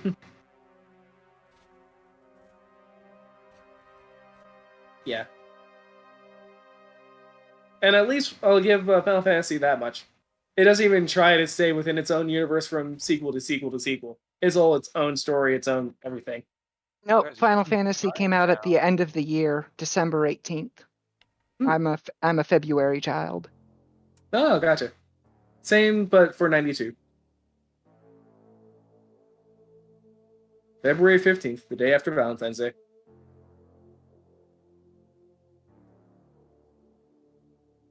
Yeah. Unless if we want to continue on the rant of confusing video game stories, including the fact that now you have both Solid Snake and Sora being playable within Smash. So we don't even want to deal with. Okay, The- let's go into Kingdom Hearts. Yeah, I was about to say, is Kingdom Hearts like a mashup of Disney and Final Fantasy, or is that just something else? Yes. More or less. But the problem is that How much time? you can't just play the Kingdom Hearts 1, 2, 3. Because playing Kingdom Hearts 3 relies so heavily on having played Birth by Sleep and Dream Drop Distance. So you have to at least play those, or 3 makes even less sense, which is saying something. Unfortunately, Birth by Sleep is the prequel, and Dream Drop Distance is the one where you start dealing with the fact that you're dealing with all kinds of time traveling nonsense, to put it mildly. You're dealing with going back and forth in time, deliberately creating, and destroying alternate timelines, and Oh, don't forget going in and out of dream worlds. yeah. I'm trying to remember what that one. Oh yeah, no, that is That was Dream Drop Distance. That is Dream Drop Distance. Yeah, and despite the fact that the premise of Kingdom Hearts is supposed to be that it's Final Fantasy meets Disney, for some reason, in Dream Drop Distance, they decided to put in a different Square Enix game, The World Ends With Us or something like that. Oh, The World Ends With You, yeah. For no freaking reason, so they decided to put in this game that nobody has played. Nobody was interested in. Yeah, I don't There you go. remember which one it was. I feel like this was maybe back in 2007 or something. I was playing one of them on like PlayStation 2.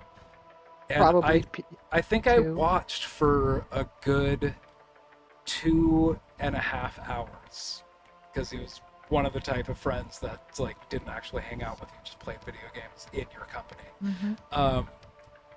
In that 2.5 hours, I understood zero of what was going on. I picked up no context that helped me understand, and I was like, "Why is Donald Duck here with this like Yu-Gi-Oh hair look-alike?"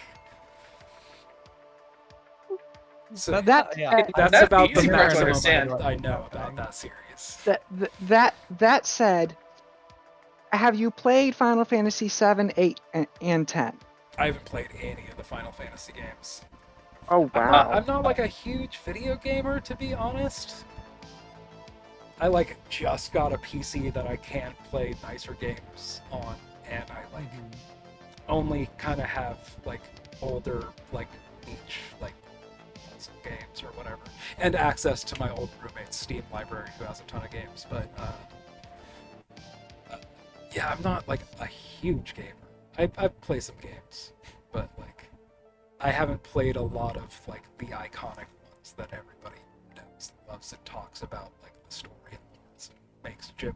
Like so, yeah, all of those jokes go over my head. Haven't played any of the Animal Crossing games. I feel like I see a zillion memes about Bells and Tom Nook being a capitalist, but I don't know anything about any of those games. I only know it through the memes and what little I have watched other people play. Actually, I do genuinely like Animal Crossing. It's a fun, relaxing time. It looks cute. My I whole would family like plays it, but I've never My- had the systems. My was that, dad. Scott? Oh, my whole family plays it. Went on the original GameCube one. My dad was the one who caught every fish before I did. Wow, jeez. Yeah, I feel like Stardew Valley kind of has a similar vibe to that game, and I did play Super similar. a little bit Yeah. of that, but yeah, it didn't really like hold my interest for very long. I didn't like. Yeah, it's a little more. It's like a mix. It's in between Stardew and The Sims. I feel like I have Yeah. played a lot of The Sims. I have played a lot of Minecraft. But yeah, I Yeah, really- Minecraft is a Cozy games. yeah. Yeah, there's a good term for that. That's a good term for that. Cozy games. where you're just kind of like, or for the Minecraft example, it's definitely a case of kind of like playing with Legos when you're a kid, you know? Yeah. Yeah. That same kind of vibe. My partner also really like plays games like exponentially less than I do. But they are fond of two games that I wound up getting on Steam a while back. One was called Stacking, which is like little Matryoshka dolls type of puzzle game where like you're like this little character and you could stack yourself into a doll that's like one size larger than you, and when you're that doll you can stack yourself into, and so it's like a bunch of puzzles you have to do about like getting into certain areas by like using the stacking mechanic, and we 100%ed that game because there wasn't like a whole shit ton to do. We also played this, like, I think it was originally a PlayStation 3 or 4 game called Journey from like a handful of years ago. Yeah. We 100% That was a that really game fun game. too. It's pretty fun. And right now I'm playing one of the Tomb Raider games from the last like 5 or 7 years or so. But that's because it's on my friend's Steam library. If you like puzzle type games, and especially if you like sarcastic humor, Portal. Yeah, Portal. I've played Portal 1. I played Portal 1 and 2, and I also just played the Mel Stories. I don't know if any... They do have a sequel. Yeah, the Mel Stories, the... No, Portal 2. Yeah, Mel Stories is a mod for Portal 2, which is like... Oh, gotcha. It's basically the closest thing we've got to Portal 3. Gotcha. Okay. Because it's made by Valve, the company that couldn't count to number 3 if their lives depended on it. Yep. Why did you think that Left 4 Dead 3 had to come out as under a different name entirely? Mm-hmm. Sure, what was the name of that thing anyways? I can't even remember. If you like Portal, I recommend Superliminal. I want to play that. I'm also a poor person. I can't just like buy that. I get and it. it's not one that's my friend who's also named Paul. He's got something like 300 or 500 games on his Steam account, and he's cool. So He's cool I with get me it. like using any of the games on his account, but like I'm not just gonna like buy a game. I think it would probably ask me to put in some. I don't know how Steam works, but yeah. He I don't always have a computer. Superliminal is one that I want to play, but I can't afford. Stanley Parable is one I want to play, but can't afford. I've heard of it. I haven't played it. And none of those are like expensive games either. I think they're like $15 to $20 or $25 or something. But like, yeah. I've got to buy like a $200 power pack for my computer just so I'm not super at risk during power outages. I can't afford like just to buy a game or whatever. Gotcha. They're kind of short too. And I finished up playing Demon Souls. I've been really liking Planet Coaster, or at least I was when it first came out. When me and my friend Paul still lived in the same house together, we were like playing that together a lot. And actually, on that note, though, next time, like, especially since Steam has a lot of sales throughout the year, they probably actually have one coming up for winter. I highly recommend doing Stanley Parable. That was a fantastic game. Yeah, it looked pretty good. It's freaking hilarious. Yes. But yeah, I watched Contrapoint stream Stanley Parable and Superliminal, and both of those look. And I had heard of both of those games before I watched her stream them. But yeah, both of those look pretty cool. The Stanley Parable is on sale for you're right. $7.50. Oh, really? 50% off. I was just looking that up too, because I don't have it yet. Really? Oh, wow. No. Yeah, no, you should give that a go. Yeah. Oh, actually, that'd be hilarious when to see you stream there.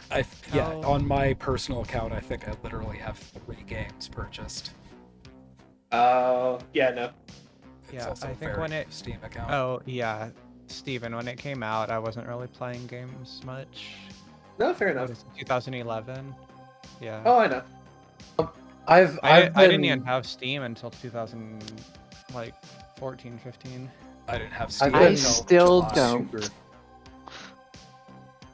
Yeah, I've been super into the Baldur's Gate 3 early access. I Nice. downloaded that and started playing it because it's one of the ones that my How friend about Paul Dark has. Alliance? And I didn't. Yeah. I feel like I want to, like, if I'm playing a video game, I'm a little bit anti the whole mouse and keyboard thing. I know, like, Yeah, if get you're it. playing a shooter at all, like, playing without a mouse is really frustrating. But, like, I don't really like playing shooters anyways, and I want to be able to play with a controller. Yeah. And literally just the lack of controller. Getting more than like 15 minutes into that one. I really miss the era of the Black Isle and Snowblind games. The original Baldur's Gate and Baldur's Gate Dark Alliance and the Champions of Norath games. Yeah, See, I never played any I have other the D&D originals on my games. computer. I just haven't gotten to them yet. I was playing Planescape, but Format? Yeah, I have those on my Switch. yeah. But I stopped, and it's a hard game to pick back up again. It's not very pause friendly because No. and I didn't write anything down, so I don't know who anyone what I'm doing at all. And you can't look it up because every single time that you interacted with them, it completely changed their character. Like, I don't remember who I am, which is kind of the point of the character. And then my character doesn't remember anything, so I'm literally useless. My best friend is just a floating skull. They Planescape, don't know anything. the best book I've ever played. Well, if you want to play a book, Dagon by H.P. Lovecraft is on Steam, Oh. and That and did it's look interesting. free. Oh. That's It's kind of like a visual novel type gameplay. Yeah, it's a narrative experience, but it's free and it looks really good. I downloaded it, but I haven't gone through it yet. Actually, another one in that same vein, I think I remember hearing.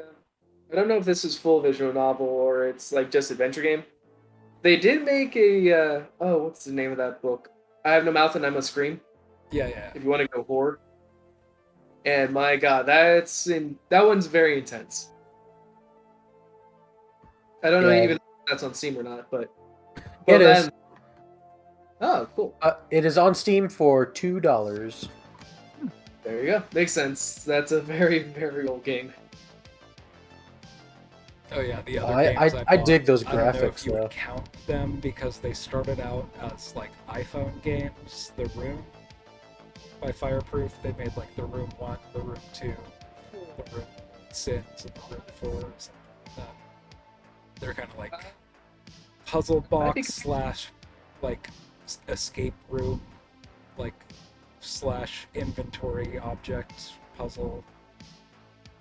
Sure, Huh? 2020.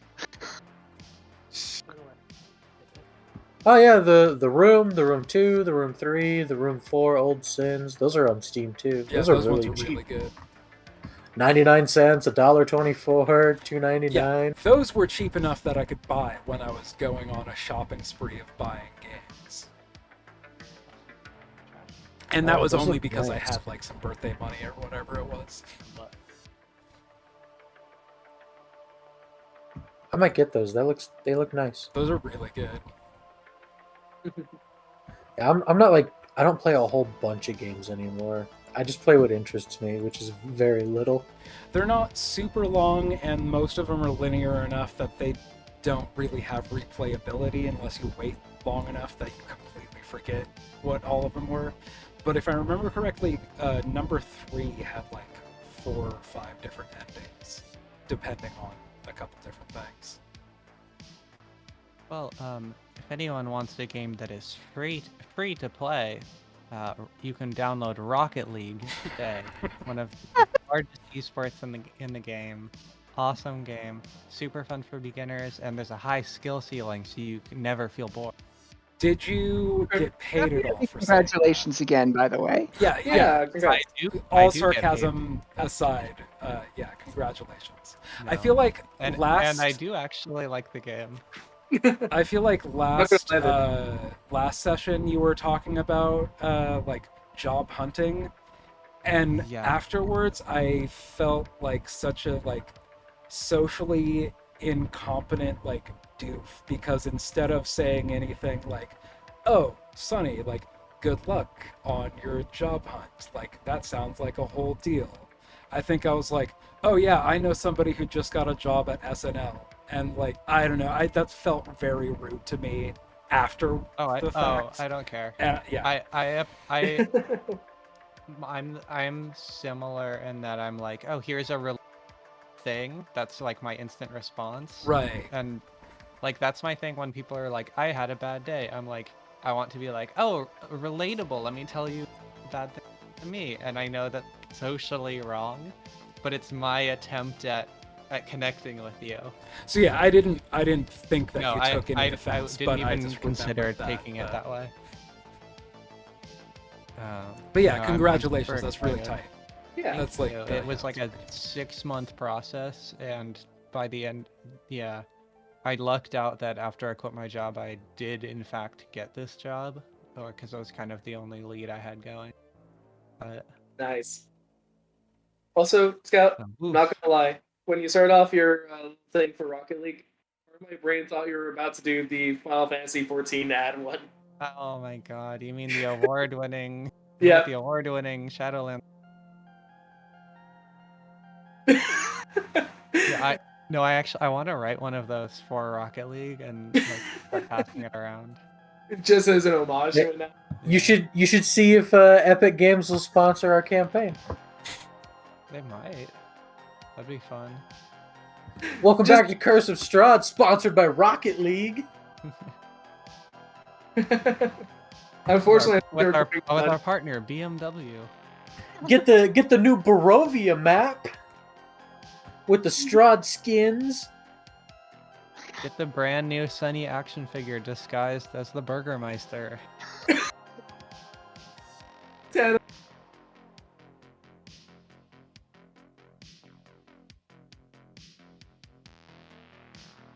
But yeah, I think I'm gonna log off, but this was real fun. Yeah, joining thanks us. again for the invite. Congratulations I'm real again. glad you're playing with us now, Steven. Yeah, and welcome. It's very fun. Thank you. It's been a lot of fun. Yeah. I hope Unfortunately, you're, I think I do need to retire as well. yeah, no worries. I feel like we've been chatting for like Yeah, a half bit. an hour, and No, nobody this is is always- obligated No, to hang out. I'm happy to. I am just gonna call it a night at this point. No worries. Always Good a night. good time. All right, good night, Yeah. y'all. Yeah, thanks for playing. Bye bye. Bye.